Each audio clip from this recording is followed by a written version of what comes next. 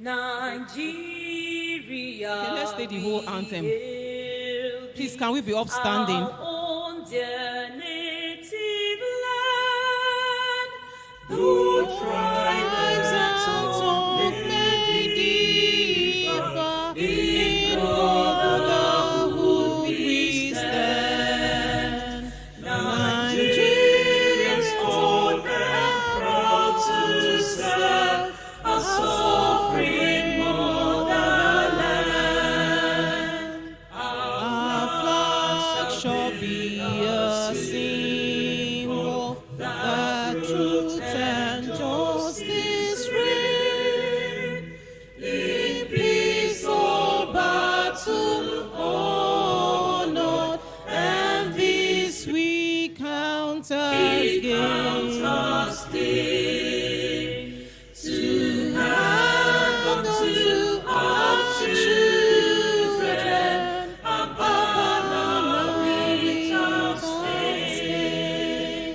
O God of all creation, grant this our request. Help us to build a nation where no man is oppressed, and so with peace and plenty, Nigeria may be blessed. Amen. Sit down. We can sit down. Thank you. Nigeria is blessed, and we are all blessed. Once again, we are all welcome to this occasion, the annual general meeting and scientific conference of the West African Postgraduate College of Pharmacy, Pharmacists, the Nigerian chapter. We'll be welcoming some of our special guests to the high table. Once again, I want to say that everybody is special for making it to this occasion. Once again, let's give ourselves a round of applause. Thank you. We are all very special. So we'll be keeping to time. We would like to welcome to the high table the chairman of this occasion, who was promptly and here on time. We'd like to welcome to the high table Professor, I like to still add pharmacist, Larry Bale, FPSN, FPC Farm. A round of applause for him. Thank you very much, sir. We are honored with your presence. Okay, I think we are still expecting the PSN president. All right. Yes, sir. You're welcome, sir. Thank you, sir. We also like to welcome to the high table the Secretary General of the WAPCP, that's the West African College of the Postgraduate College of Pharmacy. Is he present here? Oh, I'm very sorry, sir. Professor Funsho Ayodele, a round of applause for him. Awodele, thank you very much, sir. Thank you, sir. If I don't know anybody, I must know my registrar. He's still on his way. All right, so we'll be expecting him. We also like to welcome the chairman of the Lagos chapter, who is no other than pharmacist Dr. Iguilo. Is she present? Okay, she's outside. Let's welcome her. She's around. She will be seated also on the high table. You're welcome, ma. Obono, sorry. You're welcome, ma. Nigerian chapter, sorry. You're welcome, ma.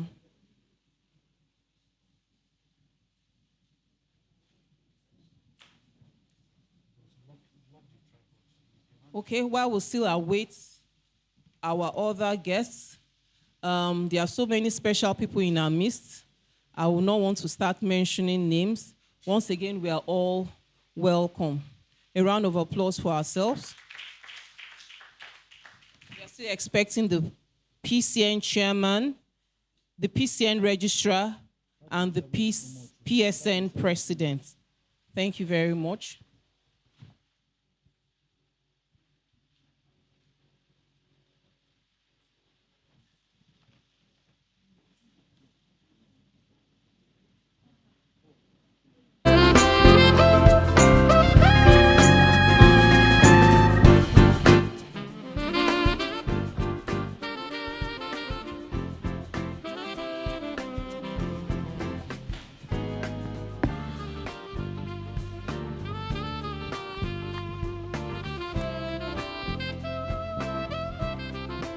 All right, we'll be going straight to the welcome speech by the chairman of the Nigerian chapter, WAPCP. Let's give her a warm applause as she comes forward. A round of applause for her.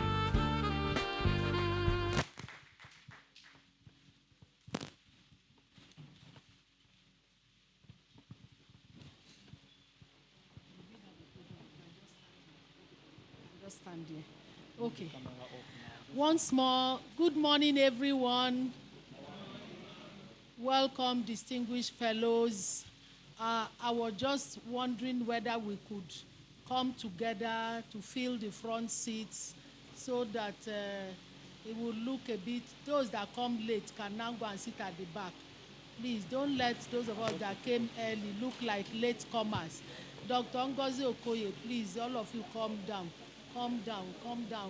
and stay and fill the front seats. Yes. Thank you very much. Thank you. Michael, this guy Please, let's fill, especially this middle one, let's fill it.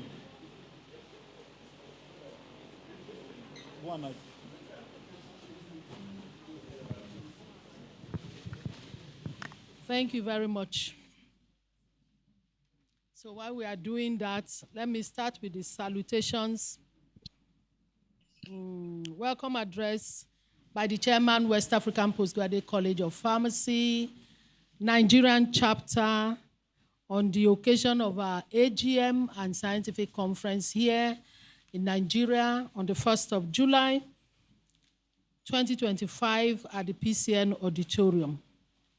The chairman of this occasion, Professor Larry Bale, the President, Pharmaceutical Society of Nigeria, who we are still expecting, the Registrar, Pharmacy Council of Nigeria, the Secretary General, West African Postgraduate College of Pharmacists,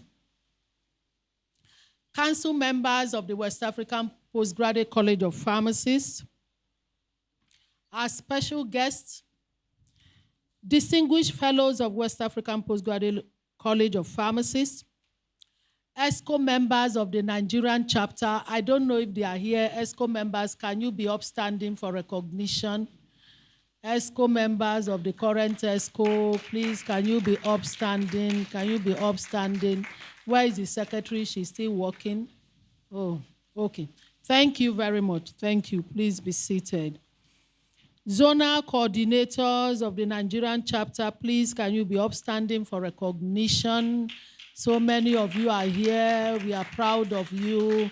Thank you, thank you, thank you for coming. Ladies and gentlemen, I bring you greetings from the Executive Committee of the Nigerian chapter of the West African Postgraduate College of Pharmacists, and we welcome you. We thank you for attending this meeting and taking time out of your busy schedule. The West African Postgraduate College of Pharmacists is an organ of the West African Health Organization and was established under the educational mandate of the West African Pharmaceutical Federation. And then from there, the West African Postgraduate College of Pharmacists was born out of the West African Pharmaceutical Federation. The West African Postgraduate College of Pharmacists was officially inaugurated in Accra, Ghana in February 1991 with the aim of advancing the knowledge and skills of practicing pharmacists and to assist in the harmonization of pharmacy practice and regulation within the West African sub-region. Nigeria chapter of the college has over 1,800 fellows already made from the college. I think we should give ourselves a round of applause. And this chapter constitutes 90%, about 90% of the population of fellows produced by the college. Membership of Nigerian chapter, in line with the Constitution of West African Postgraduate College of Pharmacists, is made up of fellows who are Nigerians and any other fellow from the West African country that is resident in Nigeria or practicing in Nigeria. The Nigerian chapter, because of our size, is subdivided into zones. Like you saw, I recognize the zonal coordinators. Now, one of our zones here is bigger than the whole country of most of the other countries. So you can see. Now, this is to encourage participation in zonal groups for activities of the college to showcase, to be shown, for it to be obvious. Because if we have to take the whole country as a chapter from one end, some fellows, it will be difficult to know them, for them to come out and showcase the skills they have. Now, in the smaller zones, it is easy for a fellow who is doing well to be recognized, and we can pick that fellow out and we can say, this is what Nigeria is doing. And I tell you what, a lot of fellows are making impact and ripples in their different zones. Please, let's give ourselves a round of applause. By the time we take the report of Nigerian chapter, you will see the activities from the different zones. A lot of advocacy has gone into ensuring the implementation of the consultant pharmacist cadre circular that was approved by federal government in 2018. At our last meeting with the Permanent Secretary, Ministry of Health, to give an update on implementation of this circular, 25 federal health institutions have implemented an appointment of consultants done, in addition to several other states that have also implemented.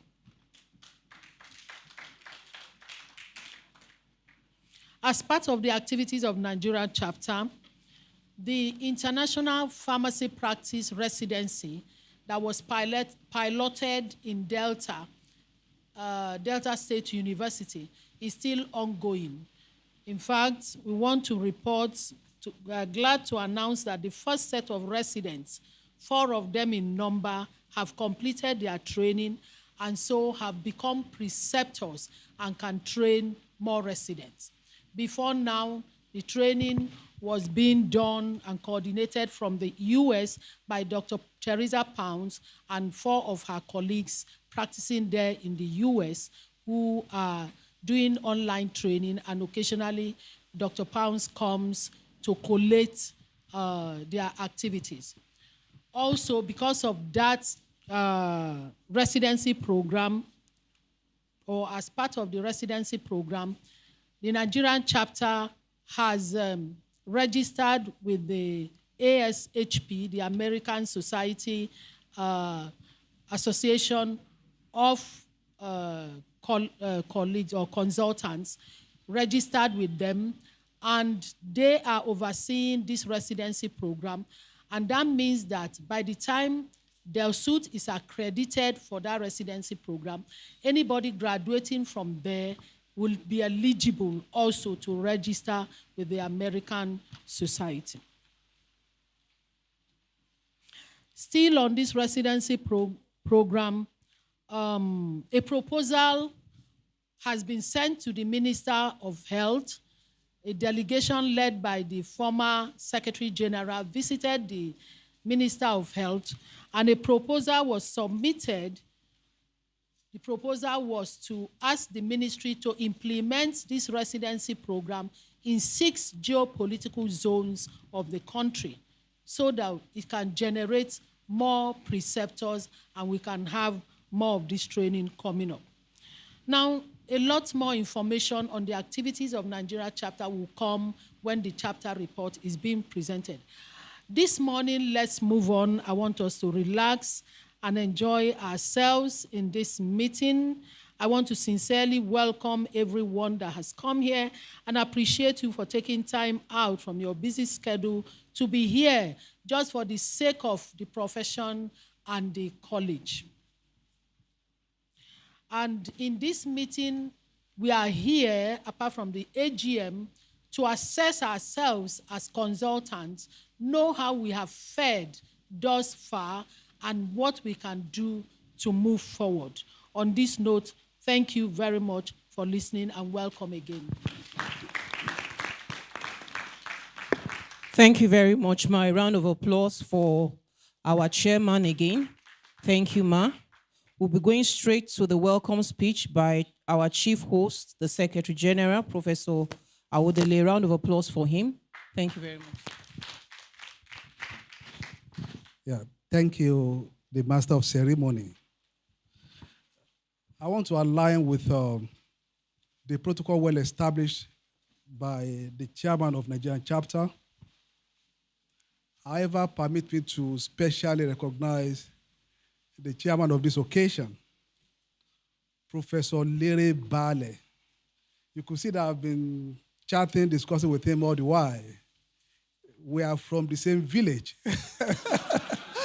and he is my big uncle, a mentor, and highly instrumental to being a pharmacist today. So I want to say openly that thank you, sir, for all you've done for me and for the entire community. So we are so glad to have you, sir. Great. Distinguished fellows of the West African Postgraduate College of Pharmacists, I'm delighted this morning to welcome you to this annual general meeting of the West African Postgraduate College of Pharmacists Nigerian chapter. And I bring greetings from the president of the college, Professor Asifa Thape, who is aware that this program is ongoing. I want to congratulate the chairman of the chapter, Dr. Mrs. Obono, and the entire EXCO member for significant contribution to the college. The coordination is exceptional and highly commendable. The West African Postgraduate College of Pharmacists is made up of 5 Anglophone countries: Nigeria, Ghana, Sierra Leone, Liberia, and the Gambia. And recently, we had integrated Francophone countries. Precisely, we had integrated 5 Francophone countries, which are Senegal, Togo, Mali, Cameroon, and Republic of Benin. And we had also integrated 1 Lusophone country, Guinea-Bissau. I want to say unequivocally that Nigeria chapter is a major contributor and stakeholder in West African Postgraduate College of Pharmacists. The record is there, just as mentioned by the chairman, 90% in terms of population of fellows and even contribution to the college. And on behalf of the president, I want to say again that we appreciate your contribution and will commend your effort in the West African Postgraduate College of Pharmacists. Our vision as a college is basically to be an international center of excellence in training, research, and of postgraduate pharmacy education and practice. Distinguished colleagues, we shall continue to strive to ensure we maintain excellence in all aspects of our activities in the college. I want to congratulate us once again and also commend the special roles played by key persons in the approval of the consultancy cadre for our fellows in civil service. The chairperson mentioned that, and in a special, we want to commend people who really struggled, worked so hard, played the politics to ensure that our fellows are now recognized and the consultant case is approved. So for those who are here, which I would not want to mention them, we really commend you and will continue to depend on your influence to take college to greater heights. Well, there is no doubt that we have oppositions. That is quite clear. We have series of attack on social media, physical attack regarding the approval of the consultancy cadre. But I stand there this morning to assure all of us that nothing will change that decision, that the approval has come to stay. I will continue to practice as consultant pharmacists in our various areas of our endeavors. Now, it is also important that I appeal to all of us, fellows of the West African Postgraduate College of Pharmacists, to demonstrate the core values of the college. The core values of the college are basically excellence, integrity, innovation, and transparency. To demonstrate these core values wherever we practice. Excellence, integrity, innovation, transparency. So I plead with us, please, to ensure that we have these core values wherever we practice as pharmacists. Currently, we have 5 faculties in the college: the Faculty of Clinical Pharmacy, Faculty of Community Pharmacy, Faculty of Drug Production and Quality Assurance, Faculty of Social and Administrative Pharmacy, and Faculty of Public Health Pharmacy. And we have 17 areas of specialization currently. It's still intended that we expand on this area of specialization, but currently we have 17 areas of specializations. And for fellows who have graduated before the commencement of these 17 specialties, there's an ongoing specialist program which you may want to enroll into this program. We don't currently have the exact number of appointed consultants in our teaching hospitals and civil service as a whole. And we have developed a Google form recently to collate this information so that we can have exact number of fellows that have been appointed as consultants in their places of practice. What Madam Chair mentioned earlier, that we have about 25 institutions that have implemented this policy, but there is need for us to have exact number of people who have been appointed. And aside from collating the exact number of people that have been appointed, we are also planning to have a workshop for all the appointed consultants so as to improve their skills and enhance their practices, improve their skills, expertise, and enhance their practices. So we soon bring out the advertisement for this program and want to encourage all of us who have been appointed to register for this program. It's basically to build our capacity and make us function well in our institution. As I conclude this speech, I want to solicit your support towards the ongoing college secretariat and conference building, which is located at 13 Jibo Street, Yaba. The building is projected to cost about 4 billion naira, and each fellow is expected to make minimum contribution of $200 as building fee. I want to appeal with all of us to please make this contribution so as to support the ongoing building project. I pray for a successful AGM and deliberation. Once again, greetings to all of us from Mr. President, Professor Asifa Tape. We commend your contributions to the college and will continue to depend on you. Congratulations to everyone.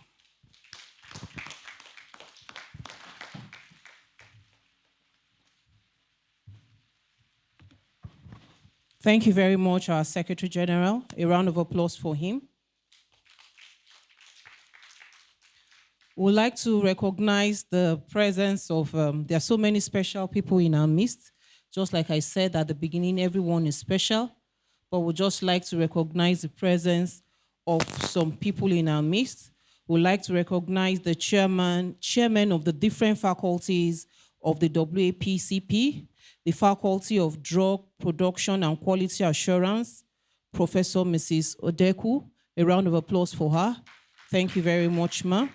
We'd also like to recognize the chairman of of Community Pharmacy, Pharmacist Teresa Okonji, represented by the Secretary of that department, Pharmacist Blessing Iana. A round of applause for her. Thank you very much, ma. We also like to recognize our own Head of Social and Administrative Pharmacy, Dr. Mrs. U.G. Okafor. She's around. A round of applause for her. We also like to recognize the Head of Clinical Pharmacy, Professor Odili, ably represented by Dr. Chineye Onugo. A round of applause for her. Thank you very much, ma. We also like to recognize the Head of Public Health, Department of Public Health Pharmacy, Professor Ibrahim Oriagba. Is he around? Okay, I believe he's on his way. Thank you very much. Present with us here, all the way from Adamawa State, is Pharmacist Zira Matthias Bubani, the Permanent Secretary, Adamawa State Ministry of Health and Human Services. A round of applause for him. Thank you very much for coming all the way from Adamawa. I know there are heads of different hospitals here in our midst. I know we have the head of, she will know she's the first person I will mention. FMC, Ebute Meta, a round of applause for our pharmacist. Ronke, a round of applause for her. And I know we have from Psychiatric Hospital, the head is not here, but he's ably represented by pharmacists. I can't remember her name. Vero, a round of applause for her. And we have our own head DPS Primary Healthcare Board pharmacist Shakirat Adeoshun, FPSN, a round of applause for her. Thank you very much. And I can see my senior colleagues far back where I did maybe she doesn't even recognize me again, where I did my internship, FCDA, Abuja. Our representative from Abuja, can I see your hands? Pharmacist Mrs. Ruth Ajayi, thank you very much, ma. That was my preceptor during my internship. A round of applause for her and all her team. Thank you very much, everybody, for coming. I hope I've not skipped any name. It's not deliberate. A round of applause for everybody present here. And my very, very senior colleague, sir, one of our ancestors, how do they call them in PSN? Pharmacists, Lolo Ojo. A round of applause for him, sir. Those are one of our ancestors in Lagos PSN here. Living, okay, no, very much living and present in good health. A round of applause for him. Thank you very much, sir. All right, we'll be taking goodwill messages now. All right.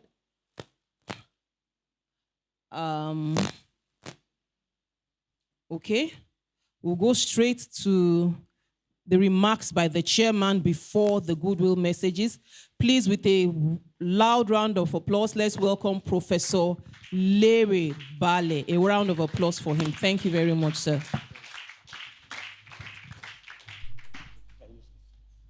Thank you. Allow me to stand because even when I'm standing, many of you are sitting and looking down on me. So, because of my height. So.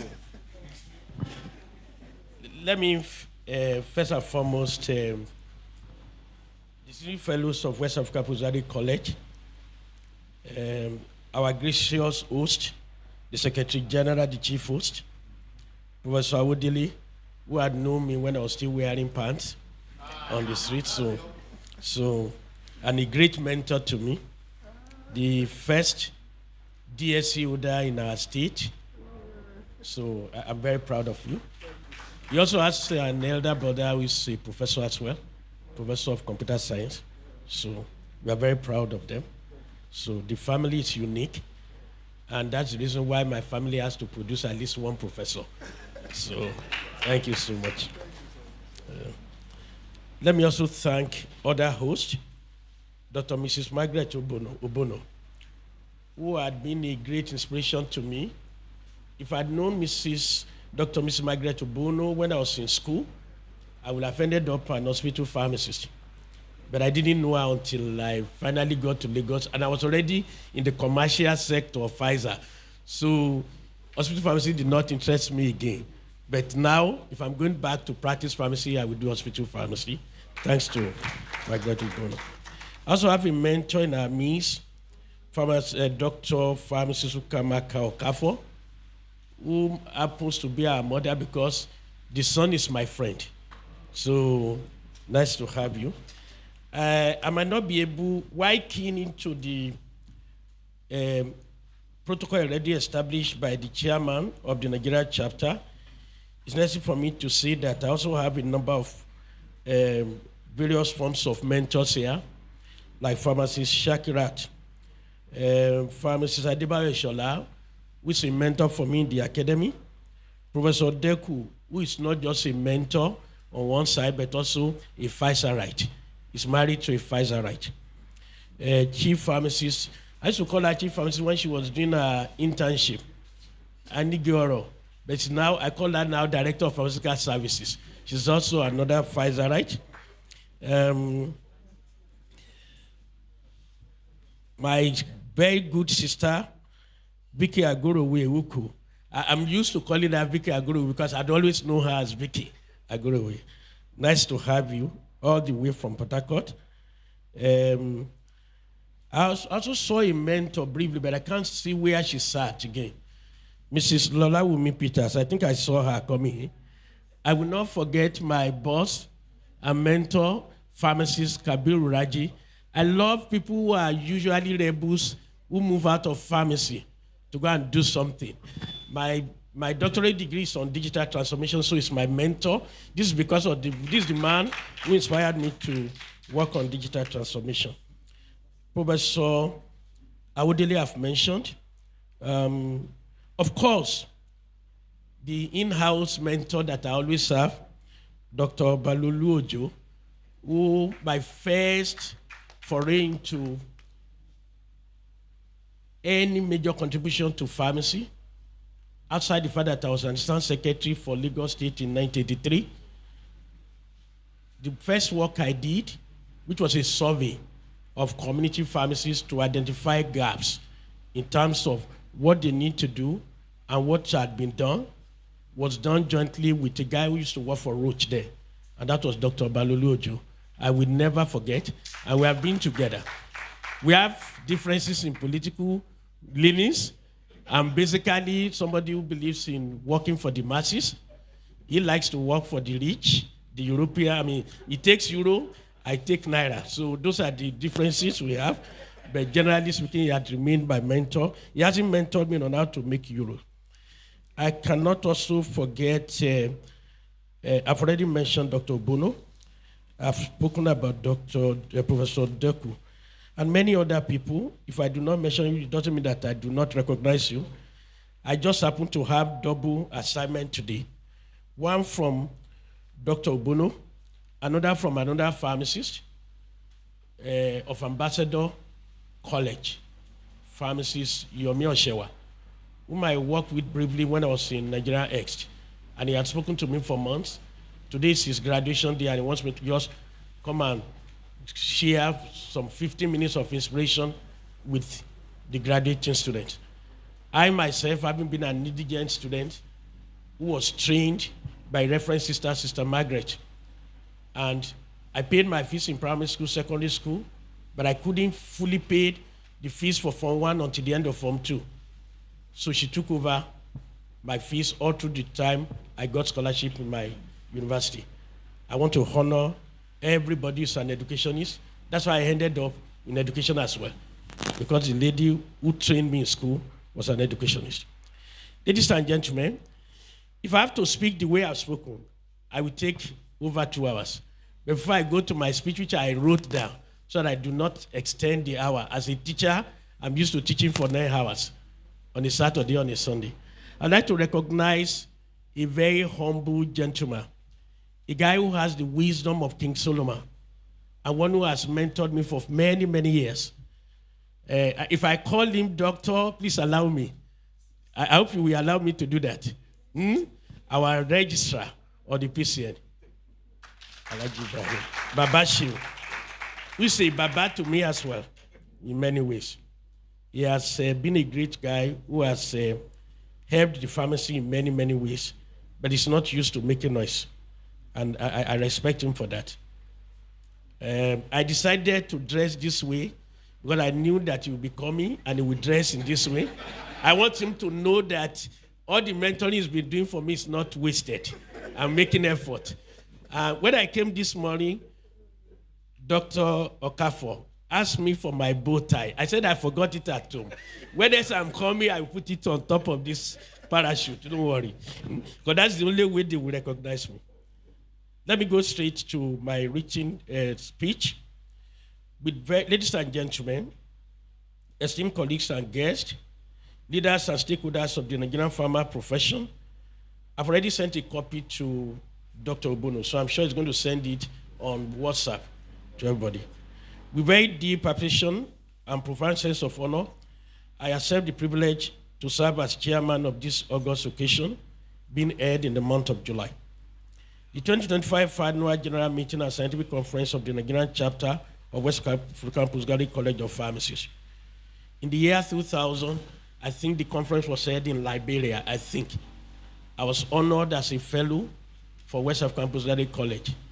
And because I had not really worked in the typical hospital, I'd worked in retail before, I worked with community pharmacy before, in Ilorin with Chemidayo Pharmacy.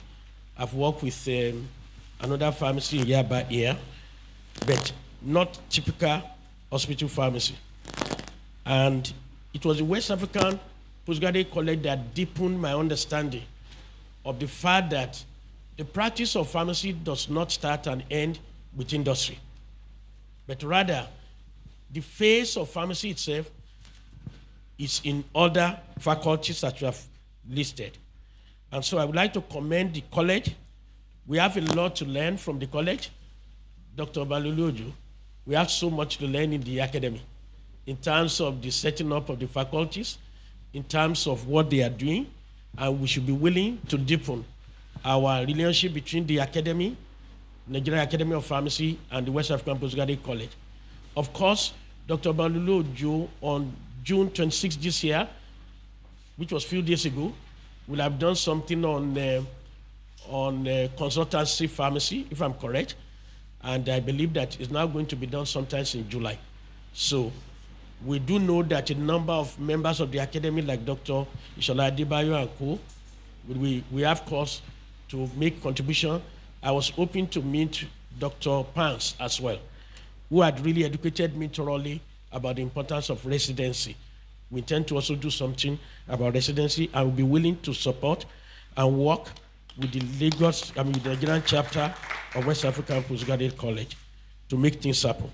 Just like we did in 2015, when we worked with the academic pharmacists to be able to introduce widely beyond University of Benin the concept of PharmD for the various faculty.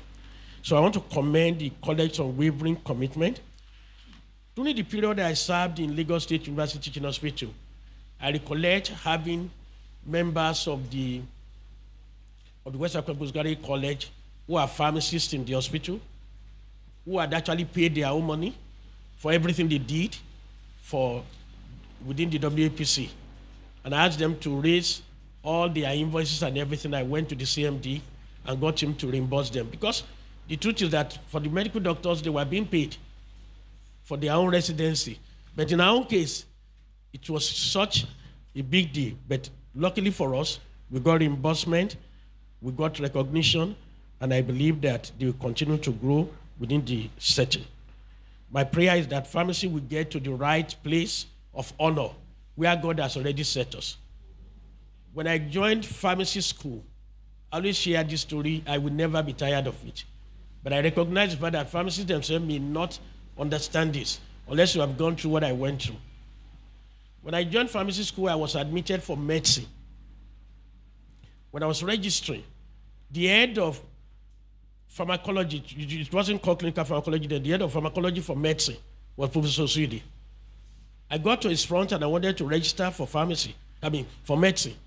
And he says, you have 13 points for A level. That time A level, A is 5, B is 4, C is 3 Abi.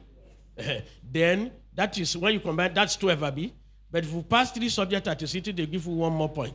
So I had 13 points. I said, you want to study medicine? Why would you like to study medicine? Because people with 6 points are admitted for medicine. Then, in ABU, if you have CC in A level, you're admitted. I had 13 points. And he was asking me, why do I want to? I said, that's what? My parents have always believed I should read medicine. I mean, every parent wants his son to be a lawyer or a doctor or an engineer. You don't care that it's civil or anything. Just, So medicine was just it for us in the health area. And so anyway, maybe you're afraid to come and compete. And when you just challenge me that way, like many of you who are challenging me on height, when you see me next year, my height will be higher than this. I like to be challenged. So generally speaking, I choose to do pharmacy. I changed my course immediately. And I remember the admission of fees in the Senate, they were shocked that anybody would be giving medicine and would want to read pharmacy. For me, we are brilliant. I may not be brilliant among the pharmacists, but I'm brilliant when it comes to medicine. When we compare me with a medical person, we did pharmacology with them. Our pass mark was 60, their pass mark was 40. I mean, what do you want to tell me about it, about anything? So for me, I believe what is going to help us is continuous education. In our school, it's a lifelong education. It's a lifelong thing.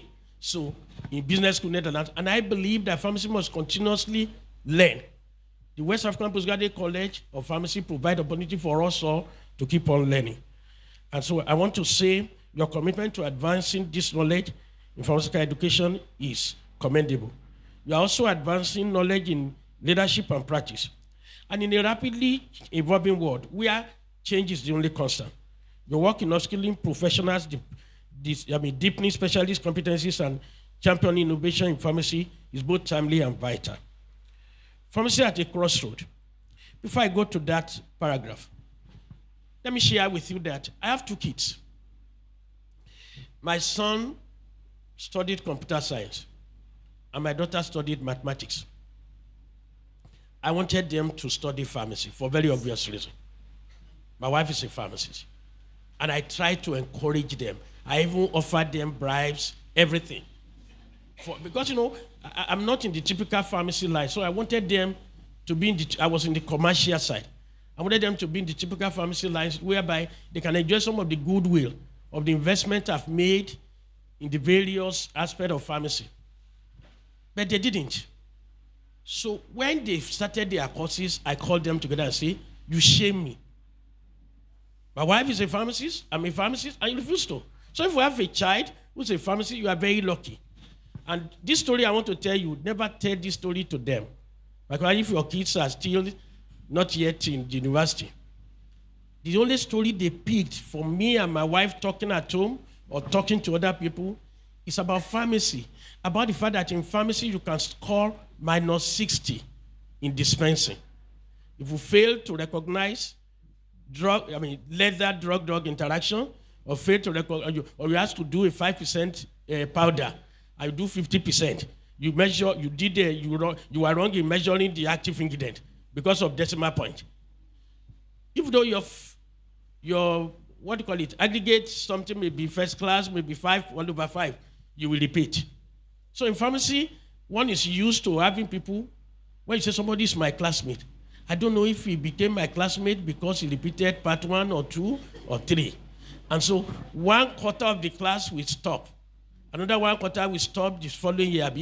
In the final year, maybe about 1/4 or 1/3 of the class will be your real classmate throughout. And I was just sharing, and my kids took note of this. My kids love mathematics.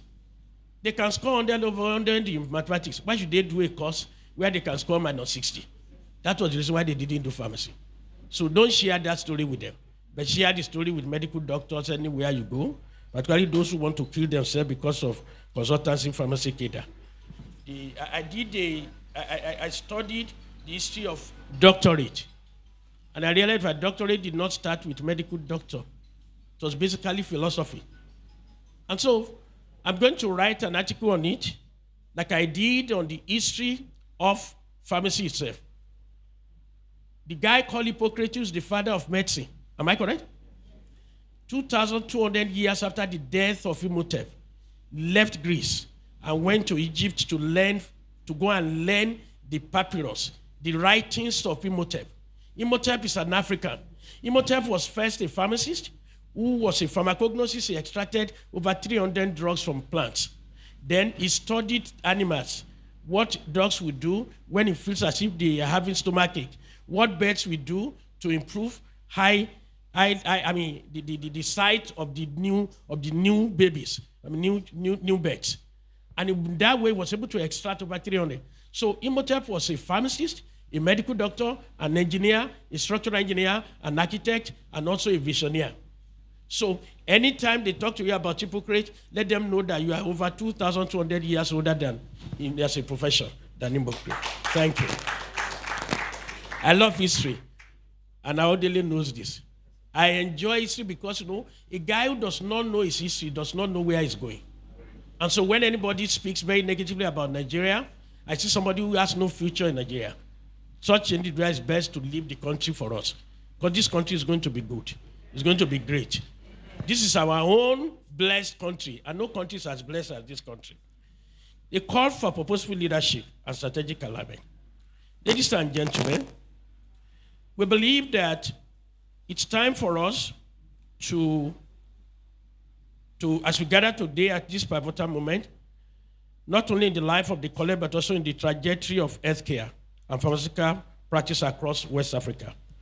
From the increasing burden of non-communicable diseases to digital health disruptions, from regulatory reforms to the pressing call for medicine security and local production, pharmacists are at strategic crossroads. And the truth is, we must never be annoyed with any pharmacists who move out of pharmacy to do something outside pharmacy, like me. What is going to happen is that eventually the specialization and the things that they have built outside pharmacy, they will eventually bring it back to help build pharmacy. And so I want us to know that the 2025 Scientific Conference and AGM that we are running today is incredibly important. It's important for us to create minimum standard of practice for fellows. We will need to address the 5-year strategic plan of the college and the consultant pharmacist model in the United States, which provide critical lenses through which we can shape a globally competitive, locally relevant, and ethically grounded future. It's one thing for government to make an announcement, and you say that they are not going to reverse the announcement. But it's another thing when pharmacists also grow up to the role. Because the greatest challenge that I have in pharmacy profession is the fact that we are not living up to our own expectation. I hope I can be honest. There are no medical doctors here, so the reality of it is that at times you walk in an hospital, you go to an hospital setting, or you go to a community pharmacy setting. You go to an hospital setting, and you find out that the chief pharmacist is not available to attend a new product launch. As somebody who is coming from Pfizer, how can he or she know what is the latest pharmacology concerning that new product? When is the internet that goes? We should not feel because we are administrative people now that pharmacology is too low for us. We have to be involved. It's important for us to therefore build a clear job description for consultant pharmacy, the expectations of them, what they need to do. Being called consultant pharmacy goes far beyond just being the head of other pharmacy. It requires us to deepen our knowledge of pharmacology or clinical pharmacy. We need to deepen our knowledge of leadership. We have pharmacists, press down those coming behind them. When you press down those coming behind you, you do not have the energy to fly. But the energy you will have used to fly is the energy you are using to press people down. Your job should be to quickly bring them up, particularly these young ones. And you should never be threatened by PharmD people, because the people who had diploma ahead of us, we respected them when we met them in the industry. They became our bosses, they became directors, and we respected them because that was the highest qualification for pharmacy then. So those who are having PharmD, please let them fly, let them grow, And I know I'm talking to very mature people here, and I'm speaking the truth. I know Dr. Mr. Bono knows that I'm very, very, very direct. And you will forgive me for being too direct in this meeting. Please call me some other time, not necessarily as chairman, but at least to be a participant. Ladies and gentlemen, as fellows of this prestigious college, I want to make a call for purposeful leadership and strategic alignment. We must not just gather for AGM. We need to galvanize. We must not just strategize. We must standardize. Our practice must reflect the values of professional integrity, interdisciplinary collaboration, patient-centered innovation. Let us also remember our titles alone do not validate our impact. What we do with those titles, the knowledge we apply, the systems we build, the policies we influence, and the young minds we mentor defines our legacy. I believe that I'm not a physically charismatic person. I'm not a 6-footer. But I can tell you, I'm not openly that I'm taller than my wife. And I'm very, very proud of that. But the reality of it is that I wanted to leave a legacy. And I thought that making money in Pfizer alone and being called a director in Pfizer alone will not allow me to leave a legacy. A legacy is not the house you build. It's not the money you leave for your children. It's what you put in the minds of other people. There's no better legacy than to teach. And I'm not saying everybody should be a teacher, but I'm saying your own local community, wherever you're operating, bring up people, mentor them, teach them, so that they can be bigger than you as they grow up in the pharmacy profession. So let us, therefore, I want to urge this gathering to consider the AGM not just as a statutory requirement, but as a call to action to align our aspirations with system, our visions, and our structure. We need to build bridges across generations and across borders of West Africa. I'm particularly encouraged by the focus on international best practices, such as the consultant pharmacist model in the US. It affirms that geography does not limit excellence. But while we adopt global models, we must ensure that they are contextualized to our realities in Nigeria and indeed in West Africa. Additionally, let us ensure that this college does not become an enclave of the experience alone. Let us open our doors and hearts to emerging pharmacists, creating bridges for mentorship, intergenerational learning, and leadership renewal. In conclusion, and to express my gratitude, I congratulate the leadership of West African Postgraduate College of Pharmacy, Nigerian chapter, a mentor to me and a great inspiration, Dr. Bono, who left the biggest hospital with standard on what we call DRF then or DMA, and whose integrity is never shaken. When next I come back to the world, or if my wife permits, I want one of my kids to be Margaret Obono. Well, coincidentally for me, the lady who sponsored me in my secondary school up to university is Sister Margaret. So, and my wife is Margaret. But I will beg Vicky to help me beg my wife to give me just one more daughter. I will continue to work at it. So, I want to thank you for the seamless organization of this year's AGM. I celebrate the commitment of every fellow present, and I encourage each of us to recommit to the vision of this college, to be a beacon of professional excellence across West Africa and beyond. As we proceed with today's agenda, may our deliberations be rich, may our hearts be united, and our impact enduring. I thank you for the honor of serving as your chairman today. May God bless our profession, bless our nation, and the noble college we proudly represent. And as we walk with our head, with our heart, and with our hands, may pharmacy profession be transformed. May the glory of pharmacy continue to show. During our lifetime, we will see the beauty of pharmacy. We will reach that thing, that level we've always aspired to, and will be respected in the healthcare and outside the healthcare profession.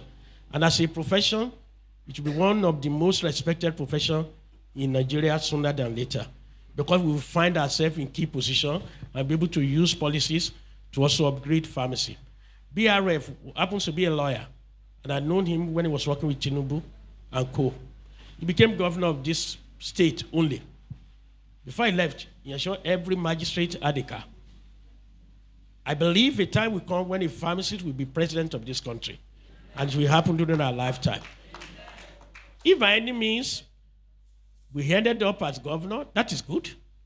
And I believe that I'll be able to do a lot in each of the states. I wish you the very best, and thank once again for giving me this great opportunity.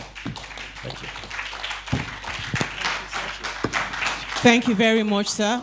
Thank you, thank you. Let's give a standing ovation to our chairman and a round of applause. That was Pharmacist Larry Bale.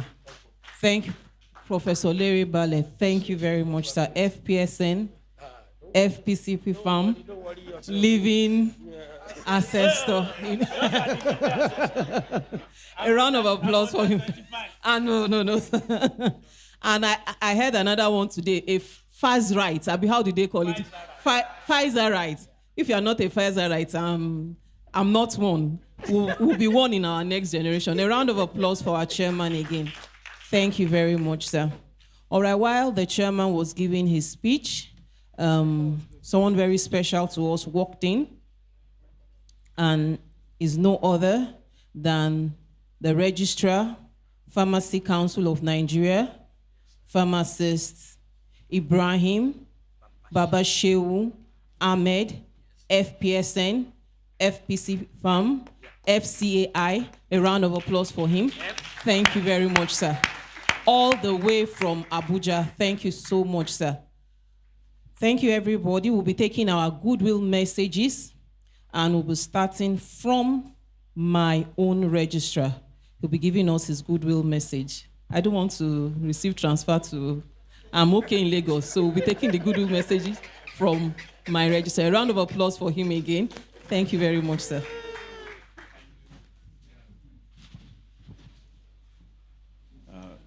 Good morning, the chairman, the secretary general, brand new, the chairman, Nigerian chapter, distinguished fellows. Permit me to also recognize Professor Odeku, a partner in progress in PCN. I bring warm greetings to the leadership of Nigerian chapter WAPCP, and to say that as PCN we identify very well with this endeavor. Indeed, we just had, when we went for our manpower budget defense in December last year, we advocated for the creation of the consultancy cadre, and we got approval for all the 27 consultant pharmacies that we have in PCN. And indeed, we were able to put that to action just last week. For me, I have special attachment to WAPCP because we were moved into being part of WAPCP way back to year 2000 when the then deputy governor of Niger State brought, I think Mina happened to be the first center outside Lagos that had WAPCP established, training center established, and we were all part of it. To the glory of God, I passed my exam November 2004. So I remain committed to this particular endeavor. And on behalf of all of us in PCN, we will continue to support this endeavor, wishing us fruitful deliberations. And whatever you have for us to take back from here, you can be rest assured that we're here to take it on and, of course, get it implemented. Thank you very much.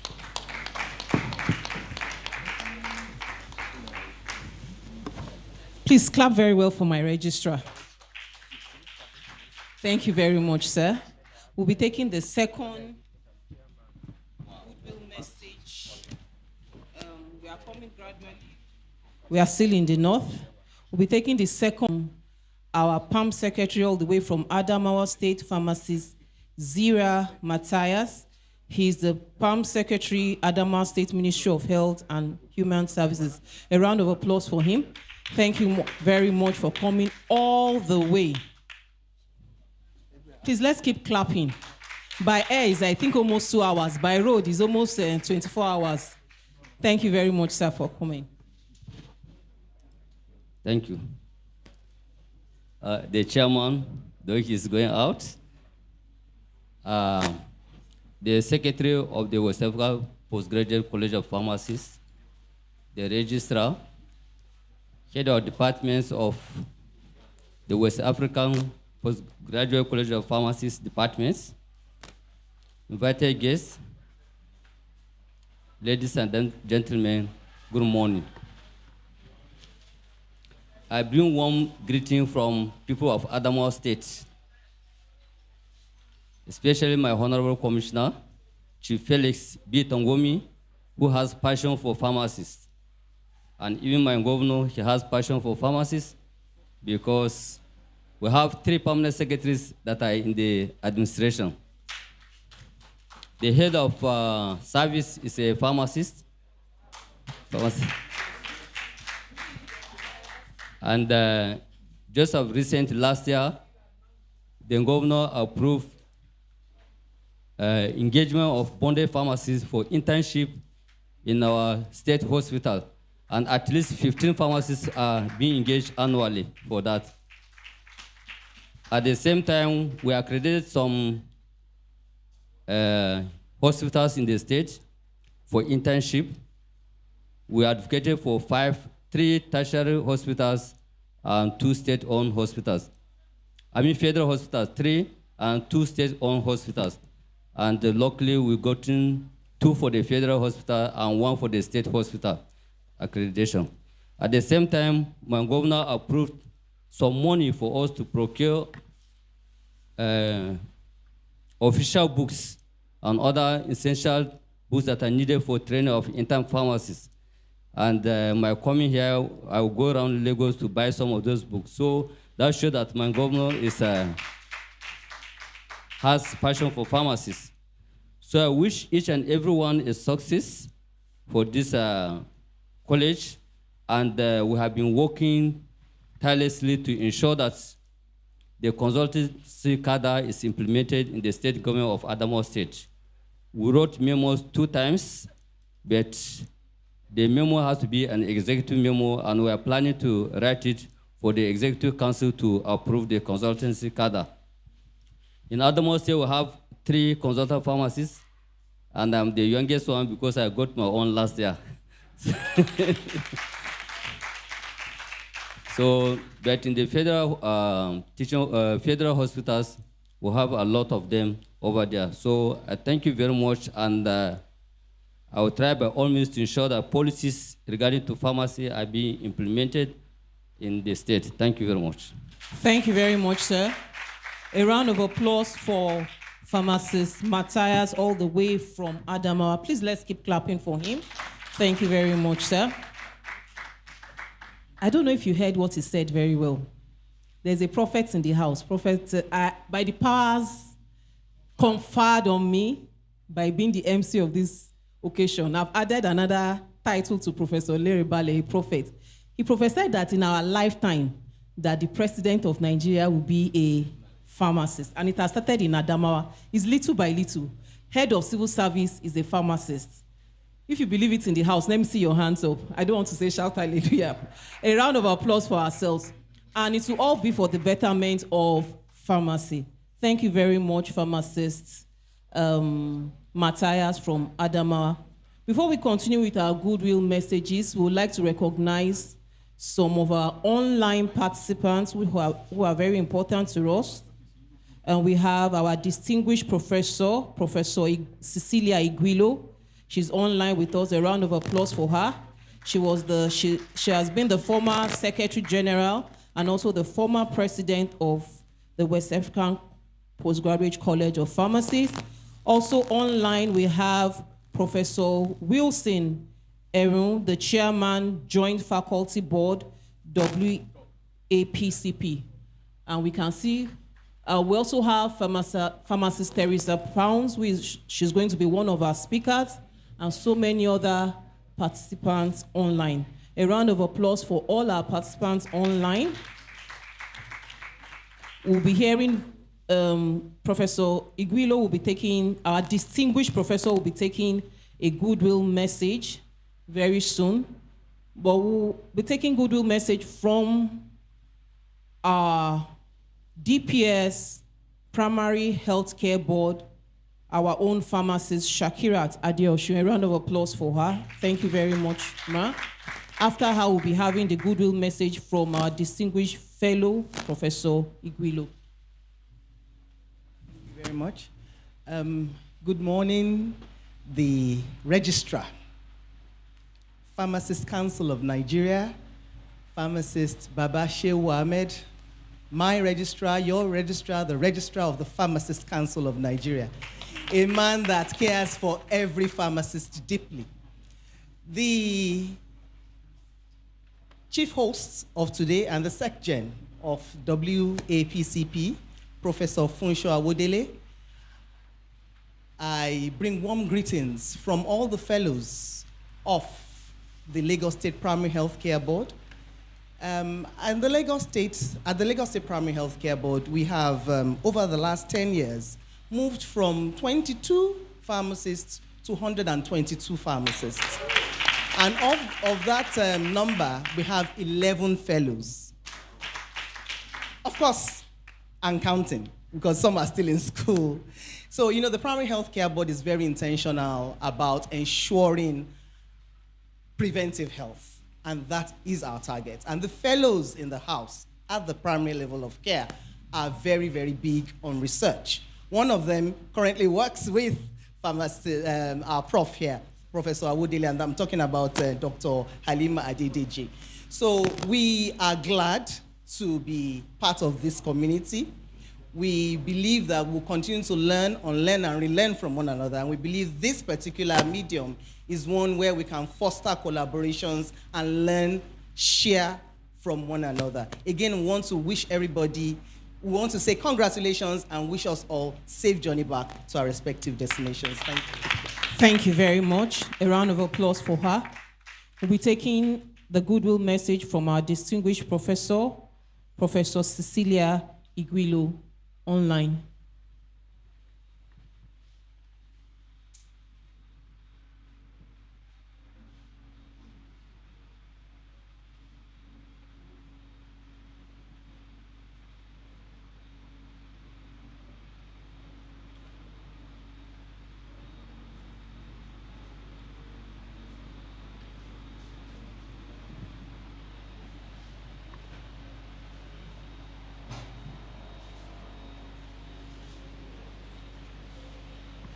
Okay, while we wait for her to come online, we also like to recognize the presence of one of our retired, but not looking tired at all, still looking young and agile, our own pharmacist, Ngozi Onura, a retired director from NAFDAC. A round of applause for her.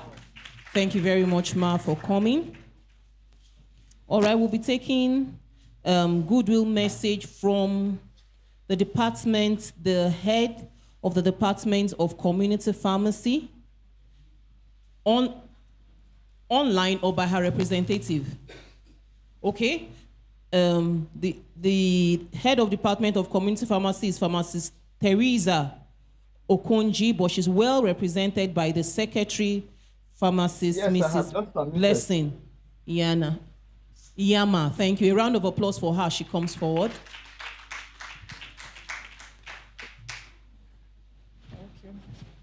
Good morning, everyone. It's good to be here. I'm actually standing in, as you heard, for my newly appointed chairperson of the Faculty of Community Pharmacists. It was just yesterday I was officially appointed to represent her. So just bear with me. I want to start by greeting the president of the college, Secretary General, the Registrar of PCN, the Chairperson of Nigerian Chapter, the zonal coordinators of the various Nigerian chapters, esteemed fellows, chairpersons, and all other fellows in the house. It gives me great pleasure to extend my warm greetings and sincere goodwill to you all during this important annual general meeting of the Nigerian chapter of our esteemed college. It is with profound gratitude and a deep sense of responsibility that I speak before you today as the newly elected chairperson of the Faculty of Community Pharmacy. I sincerely thank you for the trust and confidence placed in me to serve in this important capacity. Though I am unavoidably absent, my heart is with you as we gather to reflect on our progress, renew our commitments, and chart a course for the future of pharmacy practice in Nigeria. Community pharmacy remains a vital pillar of healthcare delivery in Nigeria. It is often the most accessible point of care for millions of people. As such, the role of community pharmacy has never been more critical, especially in the light of evolving public health demands, increasing non-communicable diseases, and the need for improved pharmaceutical care. My predecessors did so well in laying a solid foundation on which we are committed to build on. My executives and I intended to drive forward the initiatives that will strengthen our academic and professional standards, work collaboratively to train the students and empower the fellows in community practice to optimally use the skills and competencies they acquired from the training in the college to meet up with the dynamic challenges of modern pharmacy practice. We envision our fellows and trainees to be catalysts to change within their communities and across the national health system through strategic collaboration with other faculties. The chapter's leadership and our broader healthcare providers, we will advance our community, our faculty, foster meaningful engagement with stakeholders, and promote impactful community-based research. I'm optimistic about what we can accomplish together. As we deliberate and engage in this AGM, I wish you productive discussions and resolutions that will further advance the mission of the chapter. Thank you.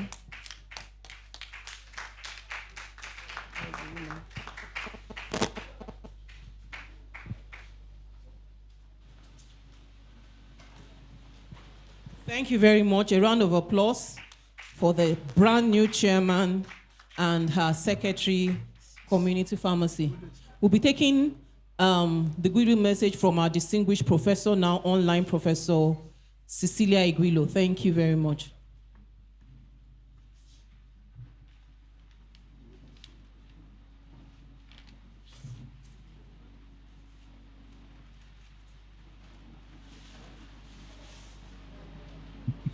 Good morning, everybody.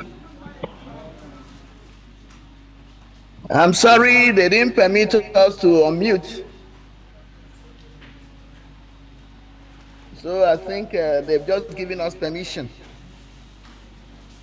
I wish to recognize, I hope I'm being heard. Yes, ma'am. Recognize the chairman, my dear President, Professor Larry Bale. Maybe he has taken off. And my registrar. So I hope my name is still on the register. Yes, ma'am. Dr. Ibrahim Babashehu, you are welcome, sir. Thank you, ma'am. And my brand new SG, Professor Kunsha Awadele. Well done, sir. I recognize all the faculty chair that are there. I think clinical pharmacy, Profile is represented by Dr. Chinenye Onodugo. My own dear faculty, my beloved Professor Tonyo Deku, public health is our IPSD Professor Riagba, social admin Dr. Okamaka Okafo,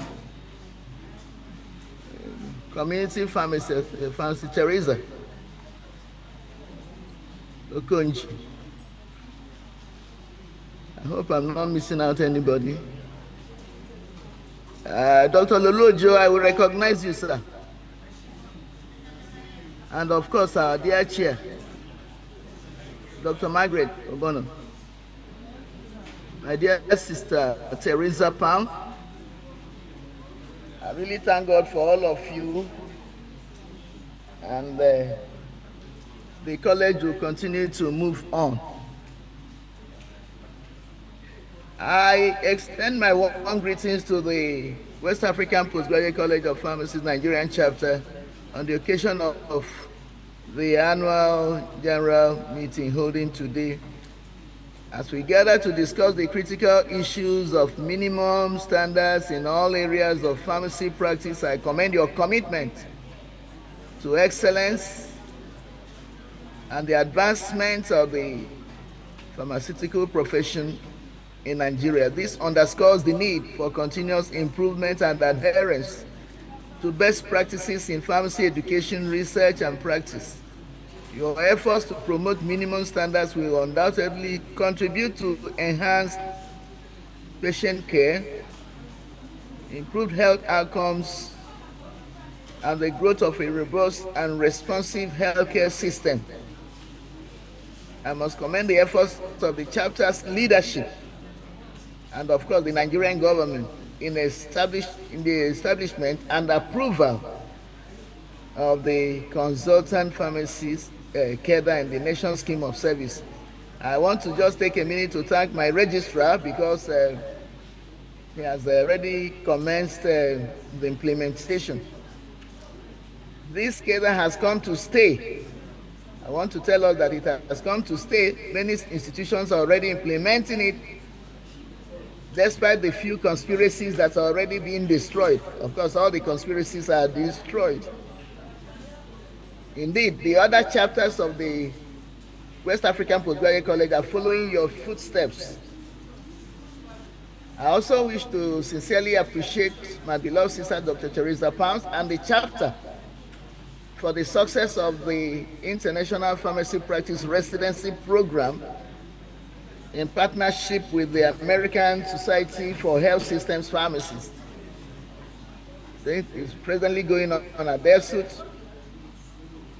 I thank God for all your efforts, your sacrifices, your labor to continue to move the college and the practice of pharmacy forward, not just in Nigeria alone, even in the West African region. Because Nigeria is setting the pace and they are following.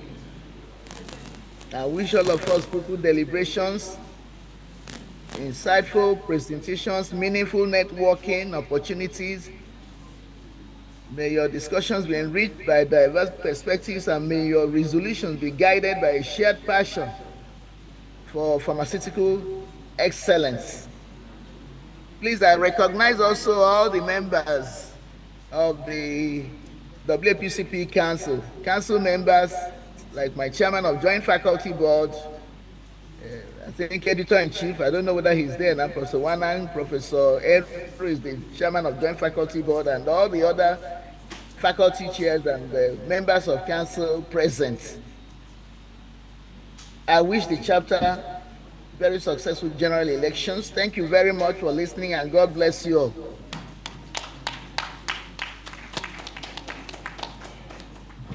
Thank you very much, our distinguished Professor Cecilia Iguilo. We also like to welcome and recognize in our midst the past chairman of the board of fellow pharmacists, Adagazu, all the way from Abuja.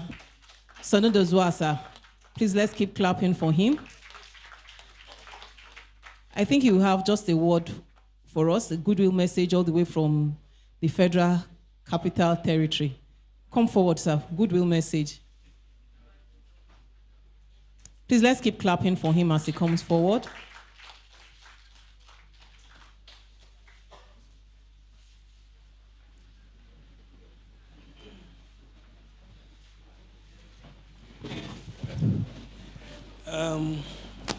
Your Excellencies, distinguished colleagues, I just arrived and I'm trying to take my catch my breath, and the breath is still hanging. I've been asked to speak. Some of us here are not being very friendly. I was in the same hotel with Daraka and Co. They abandoned me there and came here. I must report them. This is not what we expect of members of WAPCP. We should be our brothers. Very good. God, it's been long since I attended this gathering. I think the last time I attended was either in Abuja, Lagos, and then Abuja also. It's fairly long now I've not attended. And so when my sister, the delectable Margaret Obono, sent me the invitation, I don't know who was asked to send me the invitation initially. They didn't. I have enemies, but good enemies. She sent it to me just last week, I think, or 2 weeks ago, and I decided that I must make it, especially more so that we're also having the Board of Fellows meeting tomorrow and next tomorrow. So I wanted to kill 2 or 3 birds with one stone. I want to congratulate the new Secretary General. Thank you, sir. I was looking at him, I said, do I know this man at all? And now he's my Secretary General. I want to congratulate you, sir. Thank you, sir. I want to thank my registrar. He's always looking the same all the time. And of course, I've already appreciated Mrs. Obono. She was the one who facilitated my accommodation yesterday. I have my friends here, Dr. Wana, my brother rather. And then, of course, the one that has always been with me in Abuja during all the exams. It's nice meeting you, sir. Madam, nice to meet you. All of you, you are still looking good. I'm happy that the number is not diminishing. I thought I wouldn't find this kind of number here. I believe more will come later. But it's because things are difficult now. I hope we appreciate that that is the situation. Otherwise, this hall would be too small. I want to thank God for WAPCP.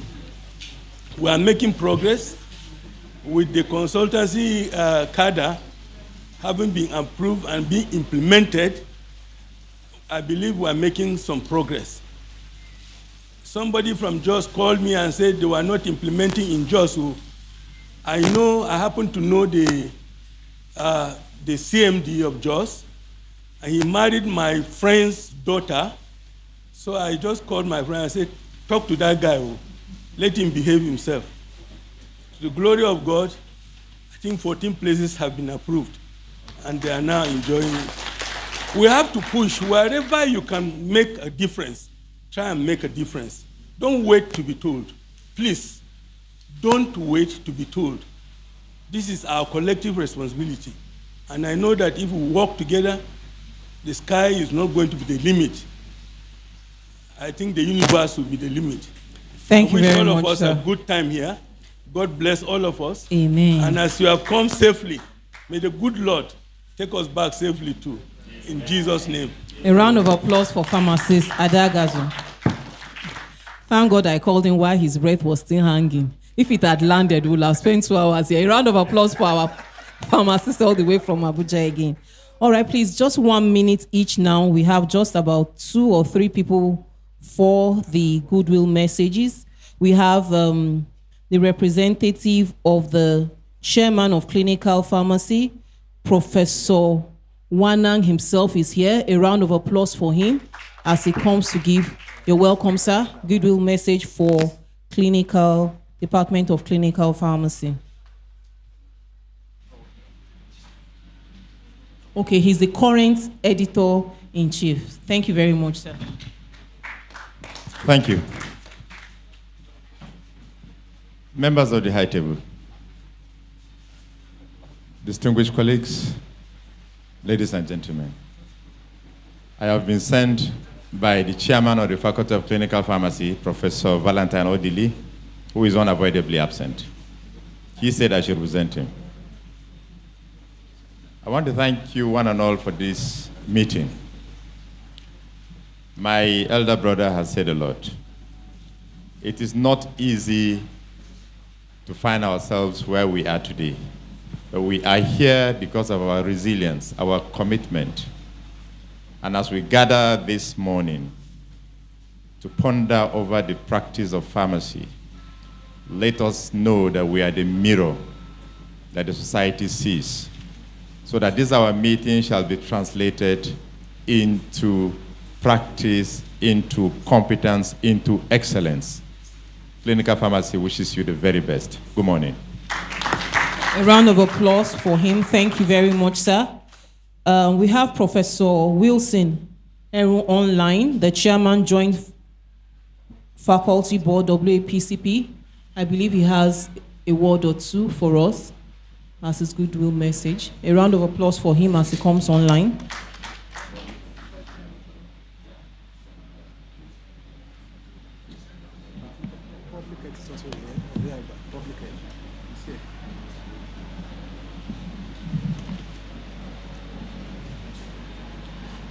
Okay, while we wait for Professor Eru to join us online, we would like to recognize and also welcome the Head of Public of Health Pharmacy, Professor Ibrahim Oriagba, for his goodwill message.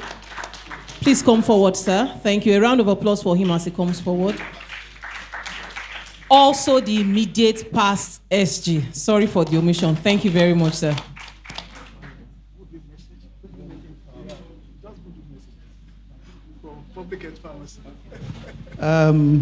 Good morning or afternoon. Let me first of all apologize for coming late. You all know it's not in my character. I'm so happy to be here with you, my distinguished fellows. And I'm also so excited that we are having this discussion on progress made so far in the pharmacy sphere, especially when we talk about the minimum standards of practice. I don't know whether I will still be able to talk about it, but that is something that gives me joy, that we're able to come together to have a minimum standard of practice for fellows of the West African Postgraduate College of Pharmacists. And this will definitely propel us to ensure that we have optimal patient care and reducing possible errors, preventable errors. There are so many errors that occur on a daily basis that are preventable. Medication errors especially. As consultant pharmacists, we have this opportunity, this great opportunity to show that a lot of these errors can be minimized, can be prevented. And when we do our work diligently, then our colleagues, the patient, will benefit immensely from it. Talking about public health pharmacy, I bring you warm wishes, warm greetings from the Faculty of Public Health. Faculty of Public Health Pharmacy is also contributing, like all other faculties, to the growth of pharmacy in the West African Postgraduate College of Pharmacists. A lot of workshops were held, especially when I was SG, and I'm sure this time around it will continue, where we partner with the college to improve public health amongst our people. Once again, I want to thank you all so much for coming. I can see people coming far away, all the way, to attend this conference. Thank you so much for coming, and God bless you all. Thank you. Thank you very much, sir. Let's keep clapping for our own Professor Oriagba. All right, we'll be having, do we now have Professor Eru online? Not yet. Okay. Is it? Okay, not yet. All right.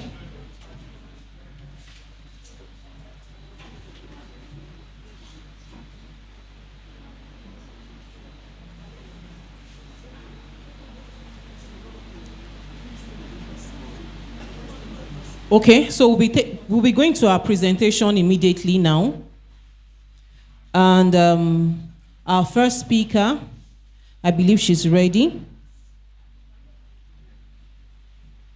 Is she? Okay, so we'll be taking the first presentation will be taken by Dr. Chineye Onudogo. A round of applause for her. We would have loved to take her profile while she comes forward. Do we have that? Hello. Okay. Good morning. Good morning. Sorry, just give us 2 minutes. Hello, ma'am. It's you. Good morning. Good morning. I can hear you. Yes, I'm in my office. Yes, I'm in the office. I'm around.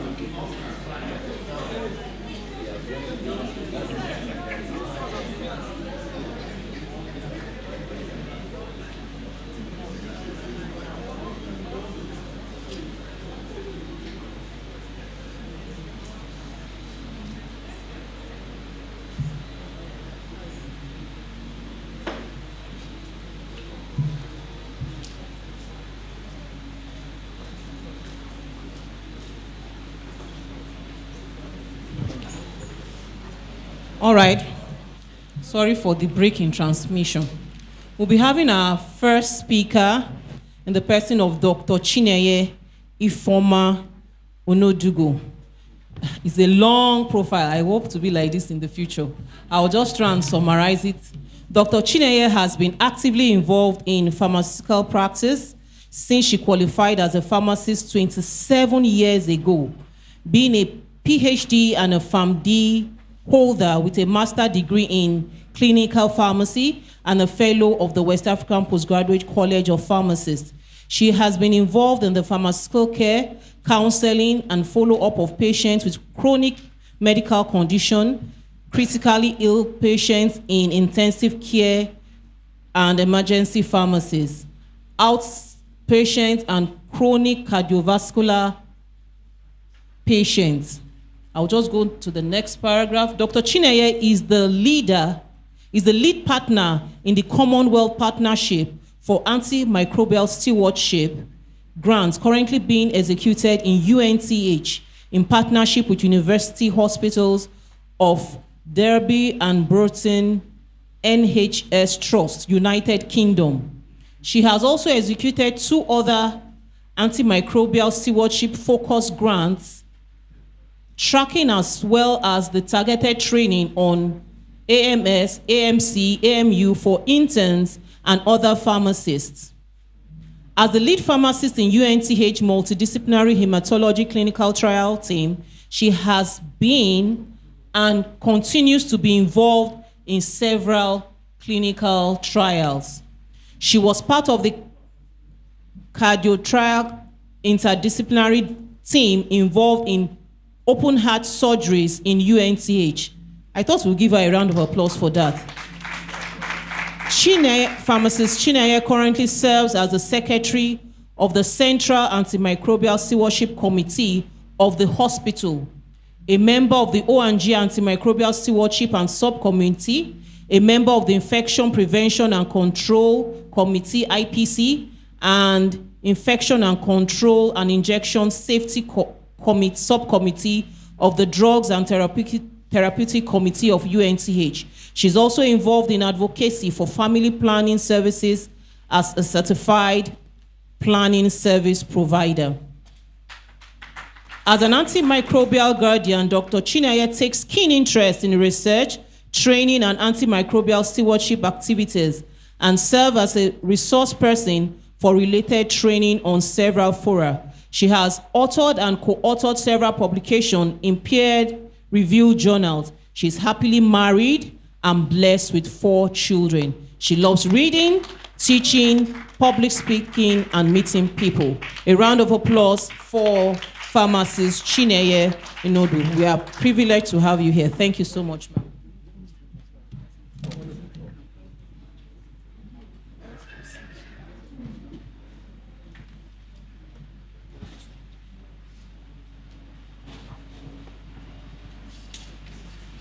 Please, for all our other speakers, can we liaise with the head of the media so that we can have our talks projected?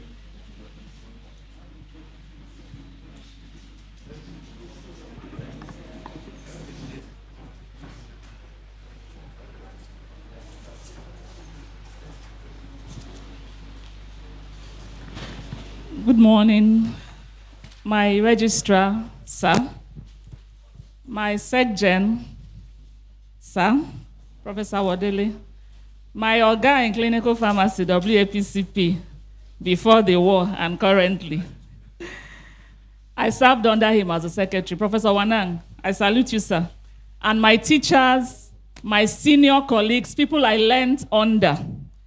I consider this a very huge privilege to stand here to share thoughts and perhaps provoke a discussion on the topic that I was asked to present on, which is from knowledge to impact, the power of a consultant pharmacist. And while they are trying to set that up, I think I will just go ahead. We thank God that the journey to consultancy has finally begun to make progress. And a lot of us have been appointed as consultant pharmacists. I am one of them. And I was really, really, really thrilled by the chairman's speech because he made my job this morning a whole lot easier. He said so much about what I would like to talk about. So who is a consultant pharmacist, or who is a consultant? Please, can I have a... Okay, you can go ahead. So a consultant is a professional who provides advice or services in an area of specialization. And that consultant also offers leadership in that area. Thank you. In that area of specialization.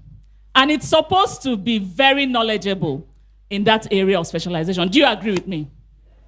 Thank you. So I don't know why this is not centered. It's cutting off some of my words. So there's something we say in behavioral change and a lot about life. Just because I know does not mean I will do. Just because I know does not mean that I will do. I want you to pause a moment and think about it. Do you agree? Please, I want a response. Because many of us know that we need to do exercises. How many times a week? We know all the health benefits. True or false? How many of us actually do that every week? No, don't raise your hands. Let the answer be between you and the Almighty. So the fact that you know does not mean that you will do. And what we're here to talk about today is how to move from simply knowing to actually doing. Because that's the only way you can make impact as a consultant pharmacist. So this is how we're going to go, if time permits us. Building from knowledge to impact. So we're going to talk about knowledge translation. Applying behavioral change principles. Creating high-performance teams and mentorship. Systems thinking and planning. And then sustaining the results. I'm sorry if you thought I was going to talk about clinical pharmacy today. I'm sorry to disappoint you. Because what we're talking about today is more of life. It's social, it's administrative, it is life, it is management. Because the difference between knowing and doing is not the professional knowledge, it's in behavioral change and thinking change. So what does it mean? What does translating knowledge mean? What does knowledge translation mean? It's a dynamic process that involves synthesizing, disseminating, exchanging and applying knowledge to improve health, deliver effective services, and strengthen systems. It's only when you translate your knowledge to action that you make a difference. And I want you to ask yourself, dear fellows, whether you've been appointed or not. Because if you've not been appointed, you were a consultant pharmacist already, just waiting for formal recognition. What you do day to day, does it involve synthesizing, disseminating, exchanging, and applying knowledge? Does what you do from day to day improve health, deliver effective services, and strengthen systems? So for you to do this, you need to translate what you know to actionable items. You need to have engagement with stakeholders. And when we say stakeholders, it's not just the medics. I would use my own specialty area as an example. Antimicrobial stewardship. My stakeholders are the physicians, yes. But I also deal with the medical laboratory scientists, with the medical microbiologists, with our compounding units, and with other pharmacists. So for you to translate your knowledge to action and make impact, you need to know who your stakeholders are. Engage them and have a plan on how to bring them on into the action that you have decided to take. And there must be a way to impact, to measure the impact. It's not enough to say, I'm doing this. Is it really making change? Is the change measurable? So that means that at the time you begin to rise up to do a change, you have a baseline. That's the only way you can say this is how far we have moved from there.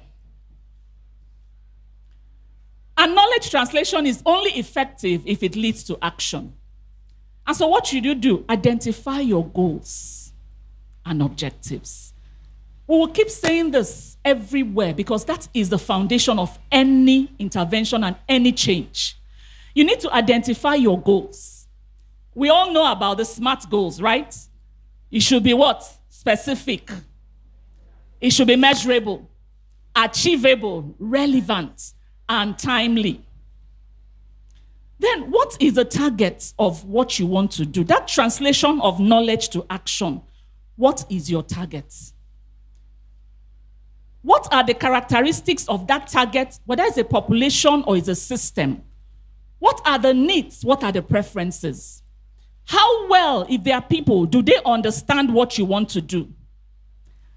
And answering that question helps you to design how you're going to transform your knowledge to action.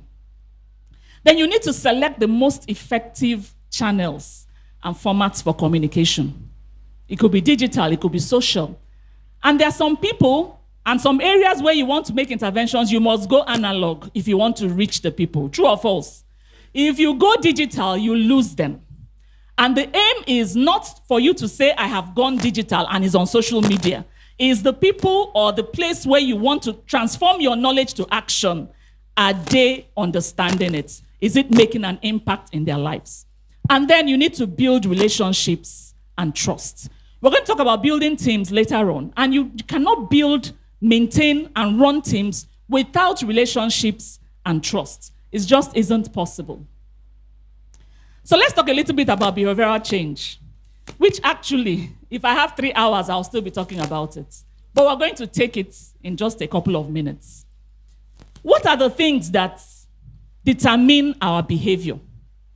Because talking about changing knowledge to action and impact means that something we're doing has to change. Do you agree? So what are the things that determine your behavior? We have three. We call it the COMBI framework: capacity, motivation, and opportunity. At every point in time you take a decision or you take a move, these three interact. And there are different segments of each of this: capacity or capability, motivation, and opportunity. We have the physical capability. Are you able to do it? This thing you want to do, can you really do it? Physically, can you do it? Psychological capacity or capability is your understanding and memory and your mindset. When it comes to motivation, there must be something that motivates you to do what you do. We have the reflective motivation and we have the automatic. I want to give an example. When I was in secondary school, somebody was talking to us about self-control and responding to situations instead of reacting. And in order to buttress his point, he purposely stepped on somebody along the where we were walking by. And the person he stepped on jumped up, wanted to start shouting. Realized it was the lecturer who stepped on her, and then she calmed down. So the habitual thing is what? To react. And most times, most of what we want to change is at the level of that habitual automatic motivation. We need to actually, intentionally move ourselves from reflective motivation from automatic motivation to reflective motivation, where we actually think about what we want to do and plan our response to it. And then we have opportunity. Physical opportunity, social opportunity. Now, the physical opportunity is your environment. There may be, and that's why in our goals, we said it has to be realistic. It has to be achievable, isn't it? So you cannot say, I want to do, like I'm a consultant pharmacist, and I want to start an AMS program, and I want to start an ML program that has 5 or 6 segments. It's not going to work. But if I decide I'm going to start an AMS program that has just 1 intervention or 2, then it's likely that I will do what? I would achieve it. So the physical opportunity, do you have the finances? Do you have the materials? Do you have the space, if it's space that is required? And then the social, what does your boss say? We have had cases where people tell us, I want to do my job as a consultant, but my head of department does not, I don't know what the word is, encourage or support, or actually comes out to say, do not go on ward rounds. I have visited a facility like that. So in that case, that person may want to do behavioral change, but has challenges with the social opportunity. But the good thing and the good news is that the challenges are not final. There's always a way around it. So there are several behavioral change techniques. There are too many of them. We'll just pick a few. I've talked about goal setting. So for example, I said, I want to start a focused cardiovascular medication management service. In Ward A, I'm specific. And I want to do it within the next 6 months. I don't know why this is cutting some of my... Please, could you... Okay. Within the next 6 months. So that is a time bound. It's not that I want to start and it's ad infinitum. Or I want to start weekly antimicrobial rounds in the pediatric wards, and I want to do this within the next 3 months. And I should be able to self-monitor what I'm doing. Yes, others may assess you, but you're actually one person who knows best what you're doing at any point in time. You will listen to what others say, but you also assess yourself and find a way to get a feedback on your performance. That means you have tools that track what you're doing. And then you should have your social support. Leverage on the influence of colleagues, friends, or even sometimes family members, so that you can change that behavior you want to change, which is to move from sitting down to actually making impact. For example, team-based interventions. And then rewards and incentives. You can actually reward yourself, I hope you know. You don't have to wait for somebody else to do what? To reward you. If I do this and A and B, this is what I'm going to do for myself. You can set those targets and they can be achievable. And then you should Try and form a habit. Remember I said that the one that normally supersedes is the automatic what? Motivation. That one you don't think about. So you try to form a habit that is in line to the new thing that you want to do. Education and information and environmental restructuring. If there's something where you work or where you are that needs to change for you to do what you need to do, and then you start it. So this is what we call the behavioral change cycle. I've said a lot of this, so I'll just skip it, okay? Then you explore influences, both for yourself and the next person. One of the questions I would have asked earlier, if we had a lot of time, was I would have asked you to think about one time you tried to change yourself and whether you succeeded. And I would have loved to hear 1 or 2 stories about whether you succeeded. And I would have asked you also whether you've ever tried to change somebody else, like your husband or your wife, or your boss or your subordinate or your child. Some of you are laughing. How easy was it? Did you even succeed? So all that would have brought home to us what we're talking about. So there are several influences that come in from these 3 things we're talking about: the capability, the motivation, and the opportunity. And if we don't recognize them and deal with them, then it's difficult for us to change, to rise up from where we are and move to where we should be. For instance, I don't know what I'm meant to do. So yes, I have this knowledge, but it's just in my head. I'm not able to translate it to actionable items. I hope you know that some people have that problem. So what do you do? Let me even ask. If that was a problem, what would you do? What would you suggest as a solution? Anyone, please. Sorry? Mentorship, yes. That is a longer term thing. What can happen in the short term? Consult. Make a team. Make a team that takes care of your inadequacies while you bring your own strengths. Are we together? Thank you. I want to do it, but I seem to forget and just do what I've always done. What could you do? You find somebody to keep you accountable. That means you've shared your goals and your plans with somebody else who has enough influence to keep you in line. My boss tells me I shouldn't do it. That one is a more difficult one. But you know you can still do it. You can still do it. You just need to be a little more creative with your timing and your schedule. I have there's somebody I'm mentoring. I don't want to call the name of the hospital, but in one of our large hospitals in Nigeria.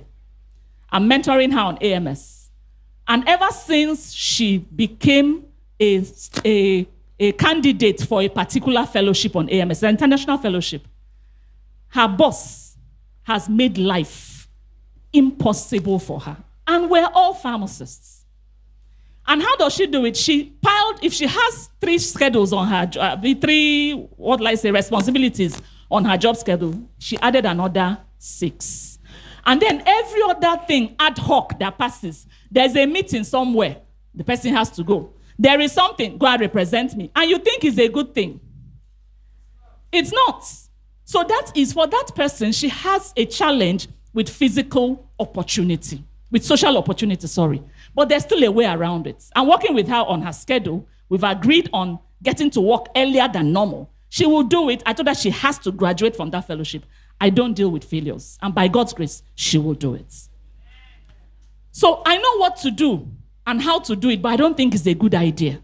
Then you can discuss with other people and so on. We said that the consultant is a leader, or provides leadership in that area of influence or specialization. So you need to ask yourself, as you're seated here, you're a leader. But what kind of leader are you? What is it that influences? What is your leadership influence? Where is the source? Some of us are leaders because of position. So I'm the HOD, so people don't have a choice but to do what? Follow me. That's the lowest rung. People follow you because they have to. So any day they remove you from that headship, you have no follower. Some people, it is relationships. People follow you because they want to. I like her. She's from my local government. She's from my state. Any day they don't like you anymore, what happens? Then some people were climbing up. The leadership influence is from productivity, results. So people follow you because of what you have achieved. Oh, I heard that she did A or B in this place or that. I want to learn from her, isn't it? I just follow her. That's beautiful. It's a safe place to start. But any day you stop being productive, what happens? What happens? The next level is reproduction. People follow you because you have developed them. It's almost the highest level. And you can actually stay there and still be very successful. They follow you because of what you've done for them. However, any day they consider the debt to be paid, what happens? And then we come to the highest level where we all aim to be. When people follow us because of our reputation, because of who we are, because of what we stand for, and because of our vision. For people to follow you for your vision, it means you actually have a vision. It means you've been able to communicate it. Is it not true? That's where we all should aspire to. Because the consultant pharmacist should be a transformational leader. Time fails us to say so much about this. But I think I liked this quote. It encapsulates a lot of what I would have said. He said, transformational leaders don't start by denying the world around them. Instead, they describe a future that they would like to create. So what future are you seeing? What do you want to create? Can you put it down? Can you describe it? Can you share it? Can you inspire somebody else to follow you in that future that you are seeing? Then you're a transformational leader and your consultancy will make impact. Building teams, we know who teams are. A team is a group of people who work together to do what? Achieve common goals. However, a team will only move at the speed of trust. I talked about relationships and trust. Any team where there is no trust cannot move. Whether it is your family team or your office team, anyone, football team, if you don't believe that if I throw this football, this person will catch it, the person will not throw it. It's important to have clear and open communication, no confusion, and a defined sense of purpose and outcome. We know why we're together. We know what we're aiming at. And then I want to say something. In every team, we must learn to place relationship above the task. I think that is somewhere where many of us fail. Any day we put the task above the relationship, that team will be very friable. What do I mean? There must be a groundwork of relationship that is built within the members of the team. You must acknowledge that the members of your team are first and foremost what? Human. They are what? Human. Before they can become champions of whatever you think they should do. So we need to build trust, and that's how we can build effective and thriving teams. So characteristics of high-performing teams, there's strong relationship of trust. I've talked about that. Then there's shared relationship and ownership. So it's not a one. A friend of mine told me about a boss he had who calls them for meetings. And when he comes, the guy says, you want to say something? He said, shut up. I'm the boss. I say what you should do, and you simply do it. Share your shouting. So why call the meeting in the first place? You could have just written a memo, isn't it? You know, so, or given a directive. So shared responsibility, shared ownership. People have to be aware that their opinions matter. They are free to make their inputs. And the more they are, the more ideas and innovation you have within your team. A high-performing team has a lot of inspiration and motivation. Members inspire and motivate other members to achieve more. So it is iron sharpening iron within the team. A high-performing team has distributed workload. It does not depend on only one person. God forbid, okay, let's use a good example. You have a team. If it depends on only you, and you suddenly have to travel to Brussels, what happens to your team? So the workload has to be distributed. Everybody has complementary tasks that collectively achieve the intended outcome. That's why we say that the whole is what? Greater than the sum of its parts. And finally, for high-performing teams, there should be flexibility and redundancy. What it means that even though the tasks are assigned, people learn to do more than their own tasks. So that if anything happens and one member of the team is unable to do that task, there is a redundant person who can do what? Take over. So the team life is continued. But it is challenging to build teams. One major challenge is time. I don't know about you, but in my personal life, I find it is easier to do something than to ask somebody to do it. The teachers here can attest. It's easier to say, let me do it, than say, let me teach somebody to do it. But if you don't teach somebody to do it, what happens? That thing dies off with you. It dies off with you. So it's time consuming, but we should engage in it. It takes much longer than a command and respond, which is what many of us like. And teams have different work styles. People are different. You have the melancholic, you have the choleric, you have the phlegmatic, and they're all in your team. You have to work with their strengths and their weaknesses. Teams have a challenge navigating the power dynamics, which is why a team lead should never show, in quotes, favoritism.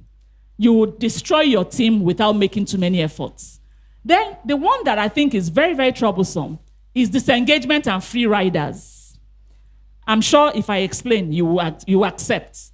You have teams where you have members who do not participate equally, or they won't participate equally, neither will they disengage. In Igbo, we say, "Idri gaga, dri cha-cha." So you refuse to move, and you refuse to shift, give way. And you can't, unfortunately, most times you can't remove them. So you have to learn to walk with them or walk around them. So you ask yourself, is there anything in my team management that enables such behaviors? And then you tackle that. A lot has been said about mentorship, but we cannot move from knowledge to impact without mentoring. And you know, mentoring is not accidental. It is very what? Intentional. It takes a lot of time. It takes a lot out of you as the mentor. And the mentee has to be willing to submit and take that training. I put in stages of mentoring, from preparation to initiation to growth to maturity and to closure. I would skip that. I can see my... And while you're doing that, we use what we call the GROW model. What is your goal? That is G. What do you want? What is your reality? Where are you now? What are your options? What can you do? And what is your way forward? You establish an action plan. Let's talk briefly about systems thinking.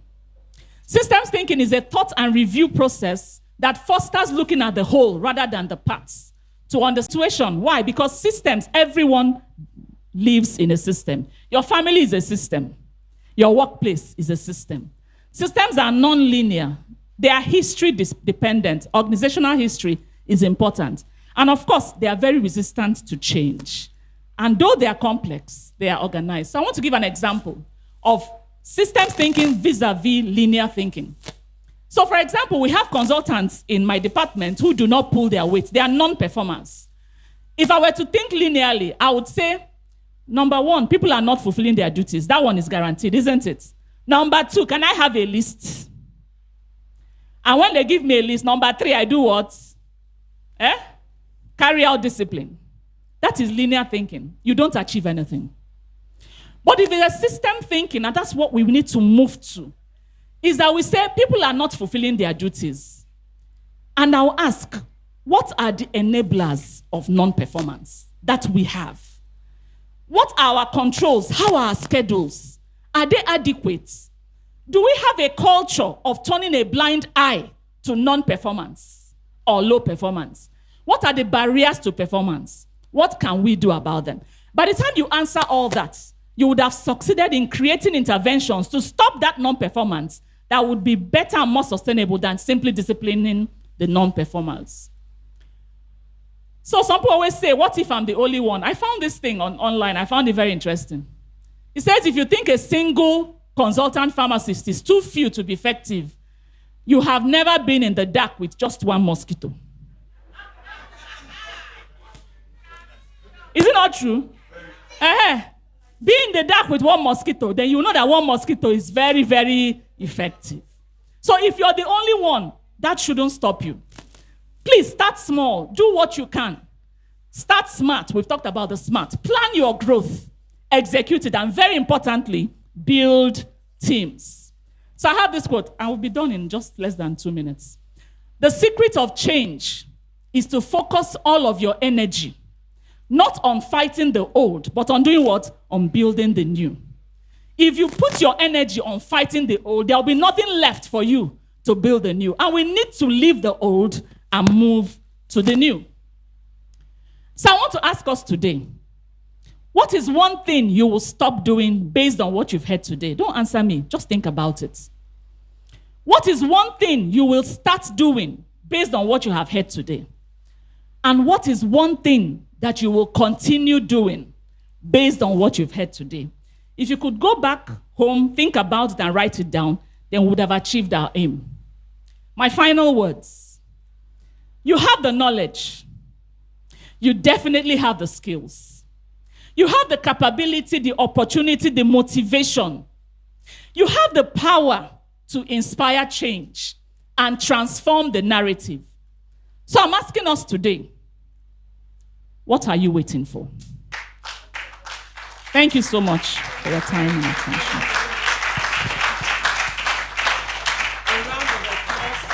Or Dr. Chineye Onyodogu. Let's keep clapping for her.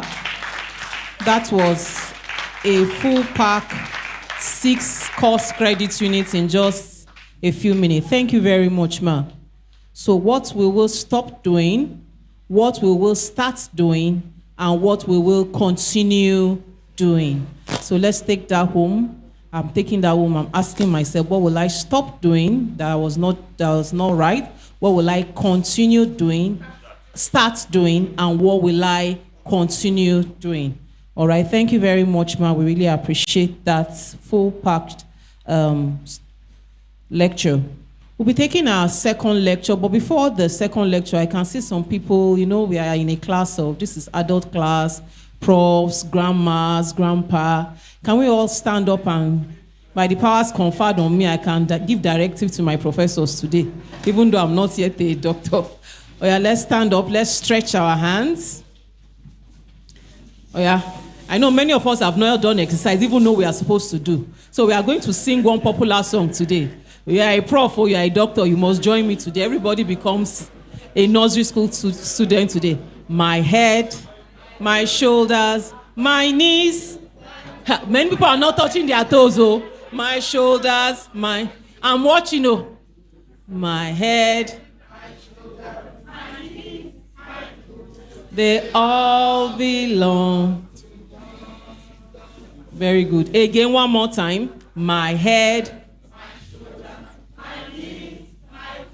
my head, my shoulders, my prof, my head, they all belong to God. Some people are touching their knees in place of toes. Oh. We will continue next session. A round of applause for ourselves. Let's sit down. Thank you very much. We'll be taking our next presentation, and it will be taken by none other than our own Dr. Pharmacists. I like to add that pharmacist, Onya. It is well with me.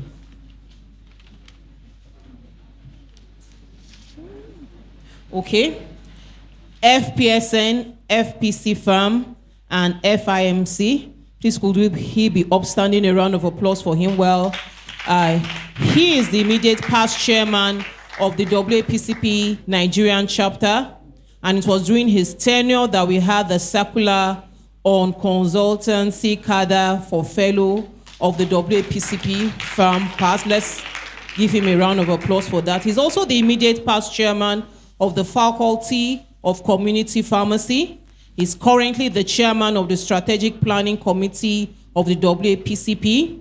He's also currently a member of the FGPC committee of the WAPCP, and he's also the MD of Pinecrest Healthcare Pharmacy. A round of applause for him. Thank you very much, sir. He'll be presenting on the topic, the 5-year strategic plan. Thank you very much, our dear MC, and I want to sincerely recognize our chairman in absentia, Professor Larry Badley, the Doyen of Pharmacy, our dear registrar. As I tell you, say, you're not just a member of the college. You are one of the ventricles that pumps the blood that continues to sustain the college. And I'm so happy you are doing this even before you became the registrar. So I'm not surprised that you still remain one of the centripetal forces around which the college will continue to revolve. And I want to also recognize our dear SG and all other dignitaries that are here. I've been given one single assignment, and that assignment is to present the 5-year strategic plan of our college. But I'm going to approach this from 3 dimensions. I'm going to be presenting this strategic plan. I'm going to also share a short story on how strategic plan has helped the college in general, but also the Nigerian chapter in particular. It's a real life story to see that through the strategic plan works, and that through strategic planning you can achieve what you want to accomplish. And then I will conclude. I had prepared a presentation. I actually had a soft copy of this book, but to my greatest pleasant surprise, I saw that this book has been distributed to virtually everybody in the hall. And therefore, it makes my work easy. I'm not going to be presenting anything. So what I just want to appeal to you is to join me as we walk through these documents. Because truth be told, this strategic plan is our strategic plan. Let me emphasize. This strategic plan is what? What did I say? Is our strategic plan, not their strategic plan. I hope you understand what that connotes. So we are not strangers when it's come to this plan. We are supposed to be actively involved in understanding what is contained in this plan, and also in doing what? Ensuring that this plan is implemented to its best as documented. And I want to start this presentation by this statement that says that if you don't know where you are going to, please pay attention. If you don't know where you are going to, then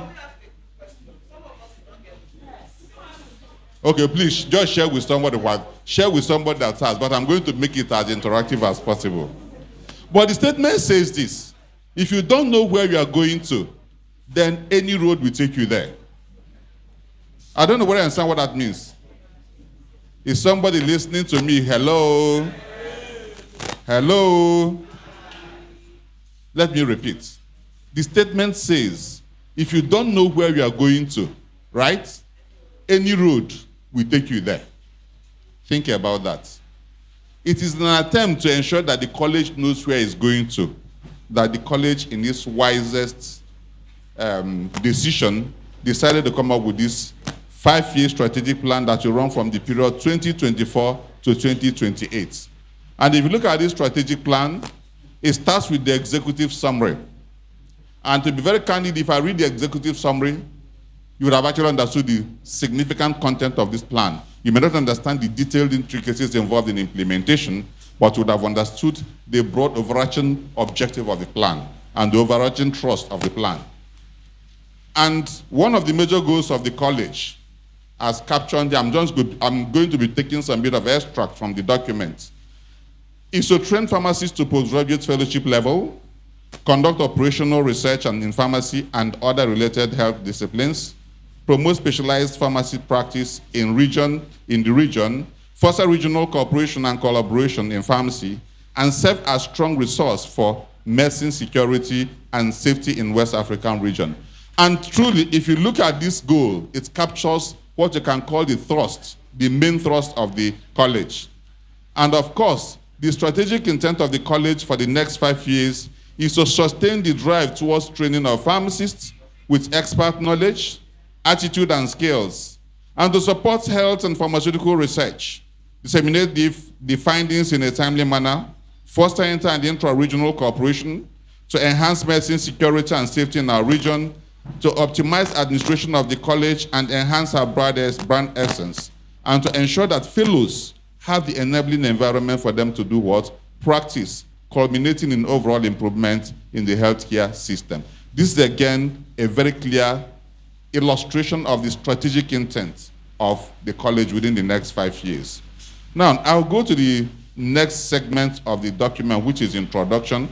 That introduction captures the people that were involved in developing this plan, the background stroke history of the WAPCP, and then we went further to look at the vision, the mission, and the values. You cannot talk about strategic plan without really highlighting the importance of vision, mission, values, aims, and objectives. And they're all very much captured in this document. I have just 15 minutes to do this, so please pardon me if I'm not reading them line by line. I'm going to gloss through because you have the document, you can always go through it. But permit me to say that the vision is to be an internationally recognized as a center of excellence that promotes the teaching, research, and training in postgraduate pharmacy education for the development of pharmacy specialists for healthcare delivery. Every single word there has a whole lot of meaning, not just training pharmacists, but pharmacy specialists. That is very important. And of course, our mission is to train pharmacists with the advanced knowledge, attitude, and skills. The key word is advanced, because if it's not advanced, then there's nothing different between us and the undergraduate training, which also trained pharmacists. And you can see our values. Prior to now, the college had just 4 values: excellence, integrity, innovation, and transparency. But owing to the exigencies of the moment, owing to the need for collaboration, owing to the need to extend our handshake across various interest groups and also across various other critical stakeholders that directly or indirectly interface with pharmacy practice, the word collaboration was also brought in as one of the key values. So you're going to be seeing a whole lot of collaboration, cooperation, liaisons going on and taking place in course of the implementation of this strategic plan. Of course, we go to the organs of the college. The aims and objectives are also highlighted. The document went further to look at the SWOT analysis, which is really looking at the strength of the college, the weaknesses of the college, which are internal to the college, and also the opportunities and threats, which are external to the college. That is what was also concluded. That is what concludes the first segment, which is the introduction. Thereafter, we went to the core, which is what I will say is the bedrock or the foundation upon which virtually the subsequent segments or sections of the strategic plan document revolves, and that is the critical success factors. These critical success factors are 6 in number, and they serve as the root that led to the springing up of the branches that also led to the eventual dovetailed finally into the operational plan that is going to guide the college for the next 5 years.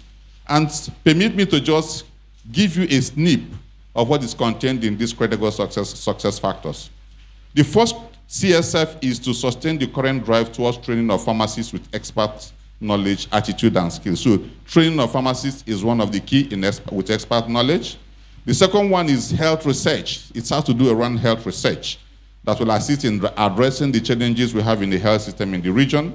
The third one is to recommend and implement strategies that will enhance and foster intra- and inter-regional collaboration and cooperation. The fourth CSF revolves around pragmatic approaches that will lead to medicine security and safety in our region. And the fifth critical success factor looks around the practice environment of fellows. We want to ensure that the practice environment of fellows is adequate and also enabling for them to be able to utilize the skills that they have gained in course of their training. And finally, the last critical success factor is the enhancement of the brand essence and overall administration of the college, sort of the marketing of the college, because image is everything. And the image of the college before the public is going to significantly determine how the public is going to perceive the college. Now, if you look at the next page, which is the strategic objectives and strategic means, this is where we now dovetailed further into cascading or compartmentalizing each of the critical success factors into the various strategic objectives. And the reason why this is important is because the critical success factors are couched in overarching terms. They are broad-based in nature. So you need to actually compartmentalize them into specific objectives. And these specific objectives will also tell you the strategic means, the hows of how you intend to accomplish the strategic objectives, which are closely connected to each of the critical success factors. So you can see for the critical success factor 1, we have 3 major strategic objectives, and the strategic means are also highlighted. For critical success factor 2, which is around health research, we have 2 major strategic objectives, and you can also the strategic means on how to accomplish those strategic objectives. For the 3rd critical success factor, which revolves primarily around fostering of intra and inter-regional collaboration and cooperation, we have 4 strategic objectives, and also the strategic means are highlighted. For the 4th critical success factor, which really looks around medicine security and safety, we also have the strategic objectives and also the strategic means. And the last critical success factor, which is around the enhancing the brand essence of the college and also the overall administration. We also have some of the strategic objectives and the strategic means. The next segment of this strategic plan documents now looks at the action plan, or what you can call the operational plan. This operational plan or the action plan now captures the real walking the talk. How do we truly implement the strategic plan? And this implementation is categorized into various segments. We have the activities that needs to be implemented. We have the objectives of each of those activities. We have the owners, who are the people that are going to be responsible for the implementation. We also have the timelines, and above all, we have the key performance indicators, which is going to help in monitoring and evaluation of the implementation of each of those activities. And if you look at these activities, they are also connected to the strategic objectives, which are also connected to the critical success factors. So you can see that the nexus are very clear, and you can see the relationship between the strategic intent, the critical success factors, the strategic objectives, and then the action plan. They are all aligned. And if you look at the document, you are going to see that they are detailed with specific owners and specific timelines. This is also going to help with monitoring and evaluation, especially when you have the key performance indicators, which are going to help you in identifying the key indicators you are going to use to track the implementation of those particular strategic objectives and action plans. So that's what we have from the 4th CSF down to the 6th critical success factor. And you can see it's in a tabular format, making it easy for everybody to read and also to understand what is contained within that particular action plan. So this is essentially where the strategic planning document ends, but it ends with talking about the implementation of the strategic plan in itself. And I want to speak a little bit about it, because it's truth be told, it's not just about developing a plan, it's about walking the talk. Because if you have a plan and you are not ready to walk the talk, then all your effort is effort in futility. I tell you guys the truth, it took close to 8 weeks of intensive work for the committee to develop this document. And it will be extremely very painful that a document of this nature is developed, printed, and handed over to all of us, and then we all go to sleep. Then it means that we are now like those who don't know where they are going. And when you don't know where you're going, what happens? Any road will take you there. So implementation is very important. And the challenges that may hamper the implementation of this particular strategic plan is also highlighted in that page. So what I want to really appeal to every single one of us, starting from those who occupy privileged position in the college, is to please ensure that this document is implemented. It's been passed by the AGM. Of course, that is the reason why it was produced in the form of a booklet.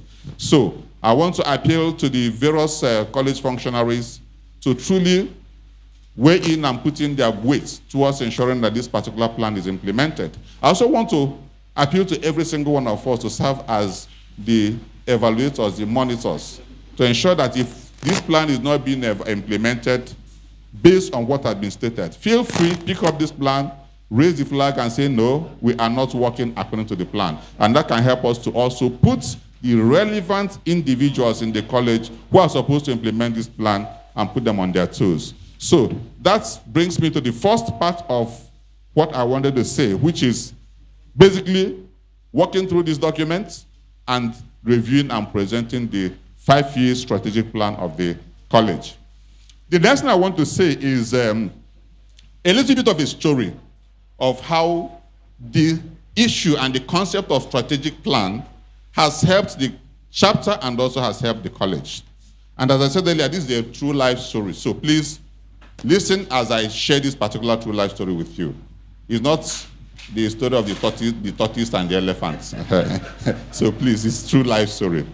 And this story started from when we were elected as the executive of the Nigerian chapter. I was elected as the chairman of the chapter.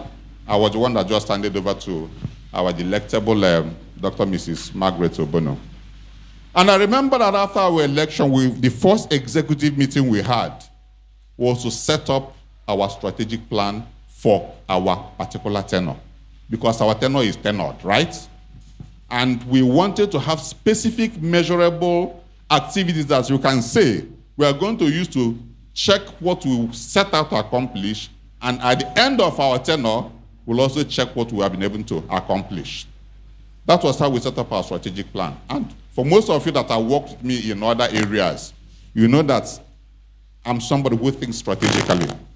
And I'm somebody who strongly believes in strategic plan and the strategic thinking.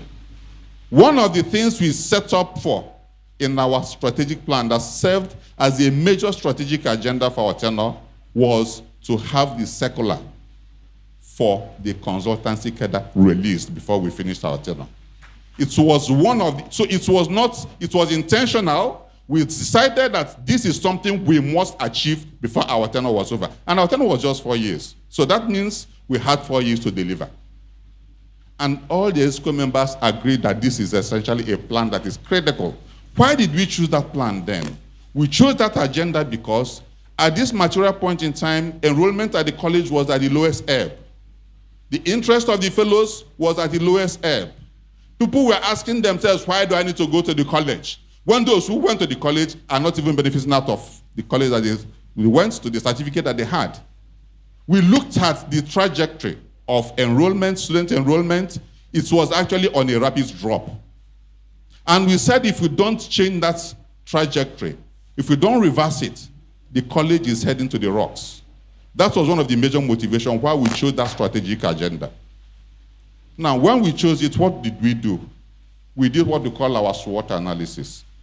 The SWOT analysis was to help us understand what is it that is actually happening with respect to this circular that has not been out since 1999, when the first meeting was presented, the first Council of Establishment meeting, where it was approved. But there have been a series of roadblocks. And what did we realize when we did that SWOT analysis? We realized that the issue of the circular was like a child who is being taken care of by so many people. I know when a child is being taken care of by so many people, what happens? More often than not, the staffs. True or false? Because A, we think B is taking care. B, we think C is taking care. Meanwhile, nobody is taking care of this child. That's what the first thing we realized. And what did we do? We summoned a meeting in the office of Alhaji Lawal, who was the director of Food and Drugs in Federal Ministry of Health then.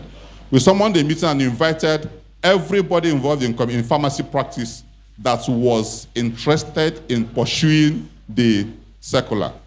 We invited PSN National, we invited AHAPAMS, we invited PSN Abuja, because when we went to the office of the head of service, one thing we realized was that so many people were coming to ask for the circular, but nobody was taking ownership.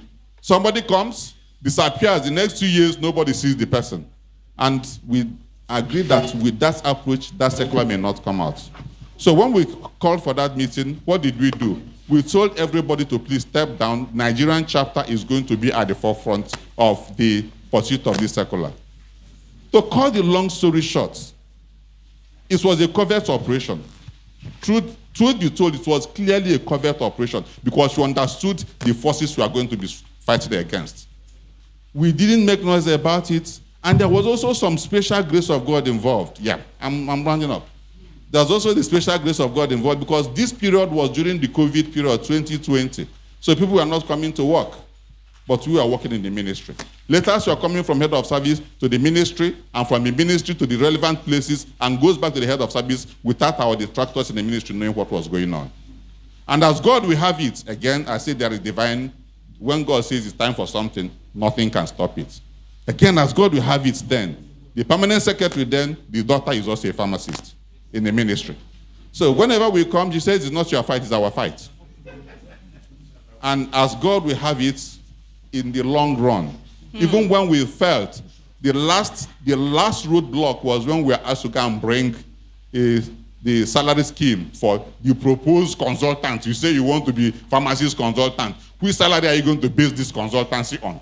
That was the letter they gave us from head of service. And I remember going to the hotel room that day with Kinsley Nalwe, and I said, it's like this is the final straw. How do we start producing the scheme of service, the salary structure? But again, when God says it's time for something, nothing can stop it. We went to the Salaries and Incomes and Wages Commission office, and lo and behold, they pulled out a document. When we are telling them this is the challenge, how do we go about solving it? They said there's no challenge. They pulled out a document. I say, hey, this is it. This document is not just for consultant medical doctors, it's for all the consultants in the health sector. And therefore, pharmacist consultants are covered under the circular. Thank you very much. And to be candid, that was eventually how the document went back to the head of service. Yeah, I think they want to hear this story because it's, it's about the pocket. Our chairman said he liked history, and it's good to have this history. But so please summarize it, sir. Yeah, eventually, this document went to the head of service. And when we brought it, the man that was at the office of Organizational Design and Development Office, he almost passed out. He said he never knew that. He thought this was just the final roadblock that we wouldn't be able to surmount. Long and short, a week after that document came to the head of service office, the circular was released. And what am I trying to say? It was a strategic plan we mapped out. We were intentional about it. We walked the talk, and by the grace of God, it eventually materialized. So I want to plead with all of us in various capacities in the college, at whichever level we find ourselves. Let's not think of what strategically can we do that will bring glory and laurels to the college and also to our profession. In our various practice settings, you are being appointed consultants. What is your strategic plan in that particular segment you're practicing in that department you're working in? What is your strategic plan to take the consultancy position of the pharmacist to the level where it becomes semi-judicial, where people will look at it and say, this is what pharmacy should be, and this is essentially what we intend to accomplish. So on that note, I want to thank everybody, and I want to summarize by, I know this person I'm going to tell this is going to be embarrassed, but I will surely say it. And what happened when somebody earned the first salary as a consultant pharmacist, and the person called me and said, Chijoko, what is your account number? I said, what are you doing with my account? He said, just give me the account. He gave me the account, and what happened? In the next couple of minutes, I got an alert on my account. And your phone was shaking. I got an alert. And I called the person and said, please, what is this money for? It's like he made a mistake. You know what she told me? It is an appreciation of the efforts you put, the long suffering you put towards getting this circular out. And the person that did this is sitting right here in this hall. She's looking at me, and I want to really thank her publicly. Pharmacist Ruth, please, she is the one that did this. Because she's also one of the foot soldiers when that battle was fought. So I want to thank you so much. Yes. She was with crutches climbing 10 stairs. So it was a struggle, but I thank God. The summary is this.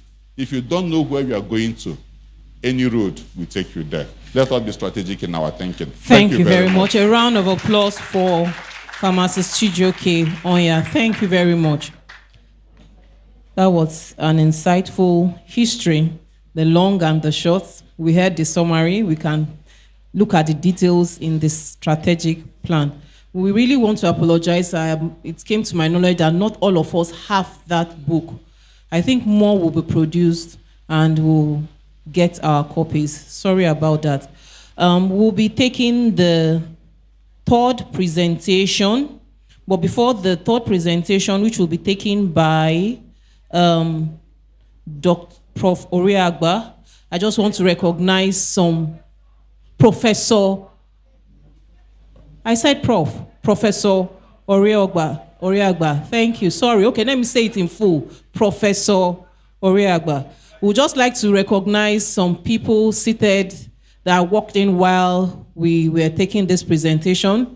I would like to recognize the presence of the former Registrar, Pharmacy Council of Nigeria, the double prophet, pharmacist Elijah Mohammed. A round of applause for him. Also present here is retired but not tired. You agree with me when you see her standing. One of the directors and Pharmacy Council of Nigeria, pharmacist Oseini. A round of applause for her. Thank you very much, Ma, for coming. All our retired directors are not tired. They are just retired from service. Also, I'd like to recognize one of the retired directors. She was the head of pharmacy, Federal Medical Center, Ebute Metta pharmacist, Okwoma. A round of applause for her. Thank you very much for coming. I also like to recognize one of my senior colleagues, the director and also the state officer, PCN Anambra State Office, pharmacist Fechi Injoku. A round of applause for her, all the way from Anambra. Thank you very much for coming. And our dearest prof present with us here, Department of Clinical Pharmacy. I don't know which word to add, delectable, pretty, pharmacist, Professor Joda. A round of applause for her, our smiling professor. Thank you very much, Ma. All right, we'll be taking the next presentation, which will be taken by Professor Oriagba. A round of applause for him. Thank you very much, sir. Thank you very much, the registrar, the SG, my friend, my brother. I'm so excited, I'm so happy that the new SG is Professor Awodele Olufunsho. Yes. Because while I was struggling as SG, he had always been by my side. When we were fighting, he was by my side. When we were relaxing, he was by my side. So I'm so happy that he has taken over, and I can assure you, Professor Olufunsho Awodele will do a fantastic job. Yes. We are taking the college to the next level. I can assure you. We also recognize so many of our distinguished colleagues, fellows, who are passionate about the college. This man here is the strong man of the college. And we have many of our colleagues around. I recognize all of you. My chairman, Nigeria chapter, Dr. Margaret Obono, thank you very much for giving me the opportunity to present the minimum standards of practice for fellows of the college.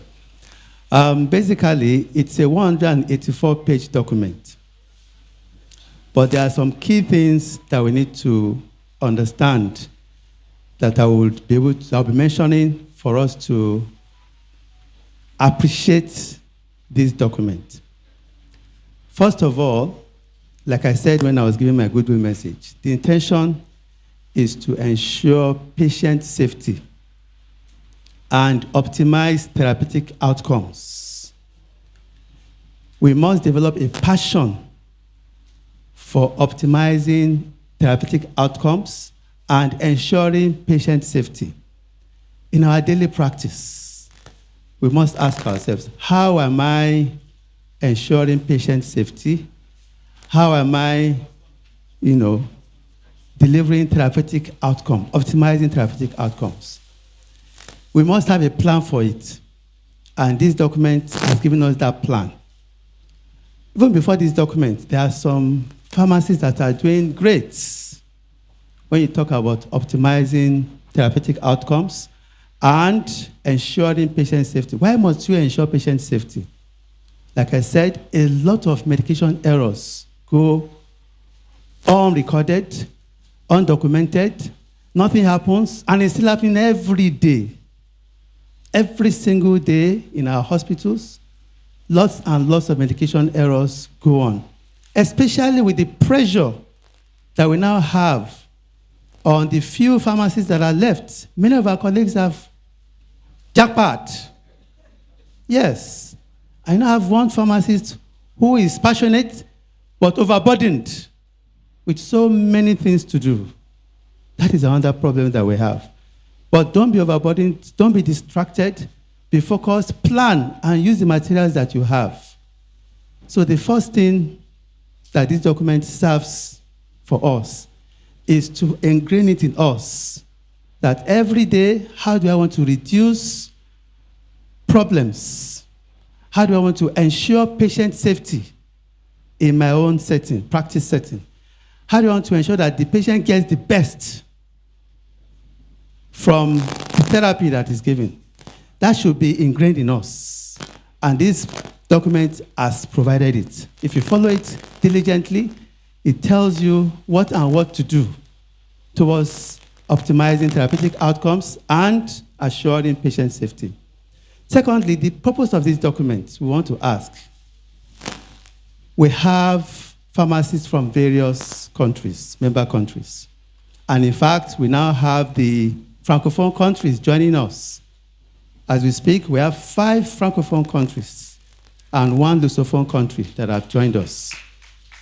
So we want to really appreciate the president, that is the immediate past president, and the immediate past president, that is the distinguished Professor Cecilia Iguilo, and then followed by Alhaji Murtada Sese, and now we have Professor Tape. These are people that are really visionary.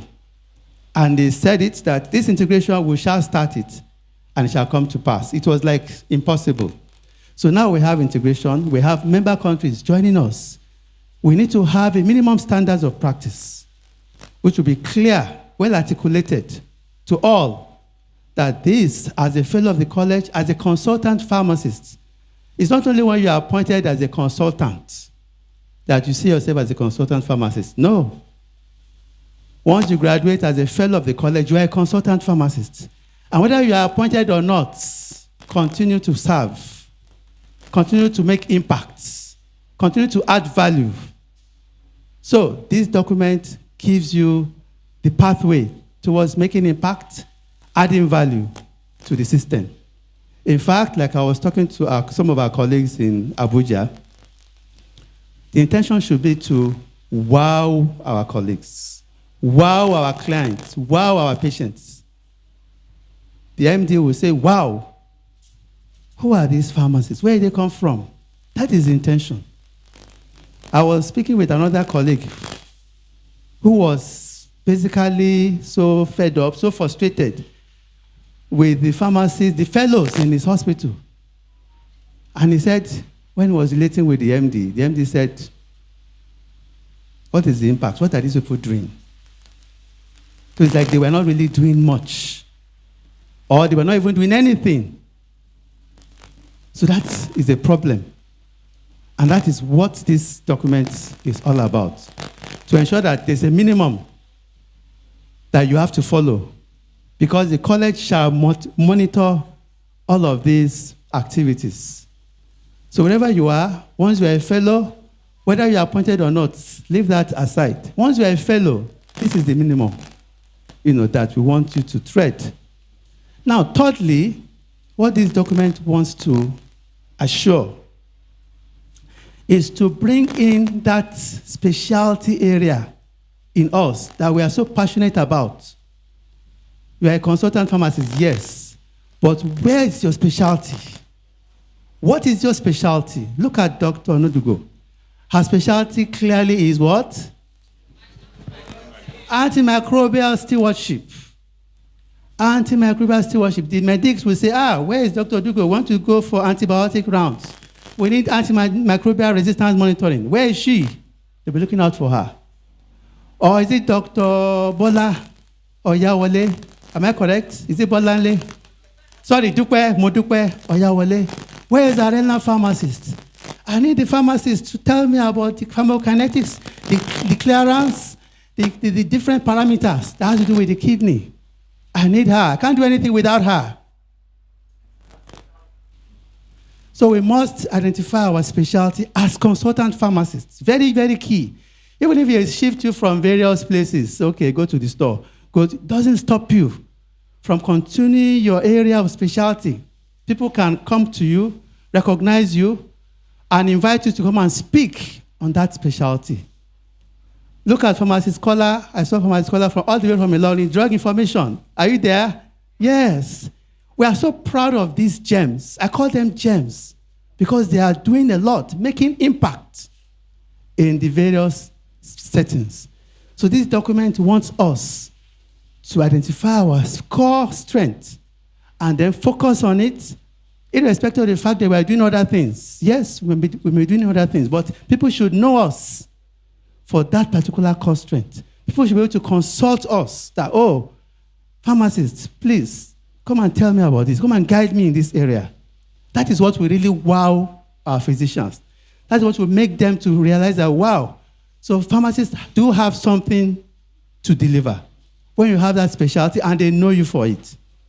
Now, fourthly, what this document is bringing about is to inculcate the spirit of research in our various practice settings. You cannot be a consultant pharmacist without doing research. You just have to do research. You can collaborate, you can invite experts, you can invite members of the college, but you must do something when it comes to research. This document ensures that you have to do research. It could be basic research, it could be simple research, just simply collecting data on prescribing pattern. Let me look at the trends of prescribing pattern in my hospital setting for the past 1 year. I want to look at it and look at whether it is in line with the standard treatment guideline. That is enough research for a year.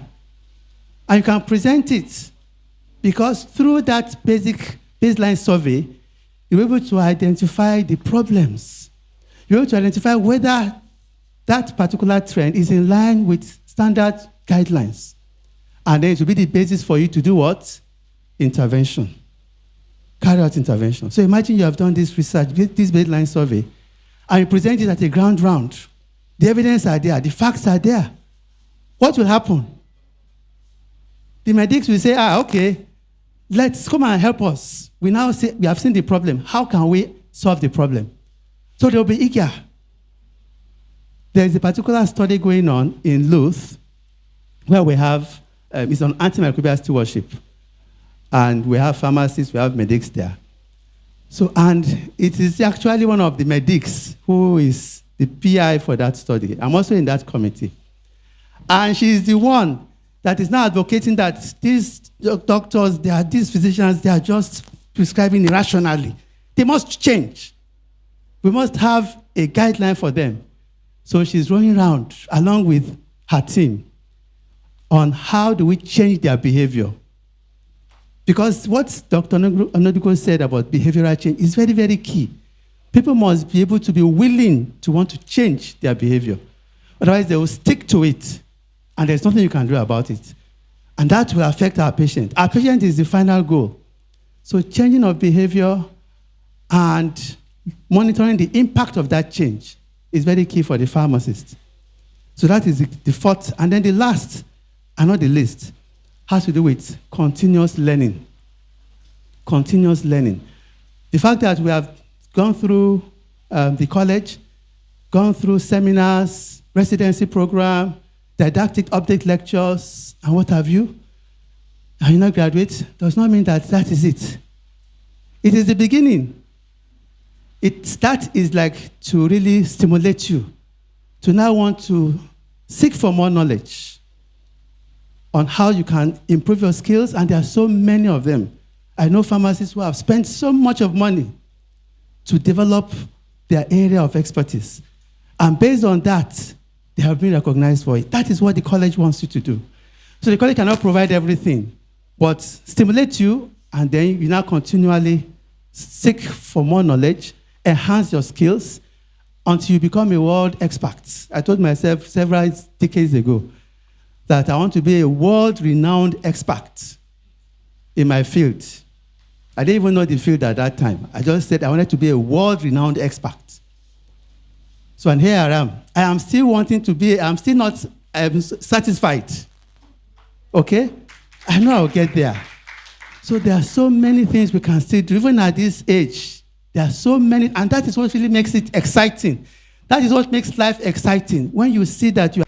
So in case you're wondering what he's talking about, there's the book, Standard Practice for Specialist Pharmacists. Please, everyone should go home with at least minimum of 1 copy for yourself and probably an extra one for your organization. It's outside for sale, just 10,000 naira, not dollars, just 10,000 naira. Limited copies are available, so please do yourself a favor and get your own copy. All right, once again, a round of applause for Professor Oriagba. Thank you very much. We'll be going straight to our next presentation, which will be an online presentation. So while we are trying to get Dr. Teresa Pounds, I also like to recognize the presence of one of the DPSs and director from the Ministry of Health, Pharmacist Margaret Adedapo. She's ably representing the DPS, Ministry of Health, Lagos State Dr. Pharmacist Pulu. Are they going to share the slides? Thank you. A round of applause for her. Okay. All right, so we are having the presentation by Dr. Teresa Pounds. Thank you.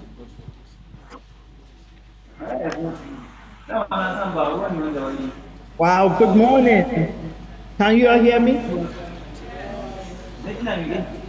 Can you all hear me?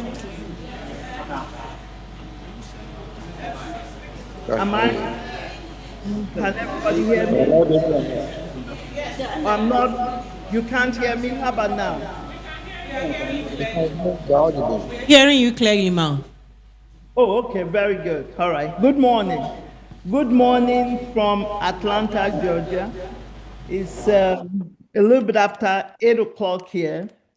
But before I start, please, I want to stand on the existing protocol. I want to recognize at least the people I can see and hear. Of course, our registrar. I know the chairman, Professor Larry Bale, already left. I also want to recognize my esteemed colleagues that I can't see, but a lot of you know me. I know a lot of you, and it's really a pleasure.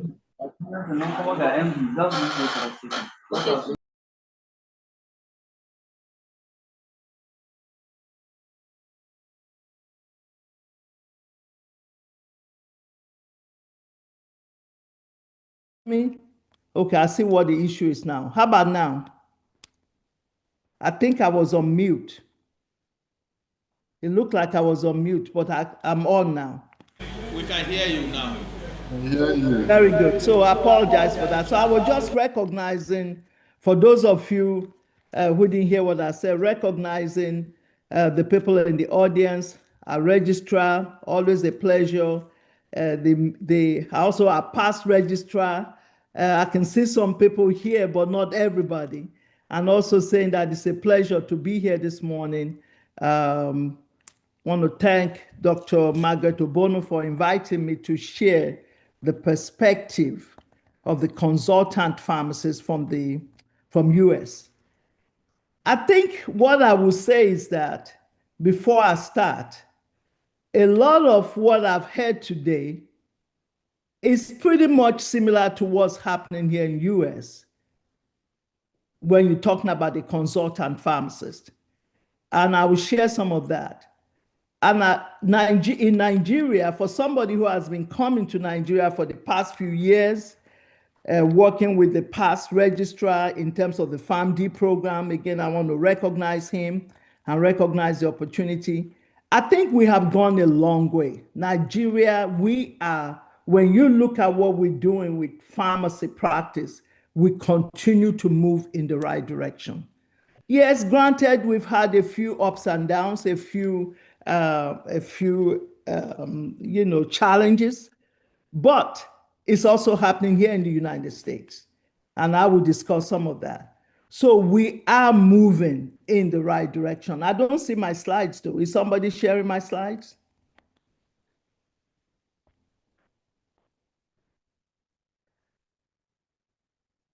But before I start with the first one, I want to start with a case study that we kind of drive home some of what I'm talking about. Please go to that first slide.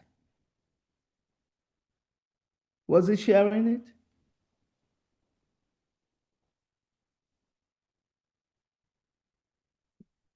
Now, this case study is actually, it really points out a few things. That's not that one, the next slide.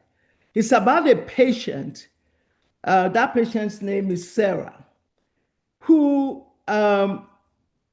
decided to stop taking her medication because of the side effects. And also because she did not tell her physician that she stopped taking the medication because of the situation with the physician, how long it takes for a patient to get an appointment to see their physician. And also, most patients are beginning to say when they see their physician, they don't spend much time with them. But guess who that patient decided to see and talk to about her medication and the issues she had? Guess, the pharmacist. And I will share with you guys why the pharmacist was who this patient felt comfortable to talk to. Now, on the physician side, he saw that her A1C was high, but he couldn't figure out. Then he asked the patient, why I'm seeing that your numbers are high. And the patient said, well, I've not been taking my medication. Then it dawned on that physician that he is a physician, he's taking care of her medical issues, that he actually needs an expert, somebody that can talk to this patient about her medication. So that patient was referred to the pharmacist. What did the pharmacist do? What we normally do, I think I'm hearing there's some echo, somebody talking in the background. The pharmacist sat down with the patient for at least an hour, went over the medications, what we all normally do, what our clinical pharmacists in the community does, whether you're in the hospital, the role that we play. Spent 1 hour going over the medications with this patient, explaining why that medication should be taken, giving that patient strategies on how she can manage the side effects. Spent 1 hour, spent time. How much time do our physicians, based on the changes in the healthcare, have to spend with patients focusing on medication therapy issues? What is the point I'm trying to make here? The point I'm trying to make is that I want everybody to really understand and believe that pharmacists, we have value. Clinical pharmacists have value. In order to have value, we need that knowledge. So that's the point. I can't see my slides for some reason. Are you sharing this? I can't see it on my end here.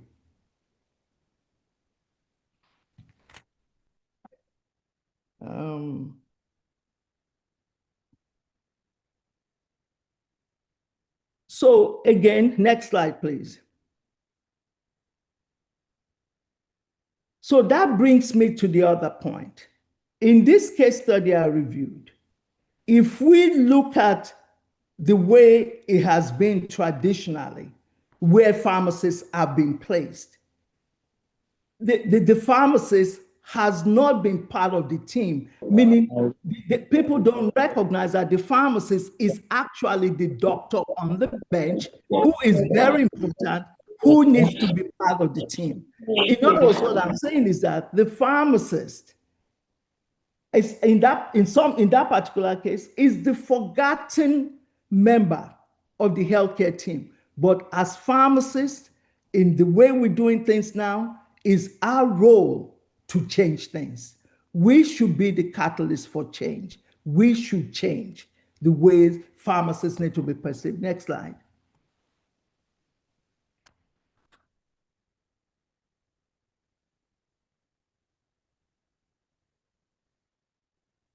Patients.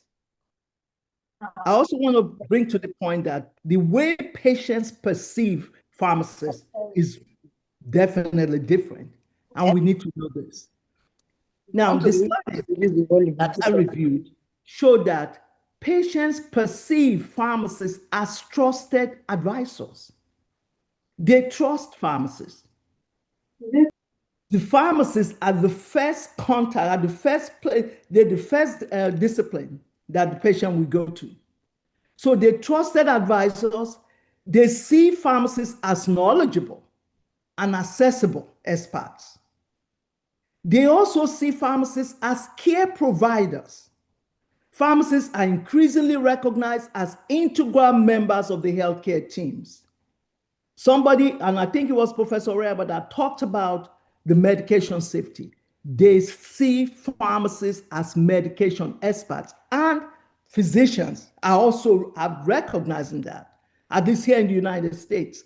And even in Nigeria, some of the physicians are recognizing that pharmacists are medication experts, that patients rely on pharmacists to be able to take their medication safely, to understand the side effects of their medication. So they really respect the pharmacists when it comes to that.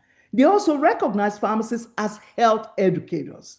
Pharmacists are seen as valuable resources for health information. They offer counseling, education, and support to patients, even in some wellness topics like nutrition. So yeah, a pharmacist in the community, a community pharmacist, you can include all this in what you do in terms of educating the patient. Now, there are some key statistics highlighting patient perception. 80% of patients are interested in having a more meaningful relationship with their pharmacist, receiving care and guidance on health and wellness. I think this would be a good thing to do in Nigeria, a good study. Let's find out how the patients perceive pharmacists. Yes, I know we're going through some ups and downs in terms of how the physicians perceive us, but that's improving. But it would be good for us to also have an idea of how patients perceive pharmacists. Next slide. So that brings me to what that definition for a consultant pharmacist from the US perspective is the same as in Nigeria. A consultant pharmacist is an advanced practice pharmacist who provides expert advice and guidance on medication management and pharmacotherapy. Next slide.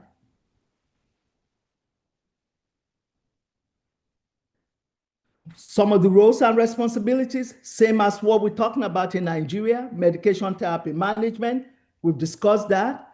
Pharmacotherapy consultations, that can be done in the community setting. For those who have their own pharmacy, it can be done in the hospital, it can be done in academia. So pharmacotherapy consultations, disease state management, hypertension, diabetes. Pharmacists here in US play a key role. Some of them use collaborative practice agreement with the physician. Like right now, I have 2 practice sites. I'm a consultant pharmacist, a specialist in nutrition support, but also in pharmacotherapy. I have a practice site in one of the independent pharmacy. I also have a practice site with one of the physicians who specializes in HIV. So, of course, research and education, we talked about that, we do that here. Policy development and implementation. And a good example of what that is happening is what I'm also doing with my WASPN, West Africa Society of Parental and Enteral Nutrition in Nigeria, developing guidelines. Like Lut is doing a great job developing guidelines to assess patient nutrition status. And now the National Hospital, where I just had my conference, is also going to be the same thing. So indirectly, what I'm saying is WASPN, which is my NGO, is opening the doors to show how physicians, pharmacists, nurses, dietitians can work together, and also trying to also have the opportunity whereby they can view pharmacists as very important team members on their team. So it's a matter of us continuing to do that and going with the next slide. So some of the key aspects of consultant pharmacy practice in US. In other words, what does it take for you to become a consultant pharmacist? Okay, in Nigeria, PharmD is the thing. In US, is the same thing. But the difference in US with Nigeria is that in US, after your PharmD, then you do your postgraduate residency. You do your general postgraduate residency, which is typically 1 year. Then if you want to specialize, which is what we focus on a lot on, that WAPCP is moving into, what they're saying is, yes, you're a consultant pharmacist, but what is your specialty area? In US, in order for you to specialize, then you have to do 1 year, another year of residency in that particular field. Like in my case, I did mine in critical care nutrition support. Then after that, you also become board certified. Next slide. Yeah, you can become board certified in pharmacotherapy. You can become board certified in nutrition support, in or cardiology. So there are different specialty areas you can become board certified. One point I would like to make here is that, yes, you become board certified. And I think it was also mentioned that you have to have that continuous learning approach. So yes, you can be board certified for 5 years, but you have to also, in another 5 years, you have to become board certified again. So in order to keep your skills up, these are the things. So board certification, if you ask me, one of the things I would say is take home, at least to see if we borrow some of the ideas, is the board certification. Next slide.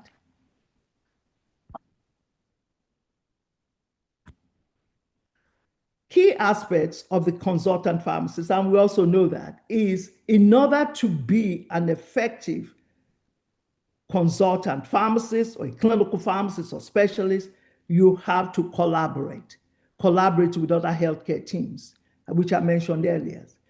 So because we work closely, not only with the doctors, but with the nurses, like in the case of the WASPN, like I told you guys with nutrition, every discipline that is involved in providing that nutrition care is involved in that. And that's one of my goals, one of the things I'm trying to do with WASPN, to ensure that if we do the clinical training in each of these institutions, then we need to have a multidisciplinary nutrition support steering committee, which will eventually lead to a nutrition support team. And by God's grace, so far, we've been successful to do it in 2 institutions. Lute is one, and then the National Hospital. Next slide.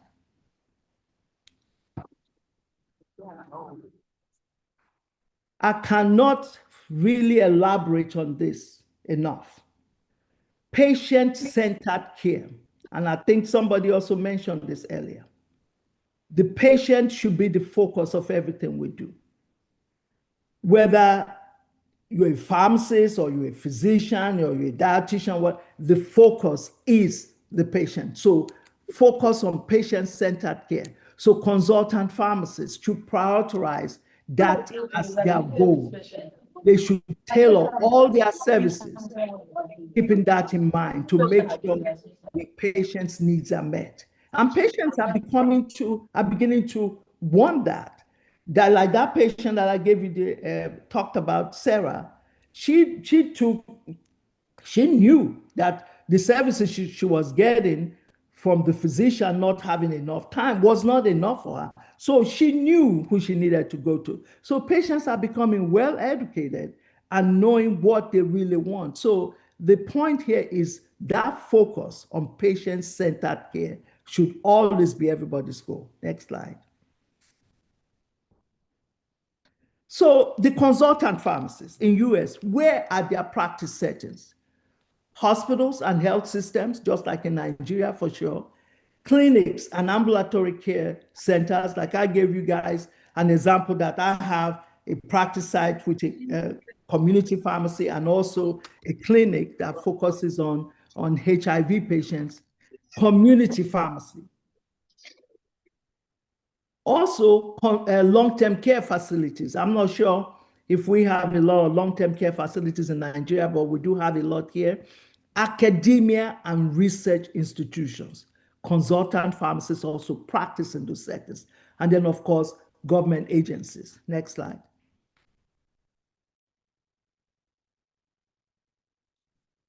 So when you're talking about the benefits of the consultant pharmacist, we have heard a lot of it today. In US, obviously, improved patient outcomes. Consultant pharmacists help optimize their medication therapy, reducing adverse events, like was mentioned, and improving patient outcomes.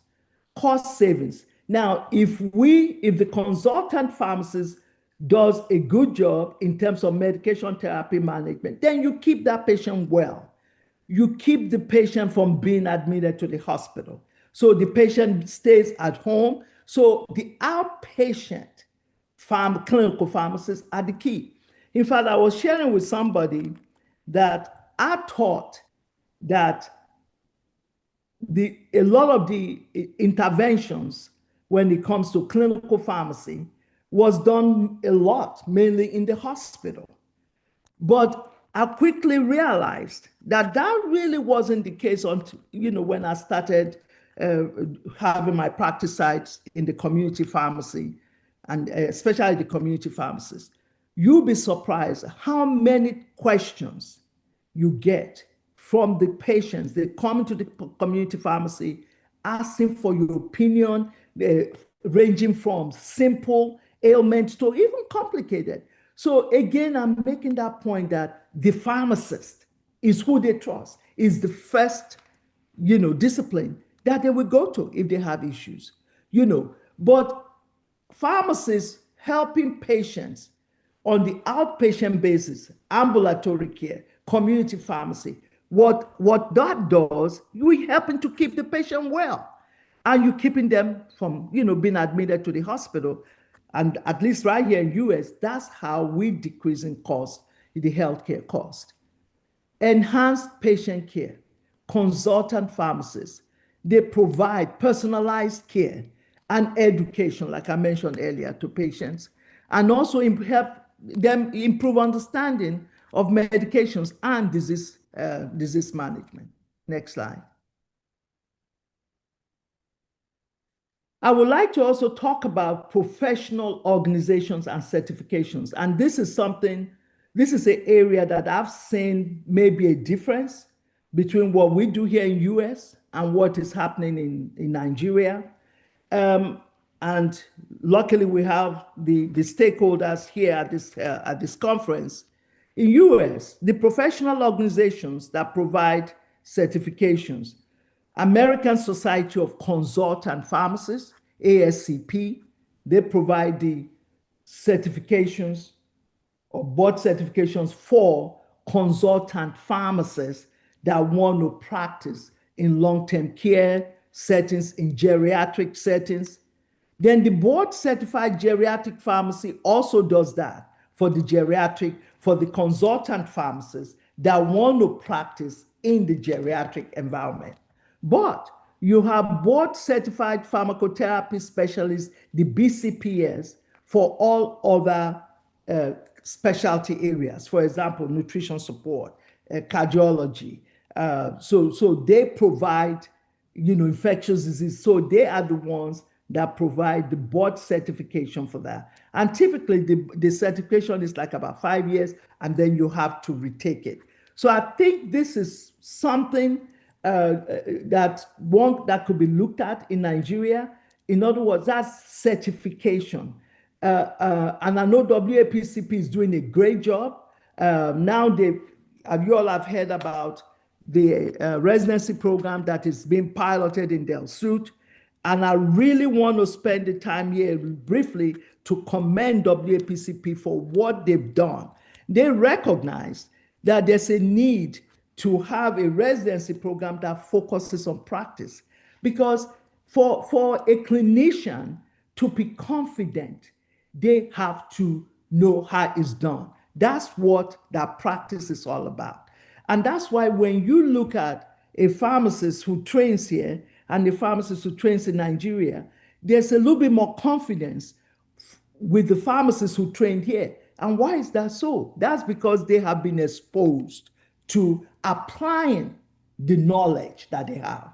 And that's another area that we continue to work on in Nigeria. So certification in a particular specialty area, in addition to what WAPCP is doing with the residency, may be something that can be looked at, because there may be some pharmacists who haven't gone through the residency or the fellowship with WAPCP. So certification is something to consider, even for those who have gone through the fellowship, because that's how they keep up their skills, and that gives them an additional, credential for them to be able to practice in that area. Next slide. Now, what are some of the challenges and opportunities for the consultant pharmacists here in the United States? Reimbursement and payment models is a challenge. Consultant pharmacists, we face challenges in securing reimbursement for our services. For example, all the clinical services we're doing, if you have an independent pharmacy, the reimbursement, the money you get is from the services. But a lot of the clinical pharmacy services you provide, there's no reimbursement for that. We're still working on that, trying to have pharmacists to have provider status. Now, there's something that we are now doing, and Professor Larry Ballard, myself, and Adekola and some other people, Vaughn Ohio, who is also involved in the technology, we are piloting what we call the value-based pharmacy. Now, we have like about 7 pharmacists in Lagos who are part of that pilot. And what we're looking at is an innovative way to get clinical pharmacists reimbursed. So I will keep you guys up to date, posted on that. But that's one of the challenges for pharmacists to get paid for the clinical services they provide. Collaboration and communication, consultant pharmacists, just like sometimes you run into some of the collaboration issues, we also have it here. Consultant pharmacists must work effectively with healthcare providers and patients, And then another thing that was mentioned by a lot of people is you have to stay current with evolving healthcare landscapes. So consultant pharmacists must stay up to date with ongoing regulations, guidelines, and best practices. Right. Next slide, please.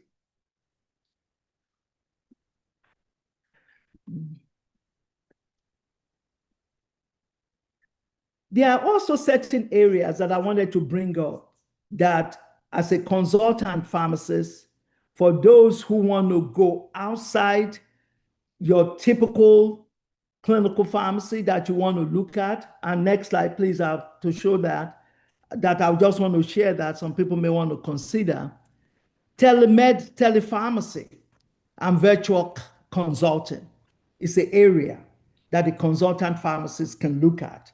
And again, here in US, people that are doing it, you can get reimbursed for that. So it provides remote medication consultations via telemedicine platform. For example, right now in the clinic that I'm consulting it with one of the HIV doctor, as you all know, some of the HIV medications, some of them cause weight gain. So one of the things we're going to be starting is a weight loss program, and we're going to also do telepharmacy and provide counseling for that, and that we also can bill for that services.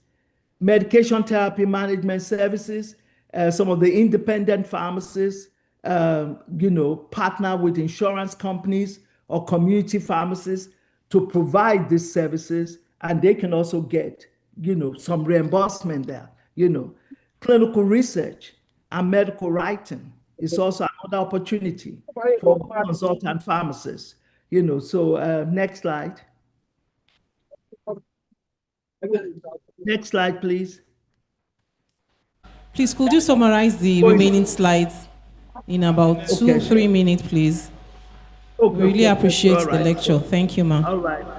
All right. So, I mean, you all can look at this, the pharmacy consulting firm, education and training programs, specialized pharmacy services, health and wellness coaching. That can happen with the, you know, a lot of the, you can look at that for the community pharmacy. You can incorporate that into your services. Pharmaceutical regulatory consulting. Next slide. I think that would be probably my last slide, you know. You can also do medication safety and quality assurance, public speaking, thought leadership. Next slide, you know. So I think I would like to conclude.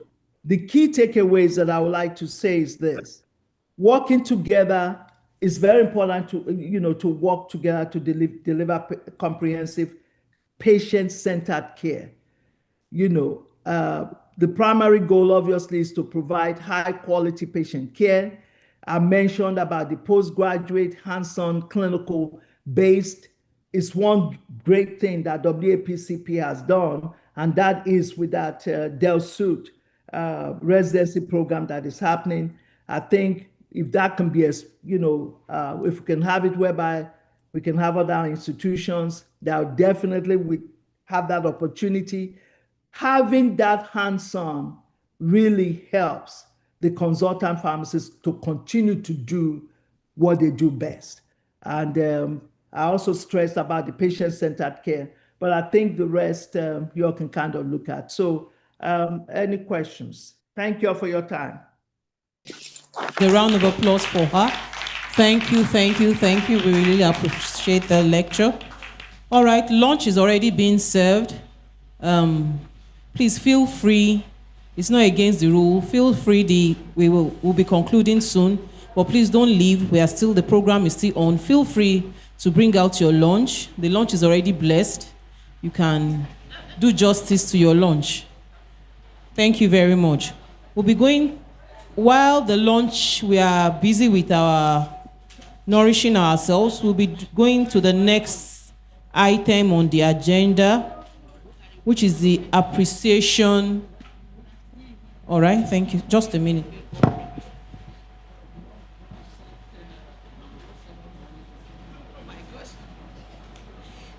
Hold on. Where is the program?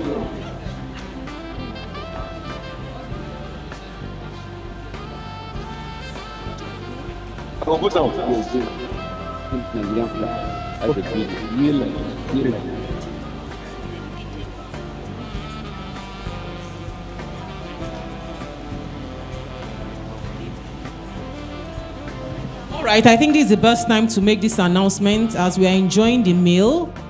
Please, every person that has come for this program should not leave without paying your dues, your WAPCP dues. Please ignore if you have already paid. But if you have not paid, please pay your WAPCP dues. It's just 10,000. Is it naira or dollars? Okay, naira, just 10,000 naira. Please pay your dues. The account number is already displayed on the screen. So just quickly do a transfer before you bring out that meal so that it will not disrupt the flow. So please just transfer your dues, 10,000 naira. If you have not gotten your copy of the standard of practice, also get your copy. That's just another 10,000 naira. I know these are just a token for our well-able consultants. 10,000 naira for the book, 10,000 naira for your dues, and don't forget the major one, the building. You can look at the back of the folder given to you so that you have an idea of the building that is coming for the WAPCP in Nigeria. Look at the back of the building. I think we said the minimum for each fellow is 200,000. Am I correct? Oh, $200. Okay. What is the equivalent in naira, please? Current equivalent in naira. Okay, $200. Okay. So that should be paid into the domiciliary account, while this will be transferred into the GTB account, your dues. The hall was quiet before. Now money Anyways, consultants will pay. So please, let's quickly do the transfer. I'm sure that will not take us 5 minutes. Thank you very much. So while the will also be doing the presentation of awards.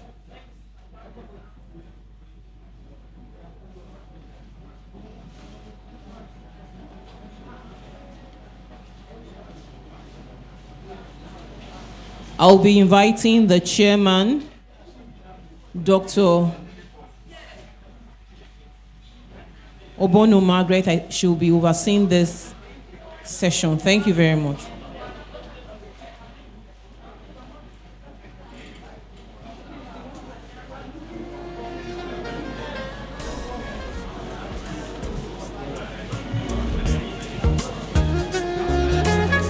Please, let's feel free to take our lunch.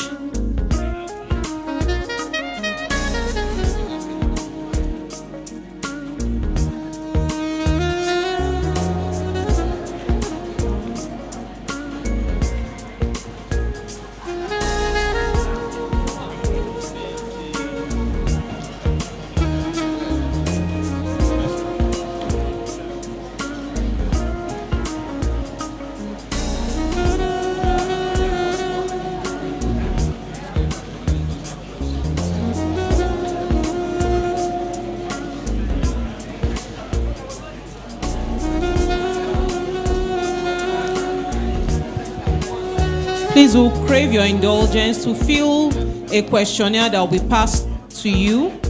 Some of our consultants are already making impact. Influence of work-life balance, personal fulfillment, and economic well-being on immigration intent among pharmacists in Nigeria. So please, let's fill this questionnaire and return it immediately to the person that gives it to you. Thank you.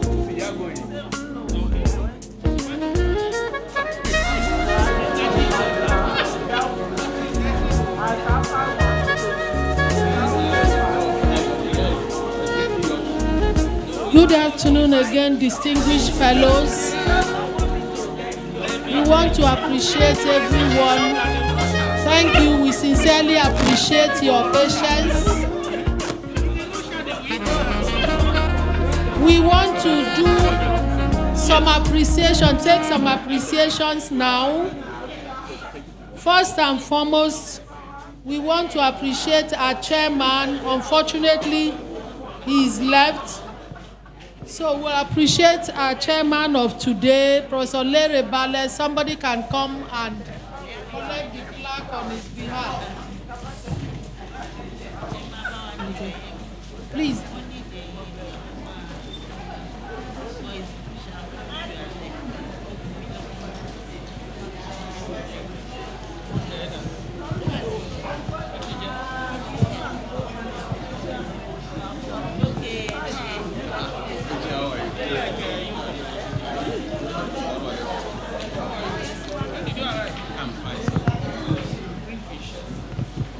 Yes, sir. Yes, sir. Yes, sir.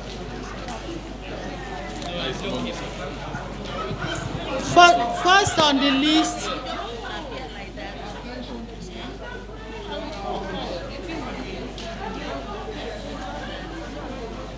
so as we continue our appreciations, first on the list, we want to appreciate the registrar, Pharmacy Council of Nigeria, that has been with us since morning and has given us this facility. I will call on Professor Wanang. Please come and help us hand over this to the registrar. Thank you very much.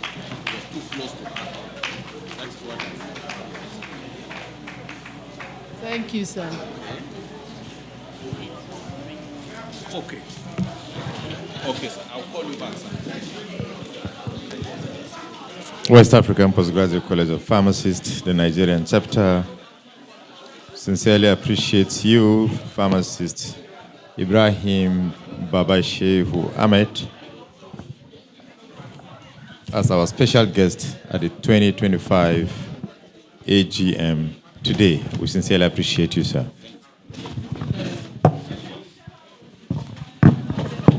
Thank you, Prof. Thank you very much. Thank you. You do one more, sorry, before you sit down. Our chairman has left, but I think somebody will come and collect from me. SG, will you collect for her? Please come and collect. Thank you. West African Postgraduate College of Pharmacists, Nigerian chapter, sincerely appreciates you, Professor Lerebale, ably represented by the Secretary, for being the chairman of this, our 2025 AGM. Congratulations, sir. Thank you, chairman of the occasion. Next, we are taking, thank you, Professor Wanang. Next, the next, this thing is for Professor Oriagba. Please come and take your plaque. We'll invite Professor Odeku to come and do the handover for us. Thank you very much.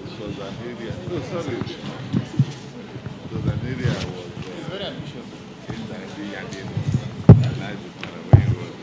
Okay. We did sensitization, but you never do this.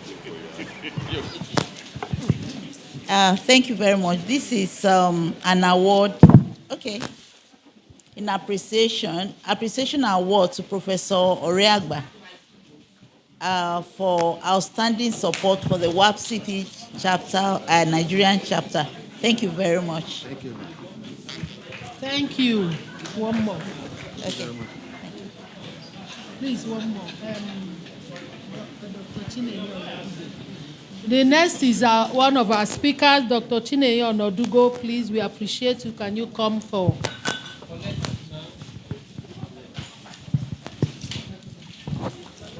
Have you taken this one?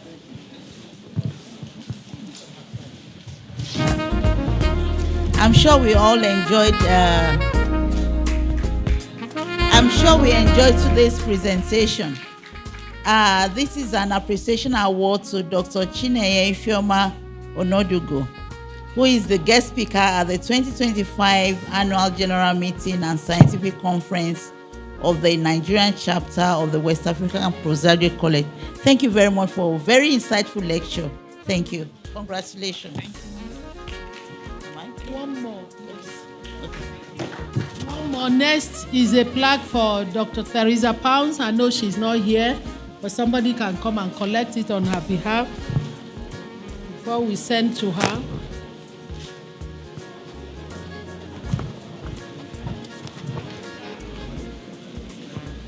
Who will collect for Dr. Pounds?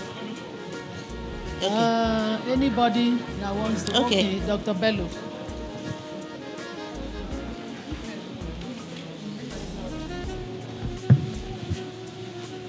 So I'm sure we all agree that over the years, Dr. Pounds has been very instrumental to the development of PharmD program, and she has provided a lot of support for the West African Postgraduate College. And so, on behalf of the Nigerian chapter, we are presenting an award of appreciation to Dr. Theresa Isichie Pounds as the guest speaker at today's conference. Congratulations. Thank you. Thank you very much. Thank you very much, Professor Odeku. Next, we want to appreciate zones, Nigerian chapter zones that have outstanding activities, that have been active.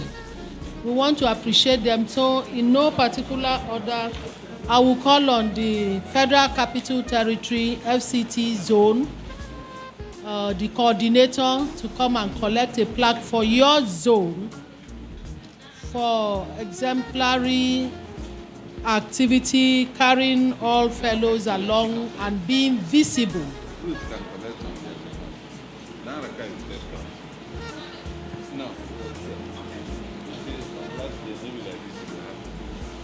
Okay. I'm representing the current one and the past. Okay, incidentally, Dr. Ruth is a past coordinator. So, West African Postgraduate College of Pharmacists, Nigeria chapter, Distinguished Service Award presented to FCT Zone at the 2025 AGM and Scientific Conference of the chapter for your dedicated and outstanding service in advancing the mission of the college. Congratulations. Thank you.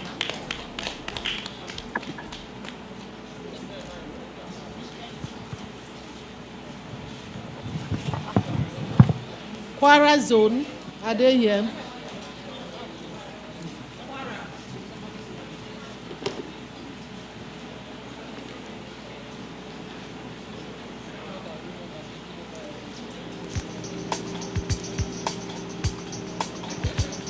Okay.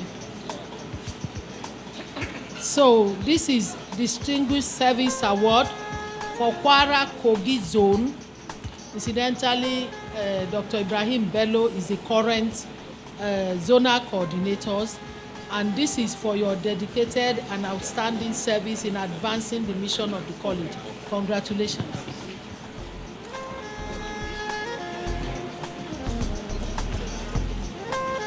I will call on Dr. Chijioke Onya, please come and help us present the next zone, Bayelsa Rivers.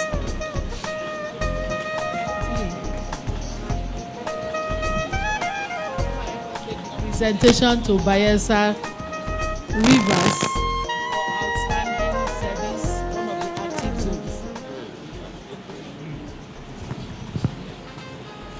Thank you very much. On behalf of the Nigerian chapter, I want to present the Distinguished Service Award to Rivers/Bayelsa Zone of the WAPCP for your outstanding and dedicated service in advancing the mission of the college.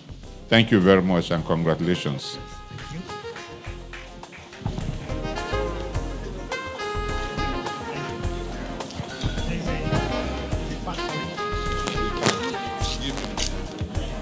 Ondo Ekiti Zone.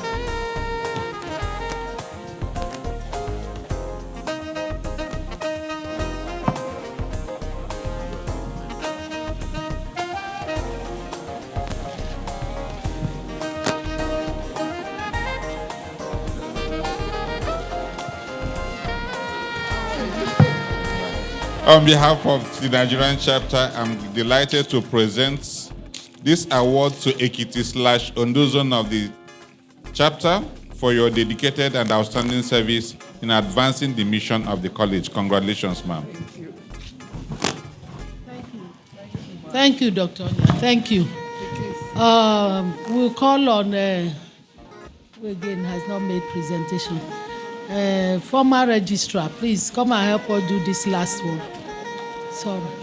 Sorry. Akwa Ibom Cross River Zone, are they here?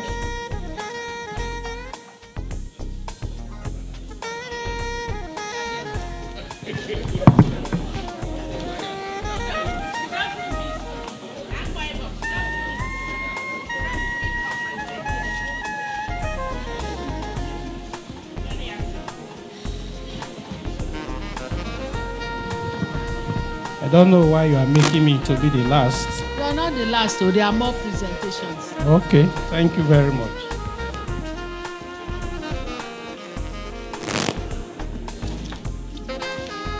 On behalf of WAPCP Nigeria chapter, we are giving Akwa Ibom and Cross River Zone of the WAPCP the Distinguished Service Award today at the 2025 AGM and Scientific Conference of the WAPCP Nigerian chapter, signed by Dr. Margaret Obono. Thank you.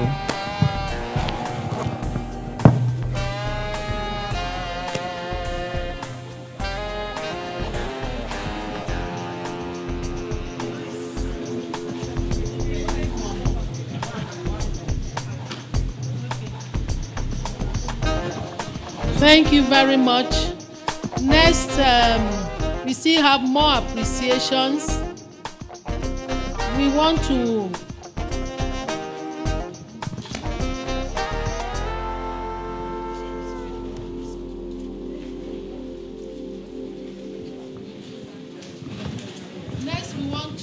appreciate zonal coordinators.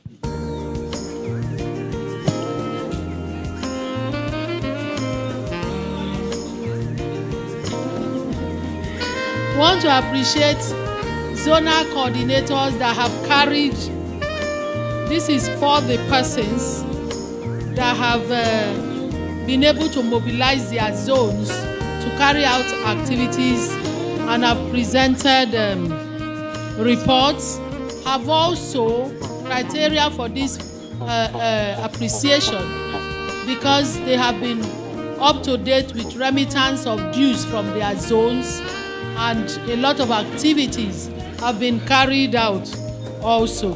So first and foremost, I will call on Cross River Akwa Ibom Coordinator Dr. Ekpema Aniekan Abasi Atai.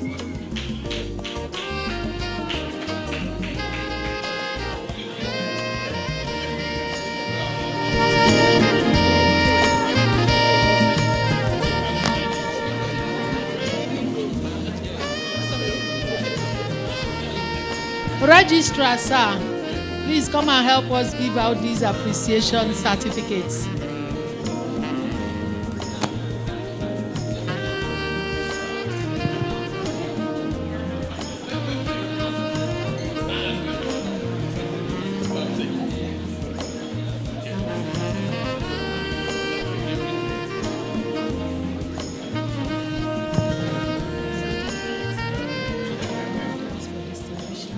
Okay. I have the honor and privilege to present this certificate of appreciation to Dr. Ekpema Aneka Abasima or Abasetai for your dedicated and outstanding service in advancing the mission committee of the WAPC Nigerian chapter on behalf of the chairman. Thank you and congratulations. Next, we have Pharmacist Susan Ayetoro.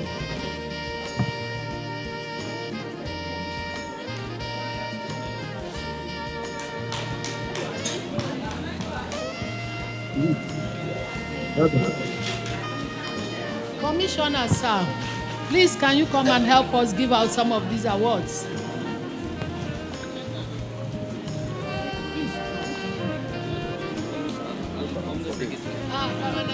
No, don't worry, you're going there. Yeah, I'm going there. It's a prophecy.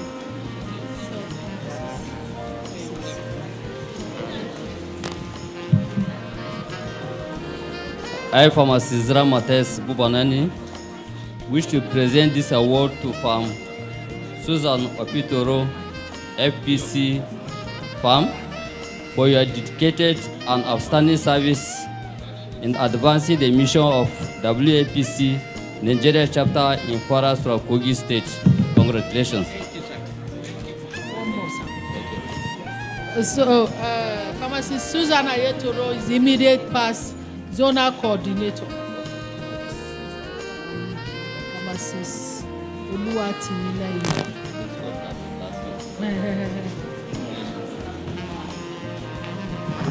Pharmacist Oluwatimileyin. So,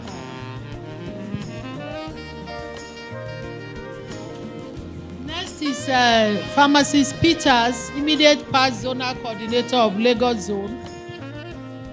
If she's not around, anybody from Lagos can come and pick it up.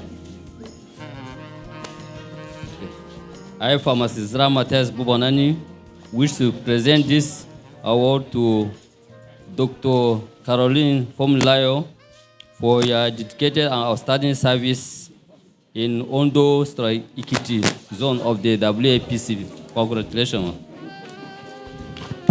Thank you very much. Thank you very much.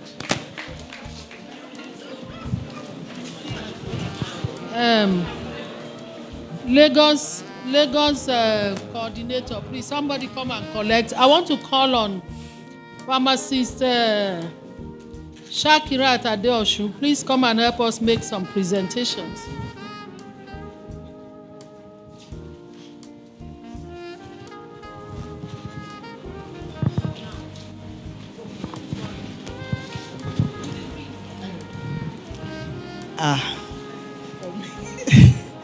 It's indeed an honor and privilege to present this appreciation award to pharmacist Olawumi Peters from Lagos State, the Center of Excellence. Can we give her a round of applause, please, for her dedication and outstanding service in advancing the mission of the WAPCP Nigerian chapter in the Lagos zone on this day, Tuesday, 1st July 2025.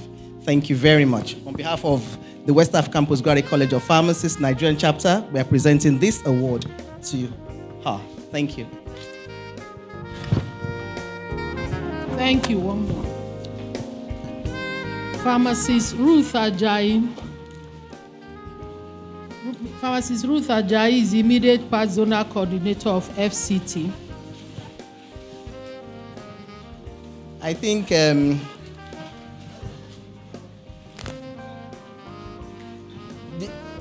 is there something I don't know for you to actually call me to present this to my own very big sister, who coincidentally just retired from civil service last week? Can we give her a round of applause, please?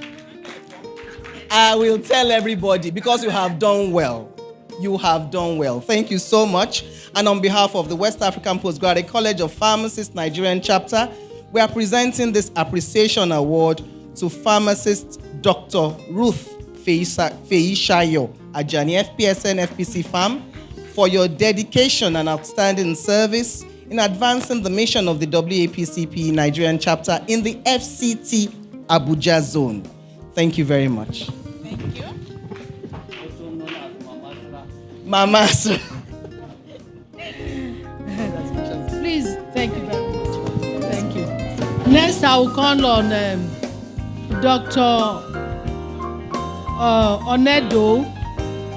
Please come and help us make some presentations. And so, to collect the certificate is Dr. Ibrahim Bello. Is he still in the hall? Okay. Then next we have Dr. Andy Momo.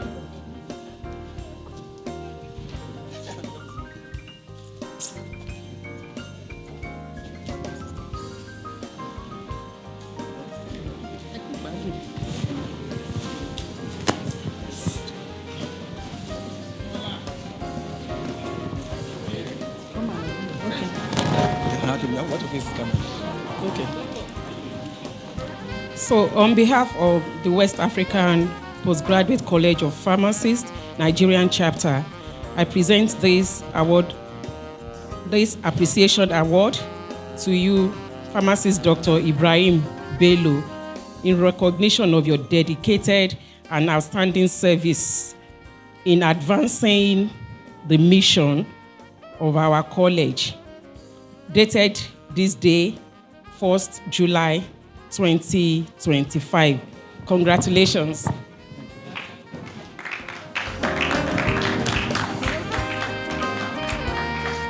Congrats. Dr. Andy Momo, and then Dr. Dan Raka, Abubakar Dan Raka. Is he here? Is he here? Go ahead. Okay. So on behalf of the college, I present this appreciation award to you, Dr. Andrew Momo, in recognition of your dedicated and outstanding services in advancing the mission of the college. And the award is dated this day, 1st July 2025. Congratulations. Congrats. Yes, thank you. Thank you. I think somebody was blocking. Okay. All right.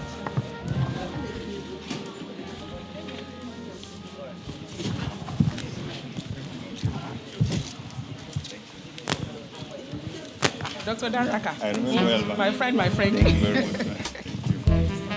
So, on behalf of the college, I present this appreciation award to you, Dr. Abubakar Dan Raka, in recognition of your dedicated and outstanding services and in advancing the mission of the college. Dated this the award is presented this day, 1st July 2025. Congratulations. Thank you very much.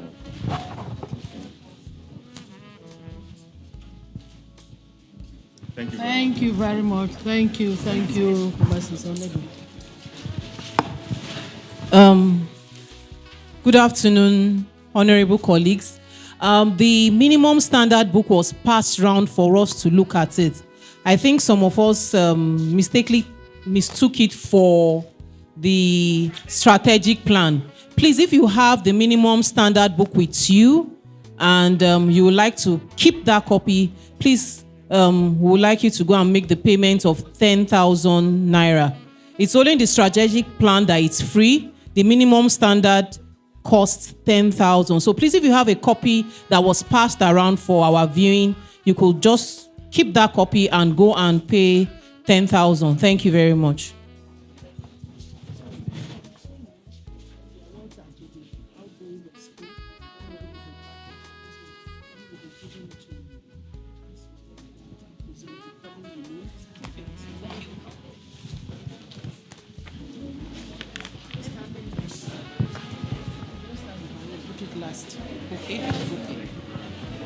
All right, so we'll be giving appreciation awards to the past EXCOs now. We'll be inviting Professor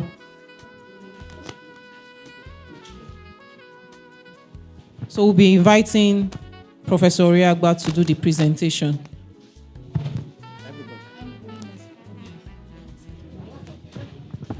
Thank you very much. So I want to congratulate the outgoing EXCO members. They've done a very good job. And I'll start from, in no particular order, I'll start with the Assistant Secretary, Dr. Festus Ukadike. Dr. Festus Ukadike, is he around? Can somebody come around to collect the certificate on his behalf?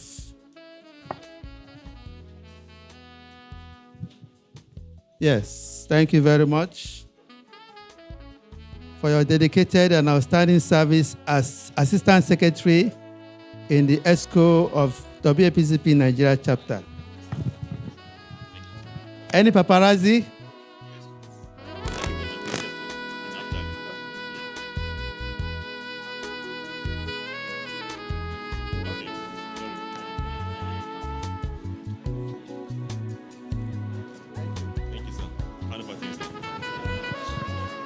Dr. Chijioke Onya.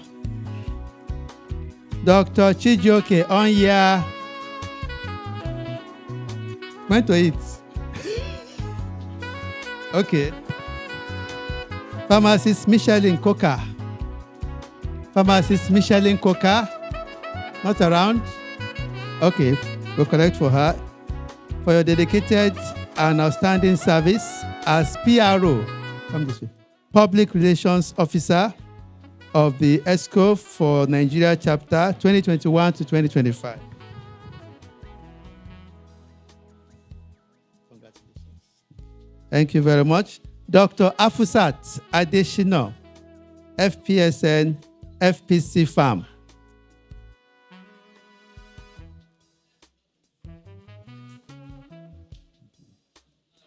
For your dedicated and outstanding service as Vice Chairman in the EXCO Nigeria chapter 2021 to 2025. Congratulations, ma. Ukamaka, Dr. Ukamaka Gladys Okafo, the strong woman of WAPCP Nigeria chapter. For your outstanding service as the Secretary Nigeria chapter 2021-2025. Thank you. Dr. Margaret Obono, our Honorable Chairperson, for your outstanding service. Thank you very much. She has done very well, excellently well.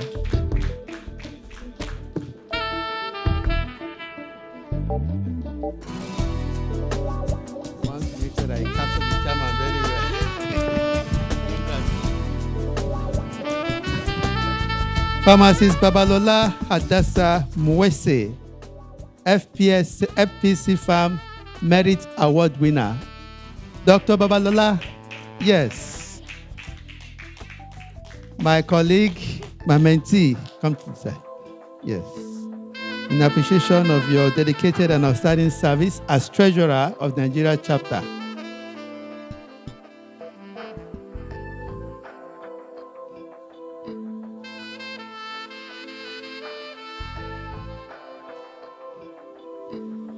Congratulations. Dr. Ebele Eugenia Onwul Chuluba, Editor-in-Chief of the Nigeria chapter.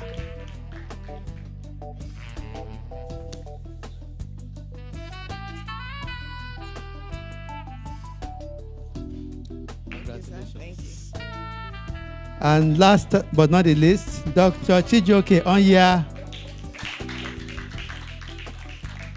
immediate past chairman, will now be immediate past chairman.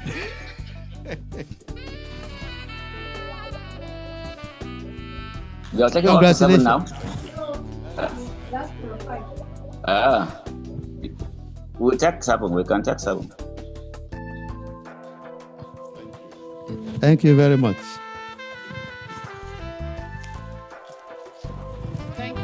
Thank you, SG. IPSG.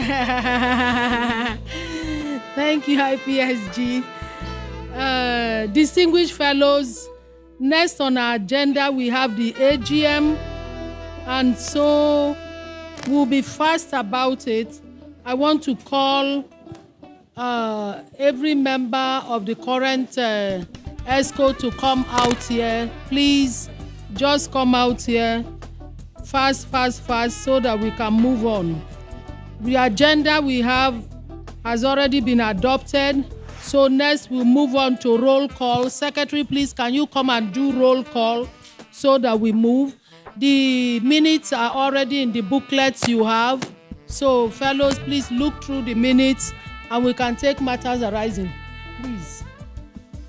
Come and do roll call. We are on AGM and we are moving. Sorry, just a minute. While we're in please scan the QR code here just to help us appraise this hall so that we can serve you better the next time you're coming to PCN Lagos Zonal Office. So please just scan it. I think there are just 10 questions. Answer and submit. Thank you very much. Okay, for those that have done the hard copy, they don't need to do this. Okay, so for those that have not done it, you can scan this and fill. Thank you very much. Okay.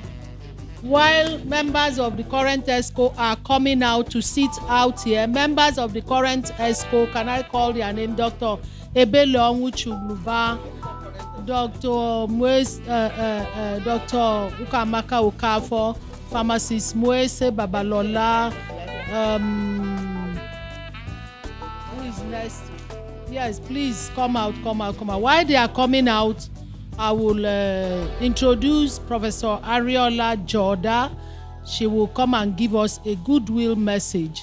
Remember, she's a representative as FIP. Thank you very much, Madam Chairman. I am Vice President and Treasurer of the African Pharmaceutical Forum, as we all know, the African Regional Forum of the International Pharmaceutical Federation. And so I bring a goodwill message on behalf of both FIP and APF to all West African fellows at this annual general meeting and symposium. Greetings from my president, Mrs. Jocelyn Chaiba from Zimbabwe, and the other EXCO members. I've been asked to encourage all of us to continue to do the good work that we are doing within our country in representation of farmers. I came back from Gambia with a cold. You can see Gambia. I'm representing Gambia here. You know, as a representative of the African pharmacists which the African Pharmaceutical Forum represents. I'm also to remind those of us that are intending to travel to Denmark for the FIP conference this year that we hope that you have gone far with your visa processing, so that if you in case there are any issues, the forum can help to step in to troubleshoot whatever issues that you may have. I am also an executive committee member of the academic pharmacy section of FIP, and I have a message from the executive committee of FIP of the academic pharmacy section to welcome all academic pharmacists from Nigeria to serve or to register the academic pharmacy section as their preferred section. You know, if you register as a member of FIP, you have one free section membership associated with your registration. So as an academic pharmacist, we encourage all academics from Nigeria that are members of FIP to join the academic pharmacy section and join us in instituting global best practices across academia, across the entire world. You know, so just to welcome us all to this event and to thank you for the service that you provide as a healthcare provider within the country. Thank you very much. Thank you very much, Professor Jordan. Thank you very much, Professor Jordan. So, like I said, it's time for the annual general meeting, and everyone here, I assume, is a fellow. So we are going to go through the roll call to see the number of zones represented here before we move on.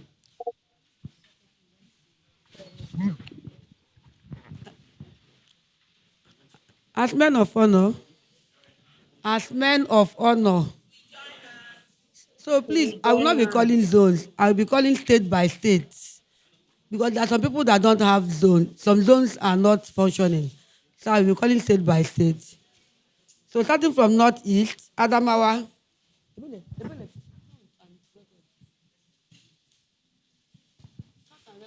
Northeast, Adamawa. Please stand up. How many persons?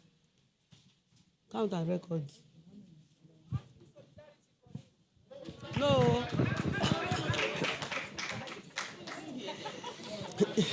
Jigawa.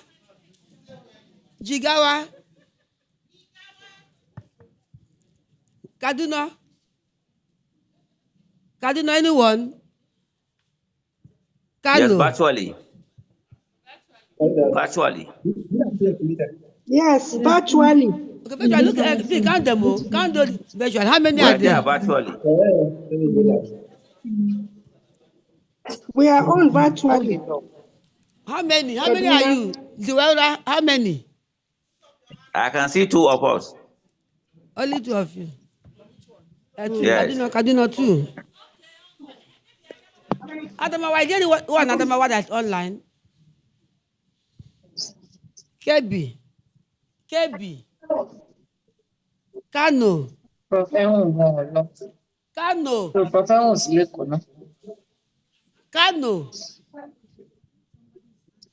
There is Yobe here. When I call you, sir. You say Northeast Adamawa, okay. Okay, Zamfara. Zamfara is not here. Benue State.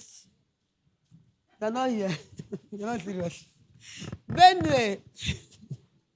Niger is not here. Niger. Yes, Niger. He's not. This is not Niger. He's FCT. He's FCT. Any of the above, sir. Katsina,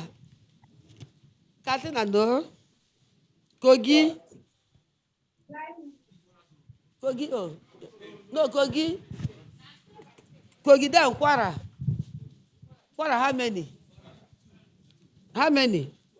Nasarawa, anyone? Online, Natarawa, no. Plateau State. Plateau. Plateau, how many? One. Okay, Prof. Abia. Abia State. Hello? Anambra. Hello? Oh, Abia, when? Where? Online. Abia. Anambra.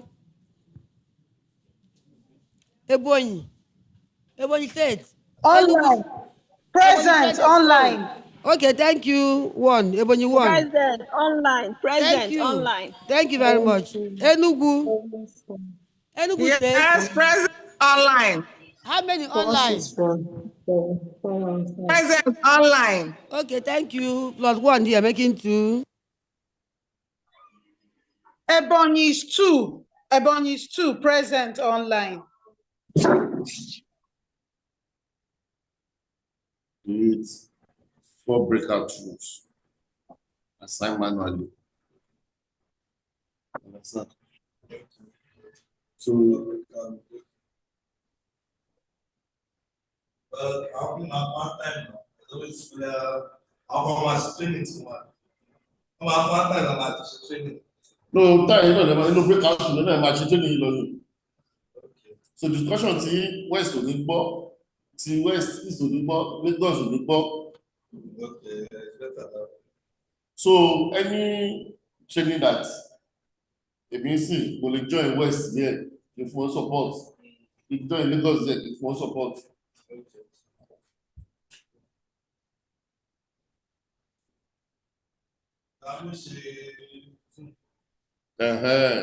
So, can you snap it?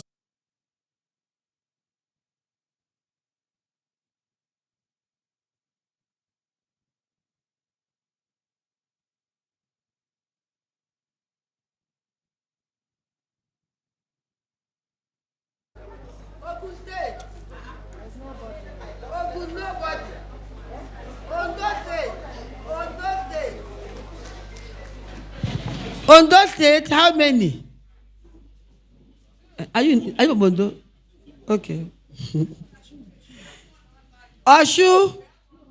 Okay, Ondo 2 plus 1 online, making 3. Oshu State. Oshu State. Oyo. Oyo, how many? You are there. Okay. And high caliber people, high level Oyo people. Oyo, okay. Osun State. Oshu, how many? Somebody called Oshu online. Yes, one is here now. Okay. Oh, Professor Aaron. Brother Aaron, please Oshu, how many? He's okay. Akwa Ibom. Akwa Ibom, how many? How many? One. Bayelsa. No. Bayelsa, how many? Akwa Ibom online. Online one. Okay, Akwa Ibom online 1, making 2. Bayelsa, yes. Anyone, online and physical. Cross River State. Cross River. 1. Delta.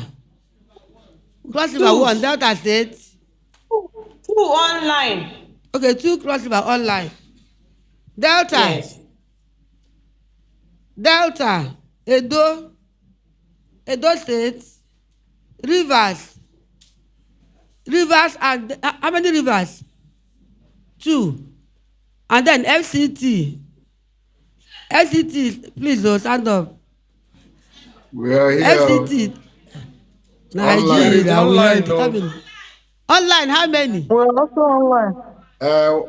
Hand is up here. There is online. Dr. Kingsley Nalue online.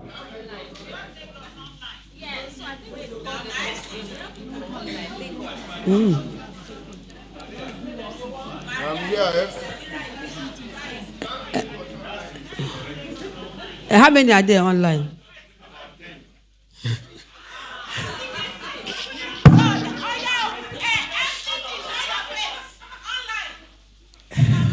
MCT online. Okay.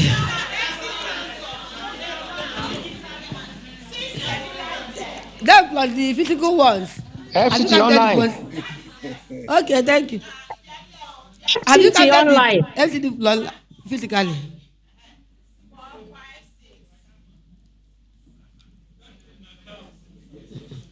Then physically, how many? Okay, thank you very much. Thank you. You are all welcome. I hope you counted me, Maria Ochimbo.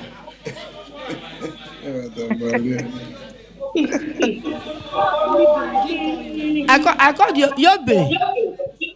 Yobe. Yobe online. Yobe Sokoto, how many? Not Yobe Sokoto, Yobe.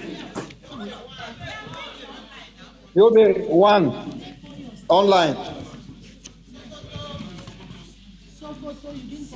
Wait, that's not what.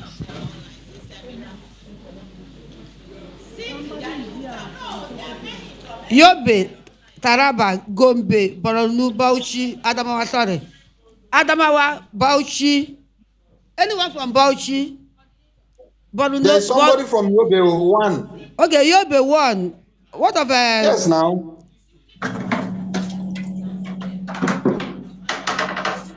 Borno State, how many Gombe? Which people are online? How many? Sokoto. Okay, Sokoto 1. Yobe 1. Taraba, anyone? Gombe.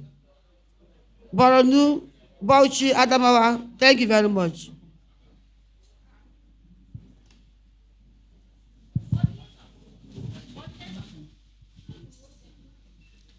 Thank you very much, Secretary.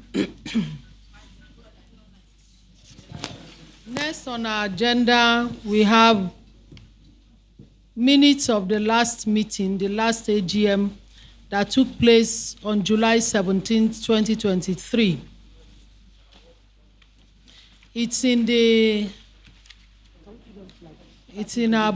a file that we have. I want to assume we have read through.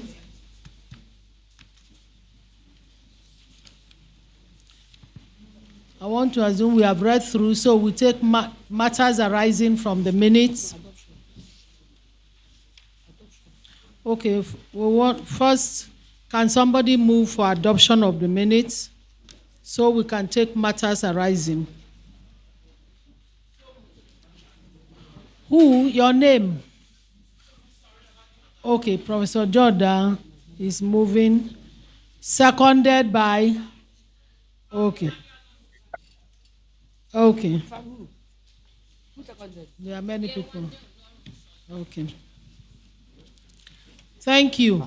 So we take matters arising from the minutes.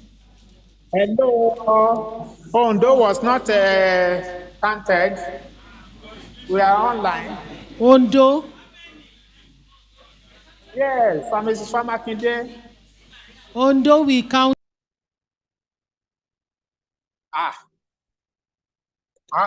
Online, I've been there since so. With all the presentations, with the lectures,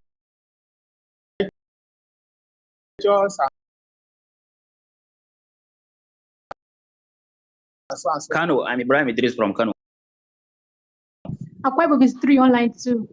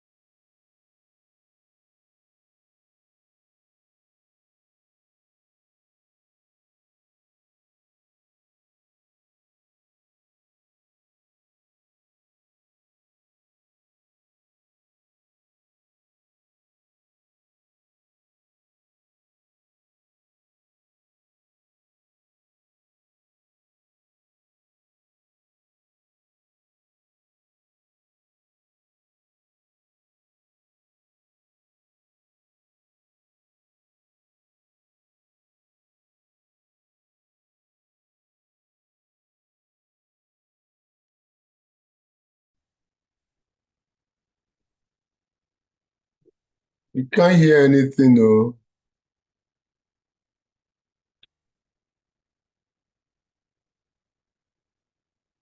No audio, please. Yes.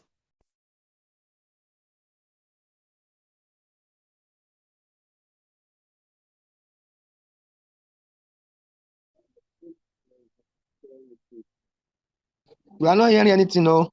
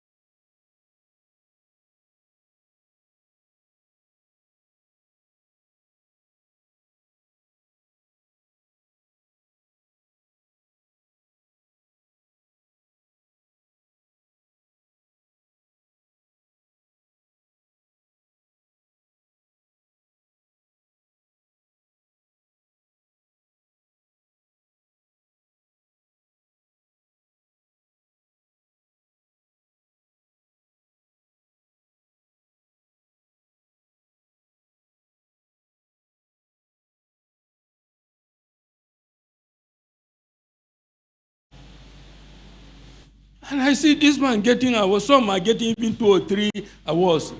And the rest of us who started this thing and fought don't even get a mention. This is not fair. I'm not accusing this particular team. I just thought I should mention it because I'm here today. Otherwise, somebody will say, well, we never spoke. We never raised the issue. I like raising issues so that it will be recorded. Whether or not anything is done is immaterial, but it's good for us to take note of these things and make sure we recognize those who have been, at the pinnacle of all the struggles. We are here, I noticed 1 or 2 people were even complaining that in the recognition, you were only recognizing those from Lagos. Thank God I was recognized. I don't want to complain about that. So these are things that we should take note of. Recognize everybody across board, especially those who are coming from far. Lagos people just rose up from their homes and came here. You understand? So these are things that we should take note of. I mean it. Because we are spending money to come. Thank you very much. A round of applause for Pharmacist Adagazu. Please, before we continue, apologies, my sincere apologies. We are all very much welcome. Pharmacists from the north, you are welcome. Okay, observation. Please, this is not AOB. Let us not distract from this meeting. You have started a meeting, somebody has placed something on board. Let us continue. When it gets to that stage of apologies, I also have an addendum to add to what he has said, but I don't want to digress from minutes of the meeting. Thank you. Thank you, Pharmacist Hussaini. Thank you.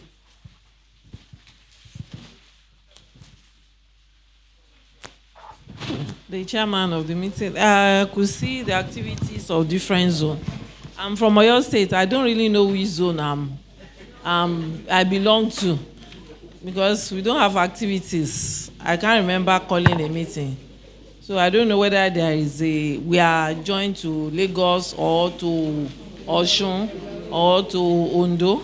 Thank you very much. Thank you very much.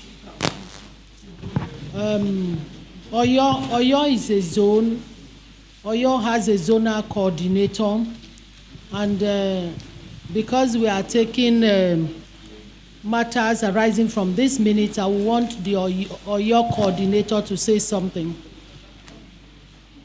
Where is the microphone?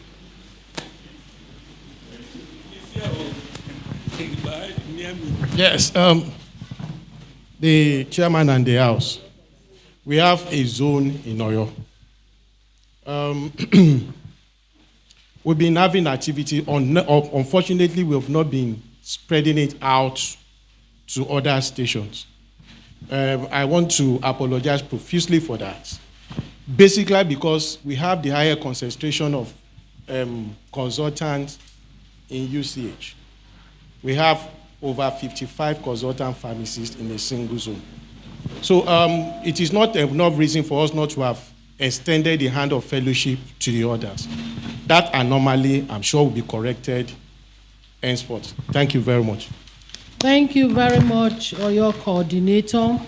And I want to say that the comment by Chief Adagazu is noted when we get to, is noted, and it will be recorded for subsequent teams to take note of that.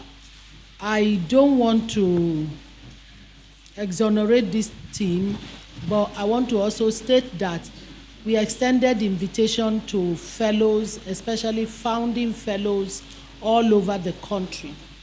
Some are online. Thank God for Chief Adagazu, who came physically, and we sincerely appreciate you, sir. All right, so moving on, if there's no other comments, moving on, we'll take the report of the chapter. The secretary will take the report of the chapter for the period under review. That too is in your booklet, but I think you should run through it.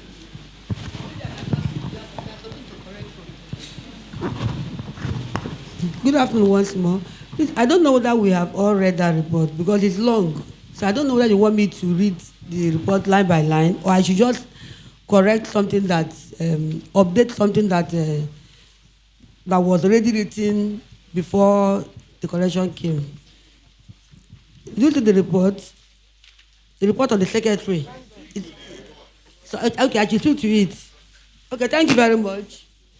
Thank you very much. On the first page, you see the EXCO and the number of fellows we have in Nigeria. I hope we are all on that page. Okay, so you see the EXCO that we have.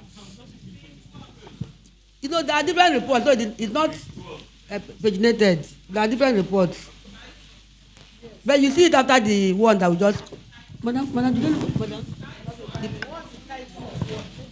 Report presented by the Secretary of the West African Postgraduate College of Pharmacists, Nigeria.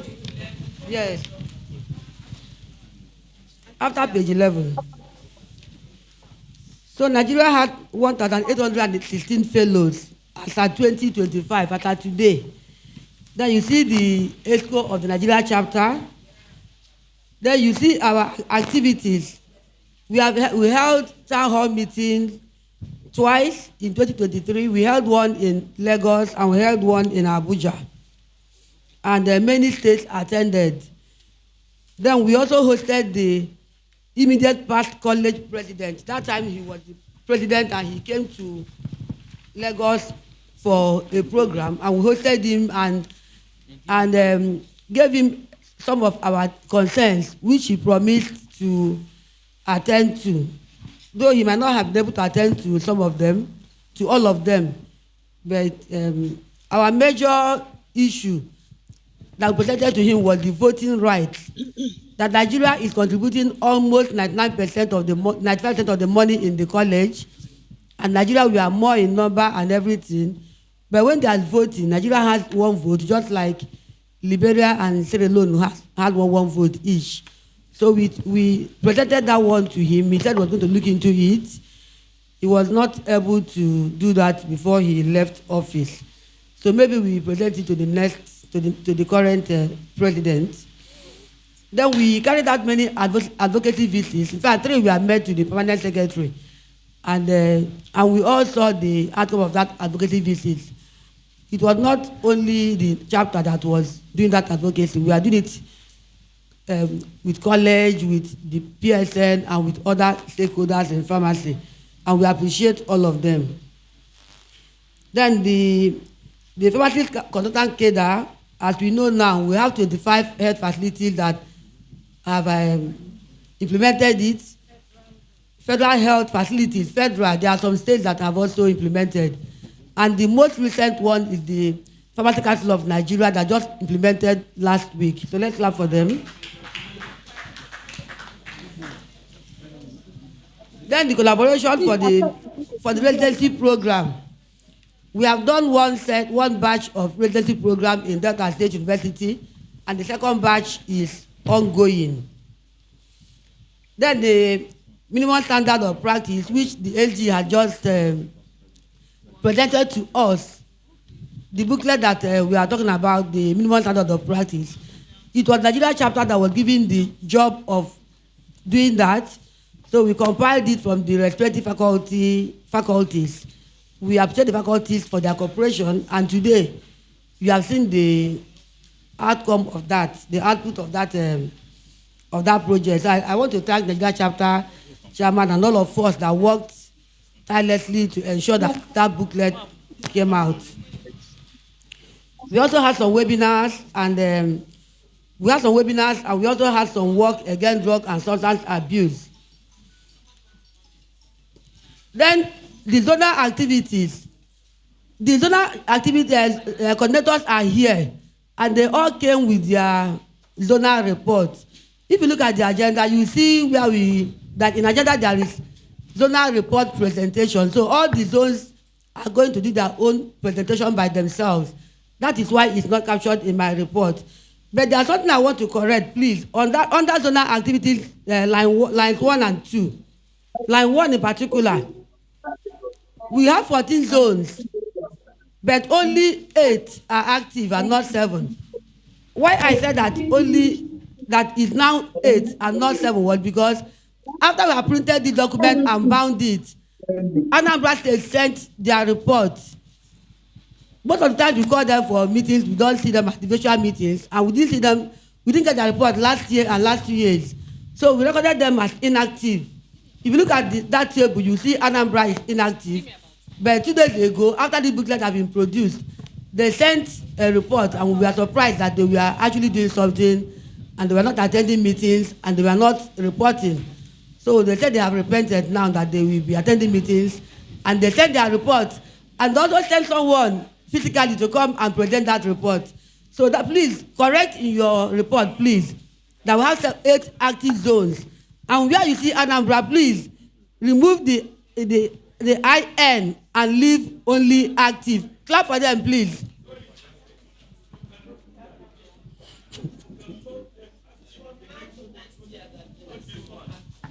Anyway, they came with their report. So they're active. And then we attended all the council meetings and AGM during our tenure. We also joined the college to honor the permanent secretary. The PAMSEC has been instrumental to the approval and also to implementing the consultant cadres. So we also attended the evening of honors.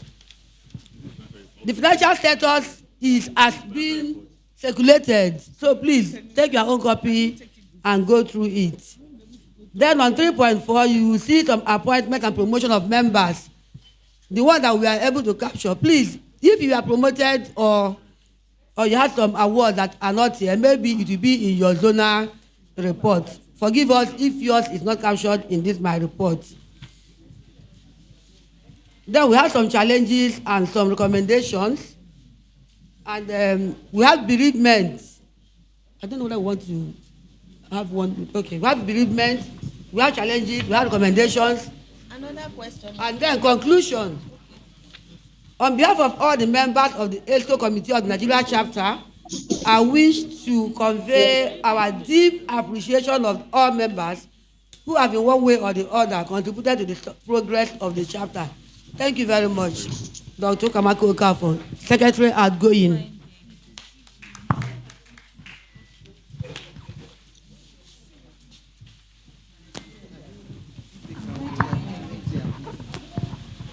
Thank you very much, Secretary.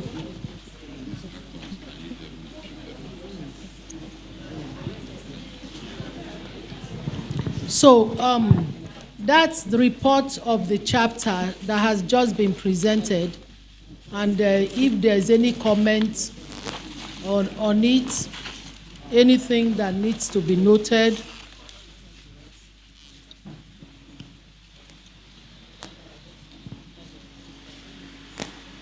any comment or report of the chapter? Okay, so we move on.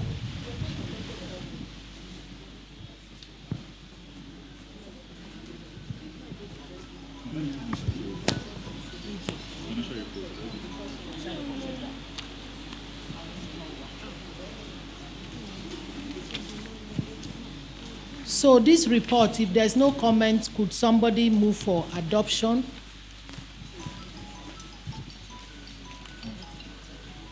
Actually, I think Secretary would have asked, after presentation, asked for the report to be adopted, and somebody could second.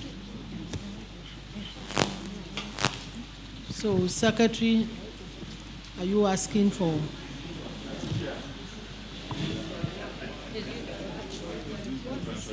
Okay, so the report has been presented. If we are okay with it and if there's no comment, please let somebody move for this report to be adopted and put on record. Okay, Dr. Dan Raka.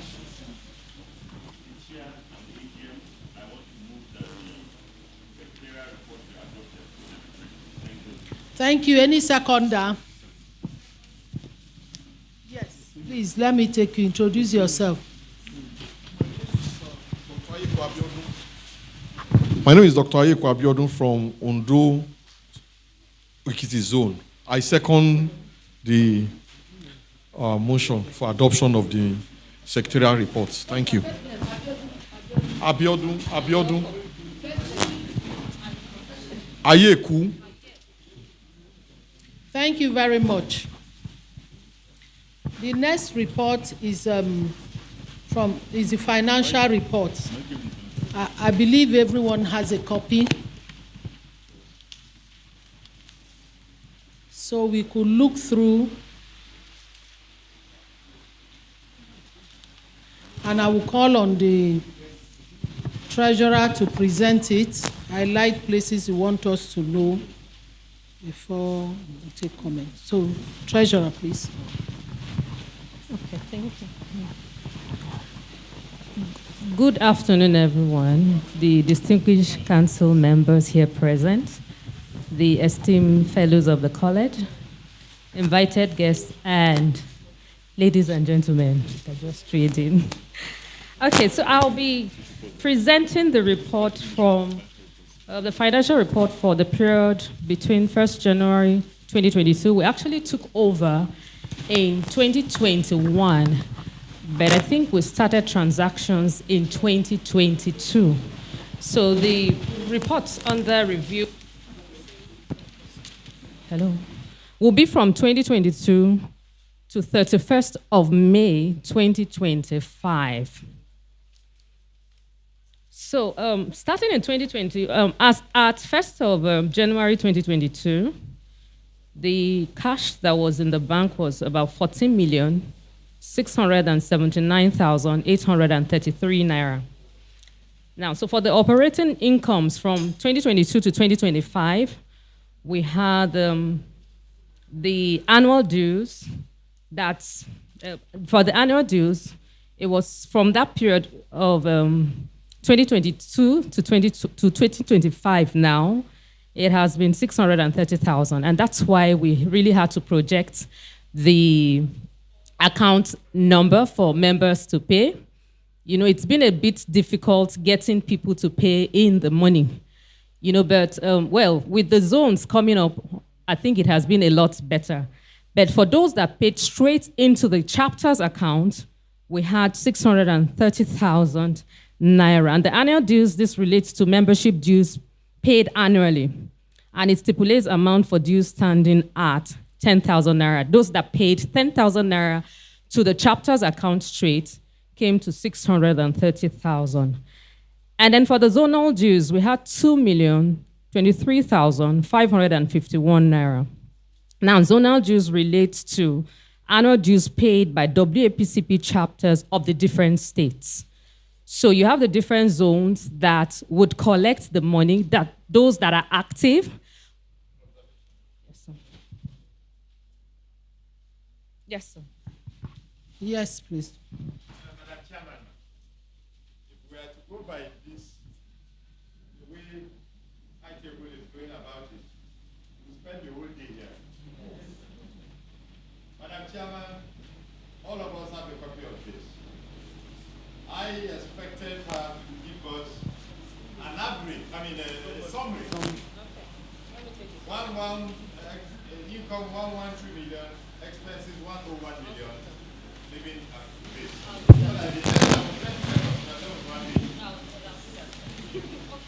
So thank you. So we do both a Naira account. The Nigerian chapter has a Naira account and also a dollar account. So for the period under review, 112,147,741 naira came in, and the operating cash at the period of 31st May 2025 was 10,732,201 naira. And for the dollar account, the operating in Okay, I needed to do that. Okay, let me take it again, sorry. So for the operating, operating income was 112,147,741 naira. And the operating expenses stood at 101,415,539 naira. So the operating cash at the end of 31st May 2025 was 10,732,201 naira. So for the dollar account, the operating income was $118,508.26. And the operating expenses came to $56,793 naira.2. So at our 31st of May, what was in the account was $61,715. In summary, as a whole, taking the years into consideration. So as at from yeah, okay, so all right, okay, so the summary of everything is still towards the end of the report. And then summary is in such a way that for each of the years, 2022, 2023, 2024, and 2025, there's a summary for the Naira account at the end of each year. And then for the dollar account too, for the year 2022, 2023, 2020.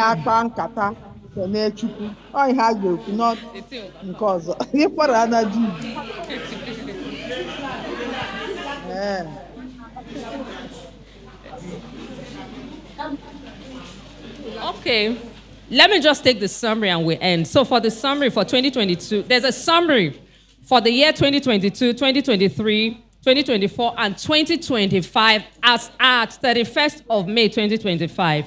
We have a summary of the Naira account towards the end of the report. And for the dollar account too, yes, towards the last page. And for the dollar account too, for the year 2022, 2023, 2024, and as at 31st of May 2025, the summary of the transactions are there. So with that, I think I rest on the reports. And if there's any... Thank you very much, Treasurer. Thank you. So if we have any comment on the financial report, please let's raise it. And if there's none, somebody could move for. Yeah.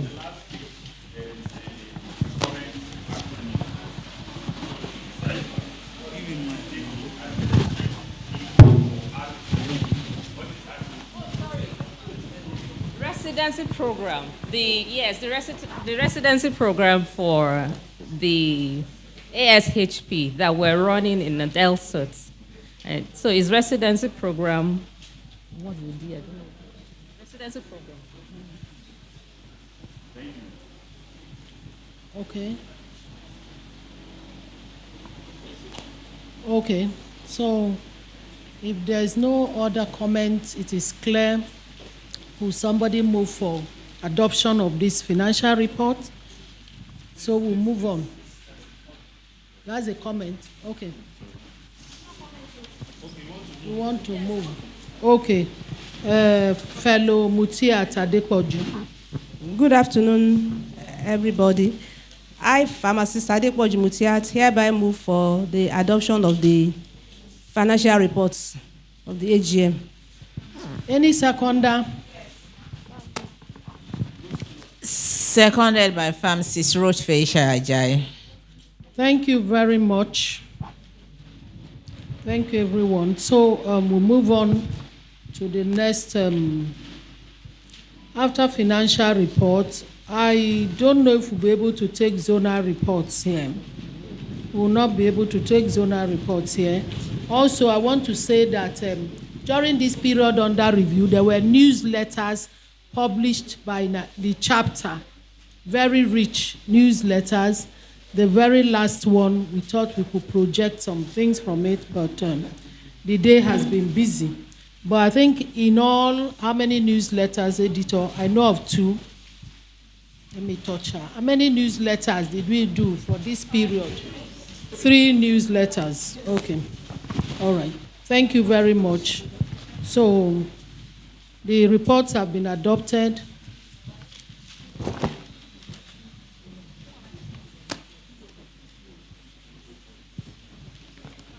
So the reports have been adopted. The zonal coordinators here, are you ready? Can you use 2 minutes to speak to your report? I don't want to discourage anyone that has come with reports so that soon. Or you send them in, and by the next meeting, the reports will be projected and will be reported. Send them in. Is that the consensus? Every zone should send in their report. Okay. Which zone is ready? FCT is ready. Okay. FCT 2 minutes. No. Rivers Bayelsa. Hold on. Okay. FCT is already standing. All right. Thank you very much. Indeed, we will share the report because the Secretariat asked us to send our 3 years report from July 2023 for 2024 and January to June 2025, which we have done that. But it is imperative to say that the FCT zone has been sustaining the activity and tempo to the extent that we tried as much as possible, as the Nigeria chapter instructed us, that we should make some responsive noise for activities to be done. That's what we have been doing. In the last 1 year, we have successfully gone ahead to document our activities under the Abuja Pharmacists Consultants newsletter that we launched last month. And as much also in order to promote documentation of research and activities by fellows, we also went ahead to seek documentation for our journal, our scientific journal, called the Abuja Pharmaceutical and Healthcare Journal, which we intend to have good peer review and also at a token so that our fellows can publish their scientifically documented activities. Last but not the least is to say that the zone sustained the scientific conferences throughout our 4 years. We are rounding up this year. We every year conducted our scientific conference. This year, our theme for the conference focused on the importance of drug compounding, mini manufacturing, as well as quality control as a panacea for safety and availability of medicines challenges. It is good to report that we have also demonstrated the ability to conduct zonal studies. In our World Diabetes Day last year, we actually did some baseline studies to know the random blood sugar, blood glucose level of the residents of Gwagwalada. That study has been successfully published by an Indian journal. That's the Journal of Medical Sciences. Then the last study we did was on the assessment of perception of residents of Gwagwalada on management of diabetes. That study too has been successfully published in the Nigerian Journal of Pharmacy. So we have been trying our best to see how we can practicalize what we are doing and also ignite that passion and competence in our fellows so that we can move to the higher grounds. Thank you very much.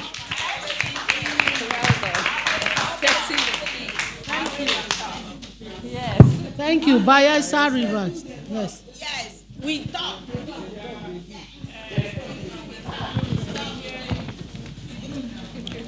Chairman and the House, good afternoon.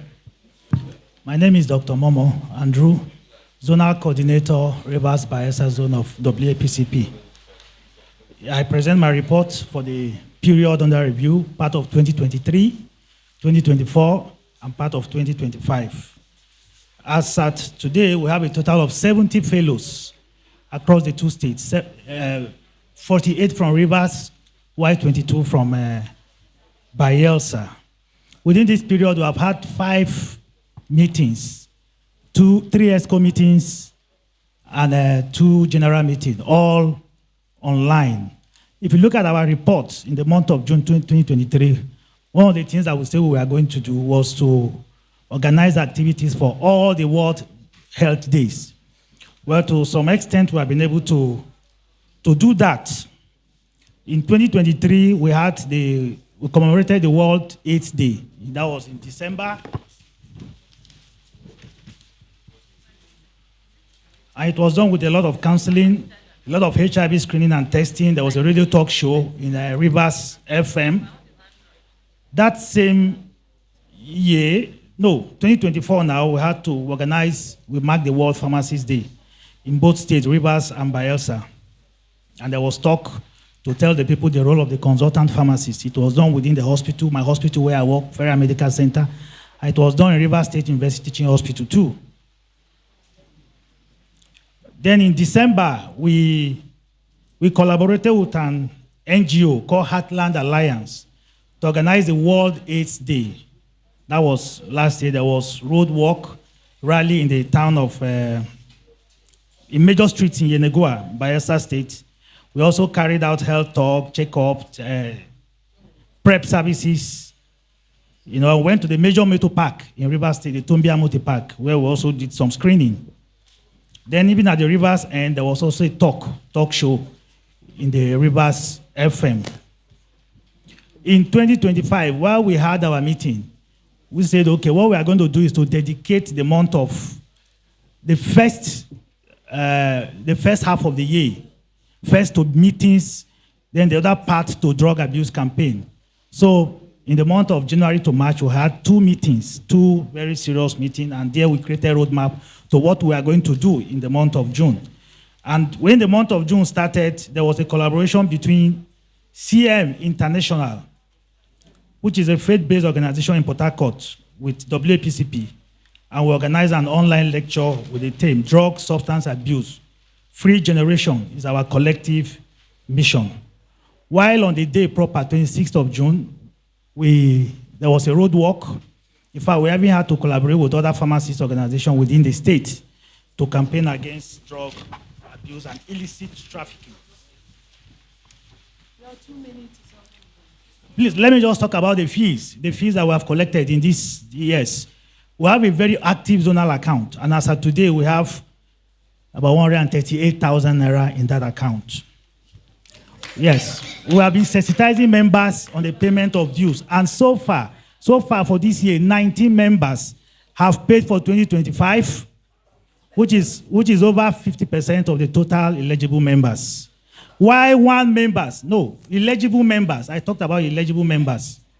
Those are 5 years post-graduation. Why one fellow has paid for 2026? So promotions, appointments. Your zonal coordinator was appointed at the head of the Department of Pharmacy, Federal Medical Center in Negoa, and also the substantive director of Pharmaceutical Services. And I was conferred with the Distinguished Service Award of the Hospital Pharmacists of Nigeria. Thank you. Cross River Akwa Ibom. Cross River Akwa Ibom, your report. Is Kwara Kogi ready? Okay.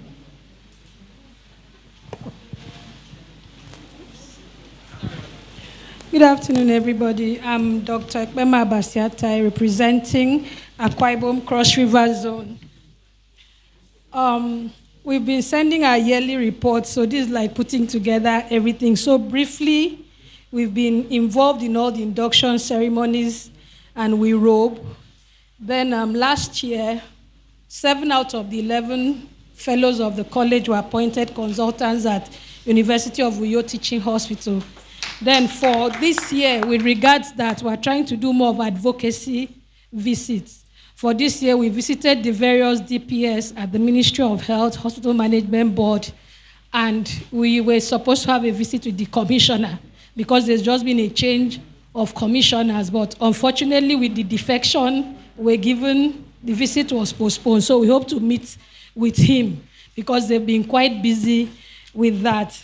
Then we still have issues with inactivity of some of the fellows. So what we tried to do to get everybody involved was to get some smaller committees in the state to run their affairs because it's not easy to crisscross the terrain from Akwa Ibom to Cross River.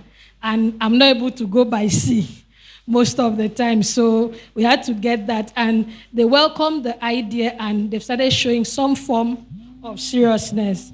So on the whole, we've had some of us getting promoted and precepting. Then the main thrust of the visit with the directors of pharmaceutical services was to tell them that we from the teaching hospital are ready to collaborate with them, come run their rounds for them, show them what to do, and that at any point they need us, and we're ready to precept interns because we're also trying to advocate that at the 3 main general hospitals that internship training will start.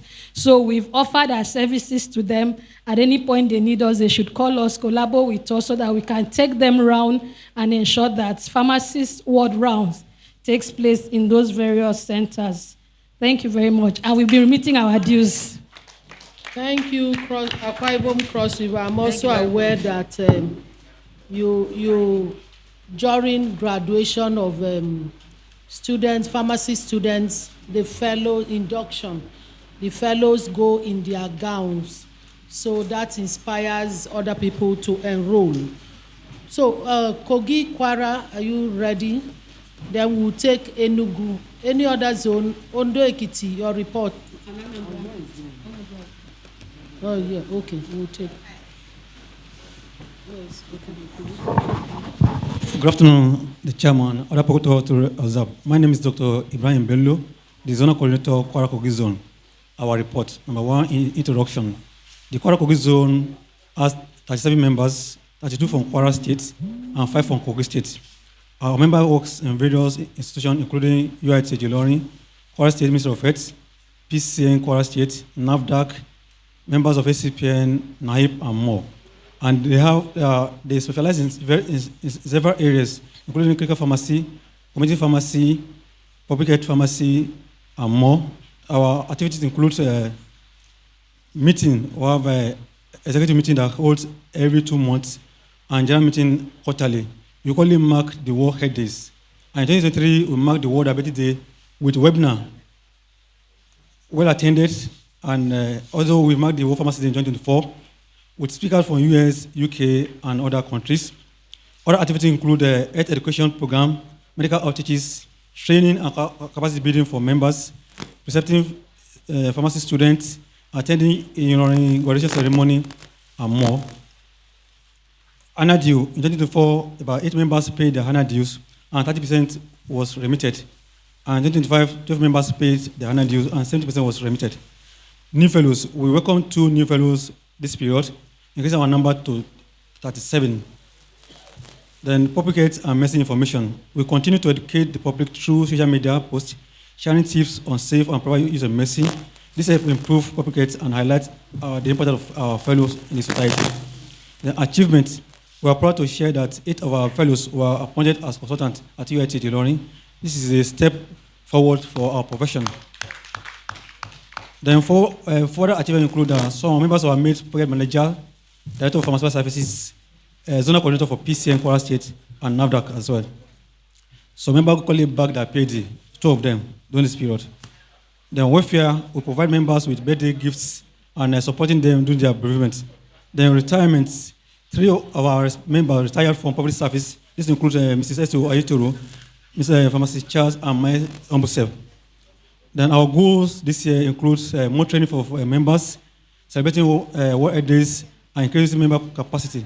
Then promoting rational use of medicine. Bereavements, we mourn the loss of 2 of our elders in the states. Then challenges, we have a problem with members paying regularly their annual dues. So in conclusion, the Kwara Zone remains committed to improving pharmacy practice, supporting our members' growth, and contributing to members' welfare. Thank you for your attention. Thank you. Thank you very much. Thank you. The next one, is it Enugu or Anambra? Enugu, Ondo Ekiti, Lagos, please prepare. Oyo, prepare.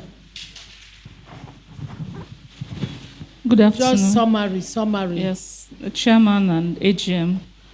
I'm standing in for the zonal coordinator of Enugu zone, comprising Enugu and Ebonyi states. I'm Dr. Chineye Onodugo. We're one of the zones that are have come out of inactivity, and we are being revived. We are almost up to 60 fellows in the zone, but actually, like I said, we're being revived. So we've started having meetings. We've had 2. We recorded about 18 on each meeting. So we're believing that things will get better. For the first time, we've started paying dues. As at this time, 21 people have paid their dues. We have 210,000, but I'm told that nothing has been remitted yet. I'm sure that will be done soon. And then there's increasing interest in zonal activities.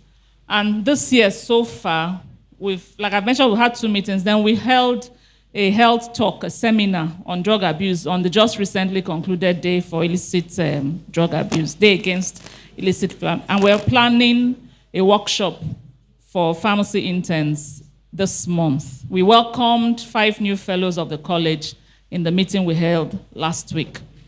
And in terms of appointments and promotions of members, one of our fellows was appointed the director of pharmacy for UNTH. And then we have 36 fellows who were recently appointed consultants, 31 in UNTH and 5 in orthopedic hospital. Our challenge is we've been unable to open a zonal account so far. I think there's some documentary procedures that the zone needs to coordinate with the chapter. And then some of the members who are yet to be appointed, like the states, are very, very recalcitrant. So it's pulling them down, but we're trying to encourage them to continue. So in conclusion, Enugu zone is coming stronger and stronger. Thank you very much. Thank you, Enugu. That's good news. Who is next on the line? Oyo, are you ready? Okay. Oyo next.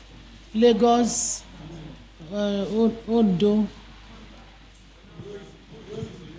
Oyo is ready, please.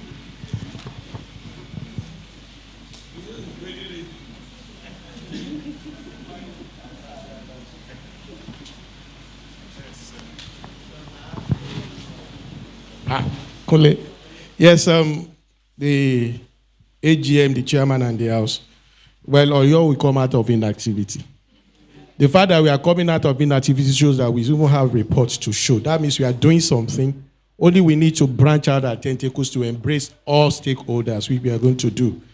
As a matter of fact, the consultants at the center, the 55 of us as UCH, are actually lifted a banner of WAPCP in the Committee of Healthcare Provider in UCH. The faculty member from Faculty of Pharmacy are living testimony to it. When our resident of WAPCP, our FAMD students, which University of Ibadan have just recorded the final year now. Yeah, the whole of them, they are spending the whole session with us at University College Hospital. As not towards, effect towards that, the faculty has appointed around 20 of us as adjunct lecturer to the University of Ibadan, to which we are equipped effectively to be able to train and retrain. Doctors are not embracing us, but we are embracing ourselves. It should be consultant world round. But since we are also trained and consultant, we have the capability and ability to do the needful. And we are doing it, and we are raising the banner of WSBCP as consultants. We are not just training undergraduate, we are training postgraduate students in UCH, whom the consultants have rejected, saying that they will not contribute to training of quack. Pharmacists are not quacks. We are absolute allied professional, and we have what it takes to do the needful. So we take them on round, messing round. We do discharge counseling, you do medical discussion, we do identify drug therapy problem and solve it. We have a center, though, in UCH, geriatric pharmacy, which is national center, a certified board member of American Hospital Association of Hospital Pharmacists, at that place. So we have an inroad into the world at the geriatric unit, so that when students come, consultant pharmacists and consultant medical practitioners, we interfere, interrelate, and do the needful to be able to train. And other people from outside Ibadan, all over Nigeria, comes to come and understand, study what we do. On 8 days during the year, we do World Breastfeeding. We did World Breastfeeding Day. We observed World Pharmacy Day. We did all that. And we went to the market to do outreaches, which was largely successful. And we also recruiting patients into UCH, creating awareness. On research and in development, like 6 clinical trials are going on in the hospital. And pharmacists are so much involved, so that we have a clinical trial room dedicated for that within the department, where such drugs are kept under ambient condition. And even when every condition fails, that room integrity is preserved. And so that are some of the things that we are doing, and we intend to extend to other units. Like I said, we have 55 consultant pharmacists and 55 consultant pharmacists. As of it, 35 of them have been appointed by the hospital, the highest in Nigeria. So we are also hoping that other consultants from other units within the state will join forces with us. And the community will join forces with us, so that we can do the joining of hand as men of honor together. Thank you very much. Thank you very much, Oyo. Thank you.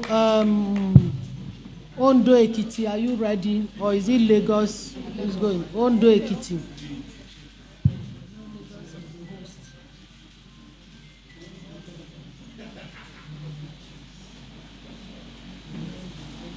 So Oyo is active, just that you need to send reports and be visible. Thank you. My name is Dr. Fumi Oluwatimileyin for Ondo and Ekiti states. In the states, we have 29 fellows altogether, 20 in Ondo state and 9 in Ekiti state. And our fellows work in the community. They are in the community, in academia, and in the hospital. Then for our activities, fellows are very active at their duty posts, and some of them are into research. For those in Ondo State, we go on to present a lecture at the National Youth Service Corps Orientation Camp on Lassa fever. Lassa fever is actually one of the endemic diseases in the state. So when these coppers are coming in, we make a presentation to them on the preventive aspects. Then those in Ekiti State, during the World Diabetics Day, they went to schools, and then to give lectures. And then in Ondo State, we make a presentation. There is a community pharmacy there that does free screening for blood sugar and BP monitor, and then equally give some drugs to some of them. Then another activity is into research, and two of our pharmacists who are fellows are deeply involved in research, in Lassa fever research, and there is clinical trials going on. They are involved. They are actually working on the production of vaccines now, and some of the international agencies, about 3 of them, are involved in this, and they are actually being paid to work to conduct that research. Then on drug abuse, we organized a program with the other pharmacists, and we were in Ondo Town this year to make a presentation. We have quarterly meetings online because of the security issue in Ekiti and Ondo State. Because of these farmers, we actually do online meeting. We have online meetings where we discuss issues pertaining to us. And we are planning to have our AGM later in the year. A committee has been set up. On dues, we actually remitted 10,000 naira last year, but this year we've paid 250,000 into the college accounts. Then we got 40 bylaws booklets sent to us. We paid 10,000 for 20 copies. 9 copies have been returned. We'll be paying for the remaining 11 copies before I leave. Then appointments and promotion. One of us has been appointed as HOD at Federal Medical Center, Owo. In Ondo State, the government appointed the 3 fellows that are in the state, has been appointed as consultants, and they've since been enjoying the consultancy fees. Then the Federal Medical Center, all the 11 fellows in the hospital have been given their letters as consultants last week or 2 weeks ago. 2 weeks ago. So we are actually moving on.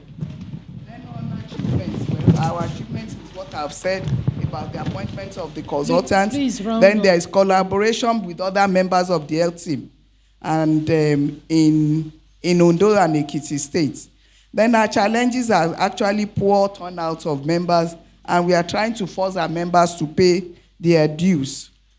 Then on the O, we are actually working, and we are having a new EXCO coming on board later in the year. Thank you very much, Ondo Ekiti. Lagos, just 2 minutes. Highlight what you have done, and I think that's all. Any other zone that wants to make? Did you submit a soft copy? Okay, you can send it. Okay. Chairman and AGM, this is a report from Lagos Zone. The executives came on board 2024 July. So some of the activities we have been involved in, we represented the chapter in the graduating ceremony, the induction ceremony of the University of Lagos Faculty of Pharmacy, where we give an award, a cash award to the best graduating students. And we also did goodwill messages. We marked the World Hypertension Day. We went to Idaraba Motor Park so we can reach out to the community.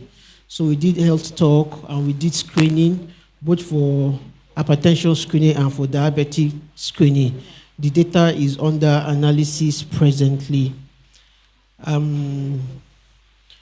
Federal Medical Center, Butemeta, and Federal Neuropsychiatric Hospital did 100% implementation of the consultancy cadre.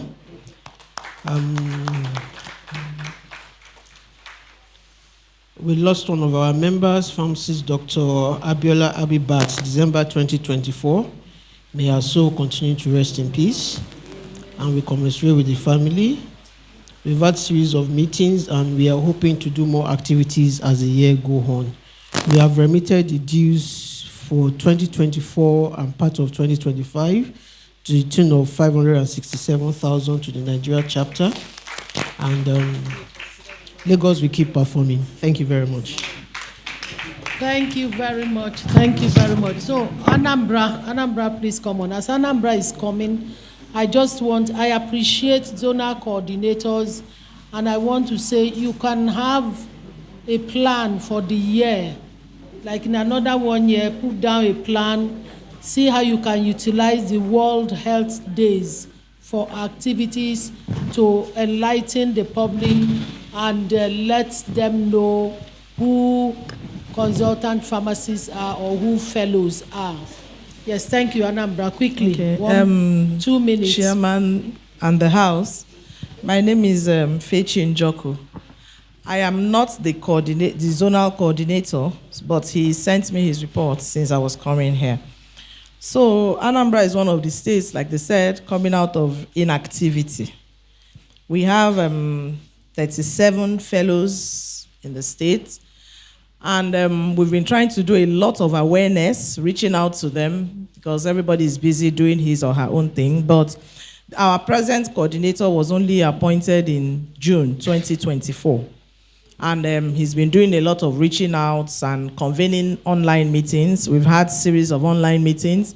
And what we usually do is during PSN meetings, just immediately after the meeting, just as the meeting is rounding up, the fellows are encouraged, we meet at a corner to say 1 or 2 things and to reach out. We also observe health days, but we have not fully been, integrated yet because we don't have an account and all that.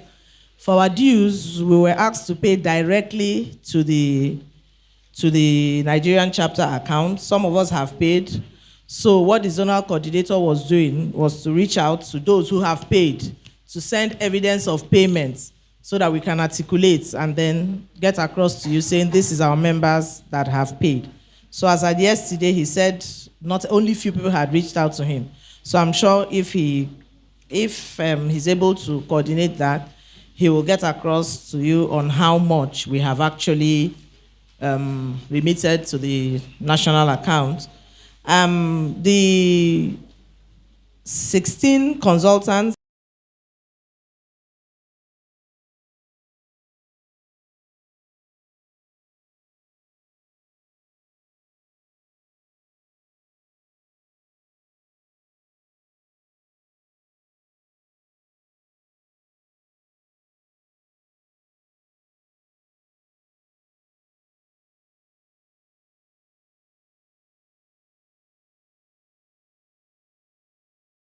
as rich as this meeting is, to receive 4 lectures or 5 lectures in 1 day is notoriously cumbersome. I will advise on an AGM like this, we can devise to have a pre-AGM so that we can have some of these lectures online, day 1, and then the opening ceremony, which this represents, we have just 1 keynote address. That's the first man. Second, you have done well. I commend again the MC. It is not her fault that she recognized only Lagos people because she operates in Lagos. And that is a gross misnomer because this is a national chapter, an event that I came all the way from Jos, 361,000 naira flight. Minus hotel accommodation. And I can tell you people came from Sokoto and several other places. And it is principally offensive if a director of pharmaceutical services of Lagos State is introduced. I am a director of pharmaceutical services in Sokoto. And then the DPS of the director of pharmaceutical services of University of Ibadan is here. Please, in events like this, we must make sure that our protocol are up and doing. And I will tell you too, this reflection is as a result of probably the unfortunate, our people will say, a person is a person because of the people. I will advise. I don't know how the election is going to look like. I will advise this low turnout of participants from other places could be as a result of probably overactivity, or probably over-dominance, or probably a near neglect of other zones. I'm saying this because I've gone through the official list of the EXCO, and everybody, if I stand to be corrected, is a Lagos man or woman. Even on the high table here, 5 of you all Lagos. That translates to a kind of unbalanced decision. Probably, you may need to balance that up by trying to scavenge active members in other states and give them key positions in EXCO. Because this over Lagos, in fact, I don't know why you called Lagos woman to come and give us Lagos woman. In Lagos already the Nigerian chapter. It is not fair at all, especially for we that we are not in Lagos. It gives us that impression that if you want to become a Nigerian chapter official or Nigerian chapter active person, you must be in Lagos. Wrong, madam. I think we need to look into that. If I had to look at the Constitution again, and I realize that the Constitution is very rigid, but of course, the law is meant for humans, not humans for law. If need be, which we can agree here at this meeting, there should be a vice chairman south, vice chairman north, so that we can have some equity or a semblance of equity in what we're doing. I think, lastly, this meeting became over-protracted because of zonal reports. Distinguished ladies and gentlemen, it is very possible for us to have a simple format of how to report, so that when they come, they just follow the format of reportage in bullet points, and one person can never take more than 1 minute. But when you leave somebody to explain to us what he does in the zone, another one will explain to us why somebody died in the zone. We will not live here on time. We have to devise ways to make this meeting snappy, interesting, and attractive. Thank you. Thank you very much, Professor Wanang. Noted. All those points have been noted. Whose hand is up again for AOB? Okay, three hands up there. So one, two, three. No, 1, 2. Okay. So we take those two. My chairman, AGM. My name is Pharmacist Stephen Onunjomete. I want to add my voice to what he has said and commend the leadership for what you have done. For the vice chairman that he just muted the motion, I think it should be 4. There should be vice chairman, north, south, east, and west. That's my opinion. It's my opinion. That's what I think. Then, I was looking at the finances earlier, and I see that we are not making so much money from newsletter production. The adverts that I saw there were just about 80,000, and I was wondering how come. We need to do something about. That is a cash cow that we can work on. The AGM should have its own booklet or a means of getting money. And he also mentioned something about law being made for humans. I also want to address the sharing formula of zones to the national. I think as it is now, we are paying 70% of the annual dues to the national. I think it should be reviewed because the zones are coming up and we need them to come up. We need the zones to be revived. By the time a zone pays 70% of their annual dues collection, what remains of that zone? Look at all the presentations that the zone made. The zone that had the earliest, the biggest amount in their pocket was the one that said 210,000, and Lagos that paid 570,000. That sharing formula should be readdressed. Either it's 50-50, 60-40, or a better formula, because most of the zones, from what I see, by the time they truly pay to the national what they've collected, they will have nothing to do any reasonable program. And we have just advised them to make a plan, a one-year plan on what they will do. Most of them are doing online program because by the time they pay the money that they have, they cannot even host a physical meeting with what they have in their pocket. So I think we should address that. I also think Thank you very the much. AGM should have. Okay, thank you very much. Thank you very much, because I find out that most of the points you're making have been made, but it's from Lagos. But I want to, the very last thing you talked about, dues. You are from Lagos zone. How many members do you have? You don't know.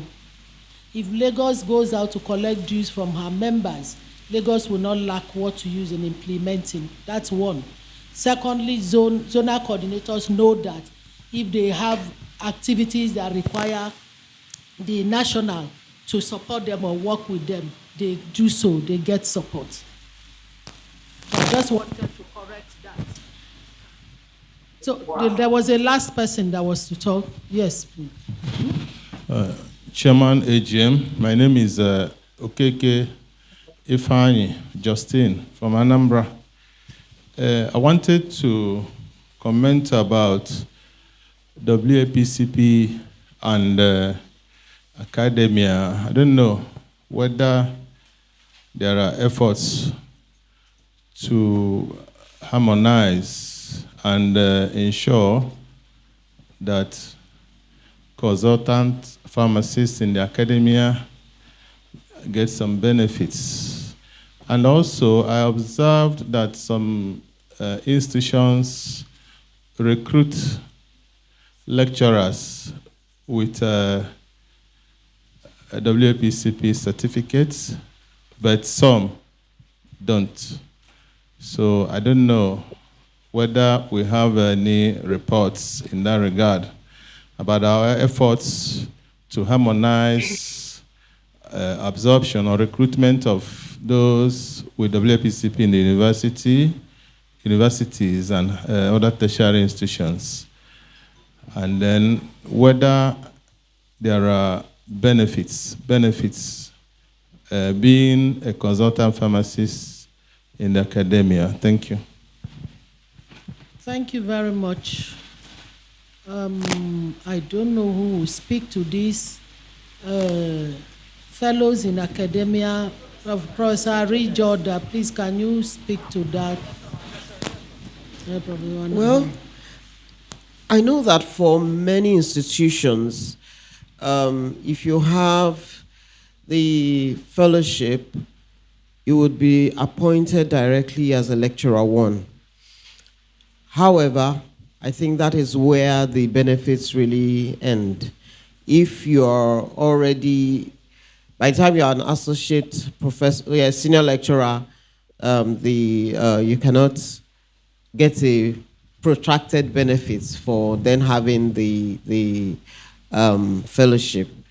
So up to lecturer one, you can use your fellowship certificate to get promoted. That's as far as the benefits that I know. Thank you. Thank you very much. Please, let us not be misled. Every university has a council, and every university council decides what the university wants.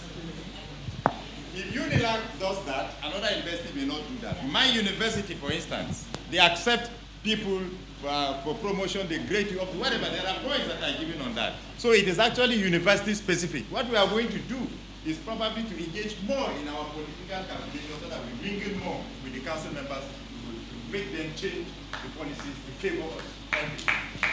Thank you very much. Thank you. Thank you. That's information. Please, let's note that. Thank you very much. On this note, we're done with AOB, and at this point in time, I will want to announce those who've been appointed to be in the electoral committee as this EXCO will be dissolved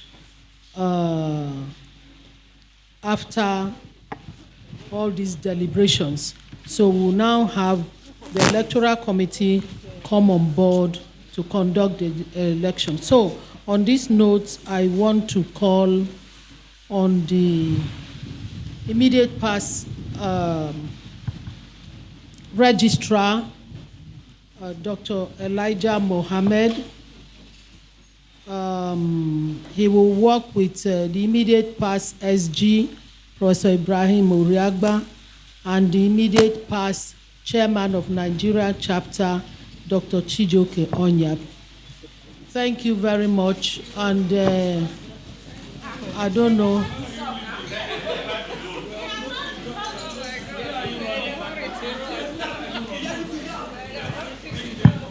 Please, in all sincerity, from 2021 to 2025, we had executive led by Dr. Obono. They are done very well. Please, a round of applause to them. May God continue to make more openings for you.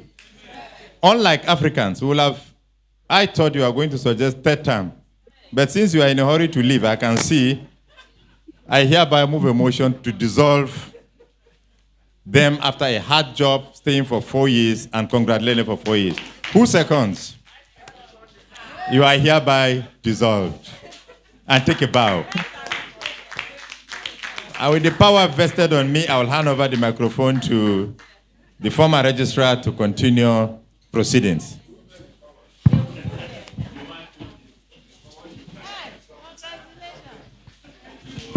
Come now, calm down. Congratulations.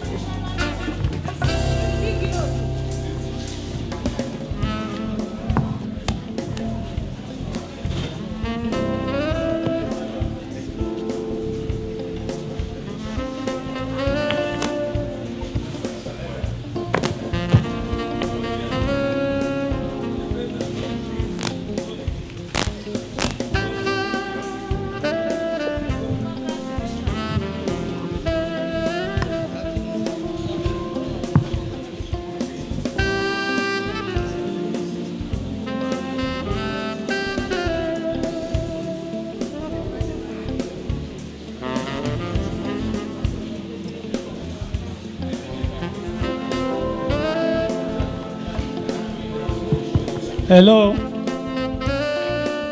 Please, can we have one house? And I assure you, within the next 5 minutes, we are out of this place. If you don't want to leave, you can stay behind. Because I learned some people have some challenges concerning accommodation. I want to assure you there's security here is very tight. The water runs 24 hours. And there is power, standby generator. And we have about, how many office rooms? About 20 office rooms here. No, we don't need bed. Thank you very much. We have 3 of us here. I hope somebody is not trying to rig election here. You are here with us. Okay, I thought you were trying to influence the outcome of the election behind us. So we have the positions as chairman, vice chairman, secretary, assistant secretary, treasurer, editor, and public relations officer. And we have already had a list of nominees and those who nominated them at the end of the nomination period. For the chairman, we have Pharmacist Dr. Afusat Adeshina. Can she stand up for recognition? I want to assure you that we did a very tight scrutiny in terms of those who have paid their dues and those who have not paid, because it's very important that officers that will be coming should show good examples from the point of payment of dues. And where is she? Stand up for recognition so that we, okay, thank you. And she's nominated by pharmacist Dr. Abubakar Danraka, and seconded by pharmacist Margaret Chibututu. Stand up, let's see. Dodan Barracks. May the Lord help you.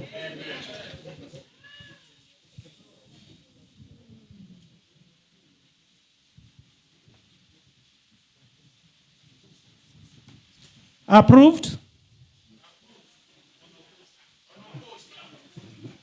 We are not in PDP, APC, something. You are saying approved. This one is unopposed. Which one do we not take?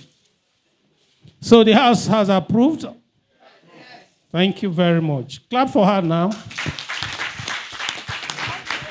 For the position of Vice Chairman, Pharmacist Dr. Ruth Ajayi. Where is she?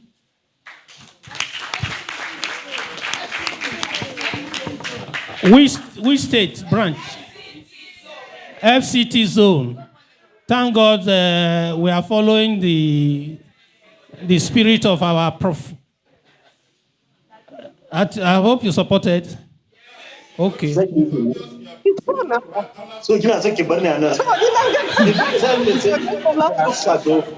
depends on which dollar. Is it Zimbabwe dollar? Please mute them so that they don't confuse us with their. They may be electing their own there now while we are doing our own here. So let it be one house. So nominated by pharmacist Dr. Fumilayo Oluwatimileyin. Where is she? From Ondo State. Okay. Seconded by Dr. Shakirat. Where is she? Are you sure? Because I don't want to be proved, though. Let us be sure of what we are. Because there's no surname here. Okay. Accepted? Unopposed? Okay, thank you very much. Secretary. Pharmacist Dr. Ebele Onwuchulumba. Is she from Zimbabwe? Is it an Igbo name? Okay, where is she? Stand up now, let's see you. Okay. Nominated by pharmacist Dr. Ukamaka Okafo and seconded by Dr. Bello. Where are they? Dr. Bello. Okay. Approved? Assistant Secretary, Pharmacist Wunse. Babalola. Because I wanted to pronounce this very well. If I tell you the meaning of this name in my village, you will drop it. Seconded by pharmacist. Stand up now, let's see you. Oh, sorry. Okay. Seconded by pharmacist Dr. Runke Olowu. Where is she? Okay, nominated by, and then seconded by Dr. Onodugo. Onodugo. Approved? Unopposed and approved. Office of the Treasurer. Pharmacist Dr. Ngozi Okoye. Who is she? You are not smiling, no. Oh, he has not seen money yet. He doesn't know whether there's something in the account. Don't worry. With these two people here, you are sure you will meet money there. Don't worry. Sit down. Nominated by Dr. Onodugo and seconded by pharmacist Dr. Momo. Andy Momo, please stand up. Let's see two of you. Okay, Adeshino. Okay, seconded by Adeshino. Okay. Approved? Okay. Office of the editor, not editor-in-chief, editor. Pharmacist Dr. Abubakar Danraka from FCT. Even men seeing him, you know that he's qualified. And there's nobody to contest with you, even in height. Nominated by pharmacist Dr. Vicky Uku. Uku. Where is she? Oh, okay. Seconded by Dr. Ebele. Stand up now. Waving hand is not in. Okay. Approved? There is nothing you can do. Better be careful. You are within my territory. We can arrest and declare you missing.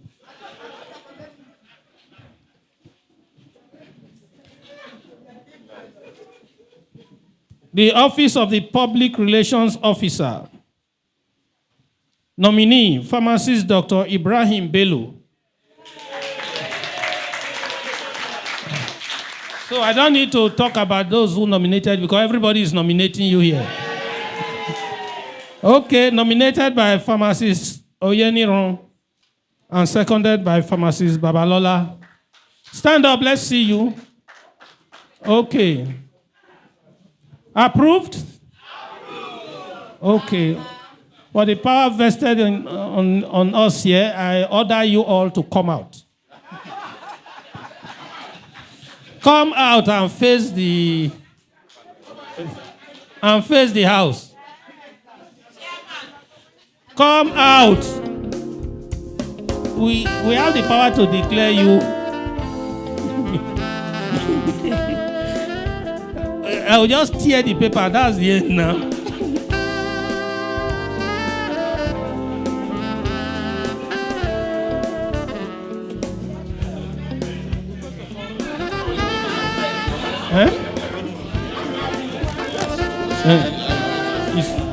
Ex officio, Miss Obono, you face the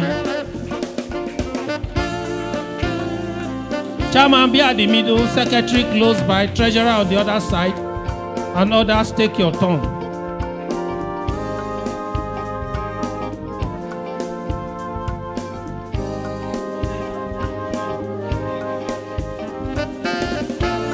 Pharmacist, professor, lawyer, Wanang.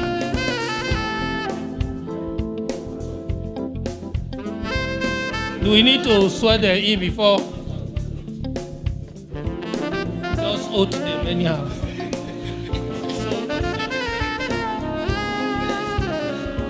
Okay, thank you. DJ, yes, moments like this, I always take it for granted, but we have to take this next stage. We are going to swear them in immediately. Now I have the power as a lawyer.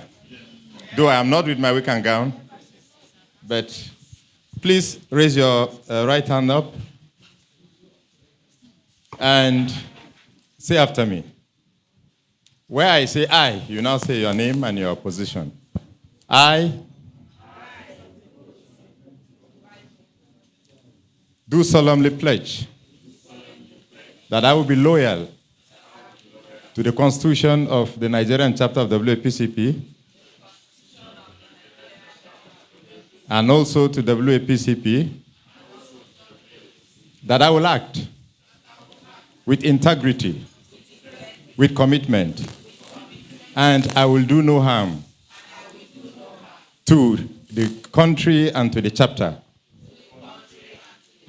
that I shall discharge my duty with due diligence, without bias, and to the commitment of the West African Postgraduate College of Pharmacists. So help me God. Thank you. Acceptance speech. The president on behalf of the chair.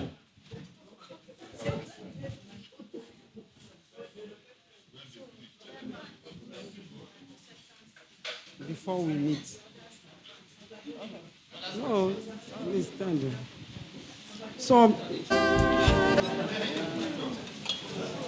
am I staying there? Let me have some minutes.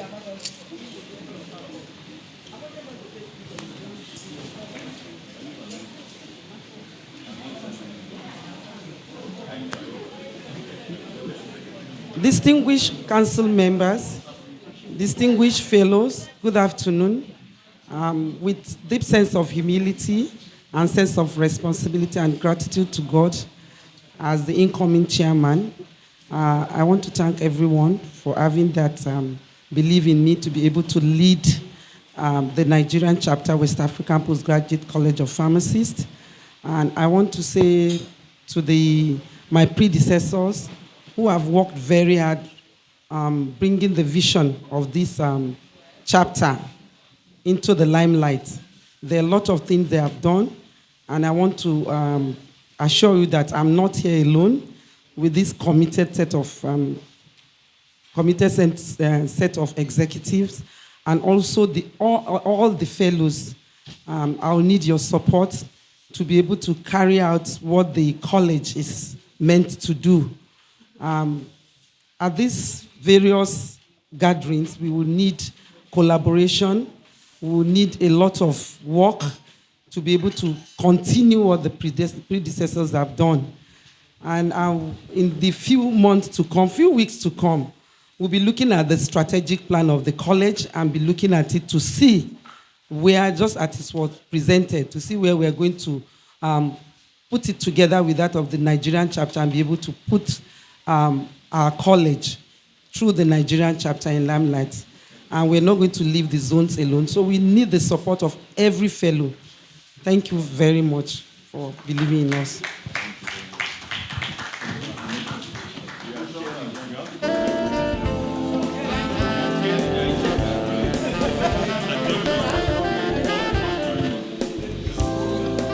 So please, we need to adjourn this meeting, this AGM, to a conclusion, and Dr. Onya is moving for the adjournment of this meeting. We also need a seconder. The chairman and the House, having successfully come to the conclusion of the AGM of the chapter, and having successfully elected very hardworking executive that will be piloting the affairs of the chapter, I, Pharmacist Dr. Chijioke Onya, hereby move a motion for the adjournment of the AGM to the next period. Thank you very much. I, Dr. Chineyon Odugo, second the motion for adjournment. Sorry, Professor Wanang was already recognized. But if you agree. Thank you, Jerry. So, sir, you will close. Yes, you will go. I just want to clear that. You will now close the meeting and prayer with us.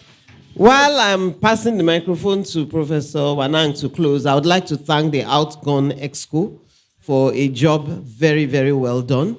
Thank you for pushing the bar and raising the bar from where it was passed to you, and for enabling the college and the fellowship to be so much a desirable baby right now. Thank you very much.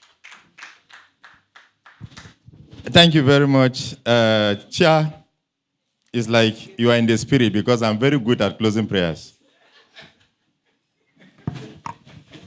So let us pray. We begin to pray in the name of the Father, and the Son, and the Holy Spirit. Amen.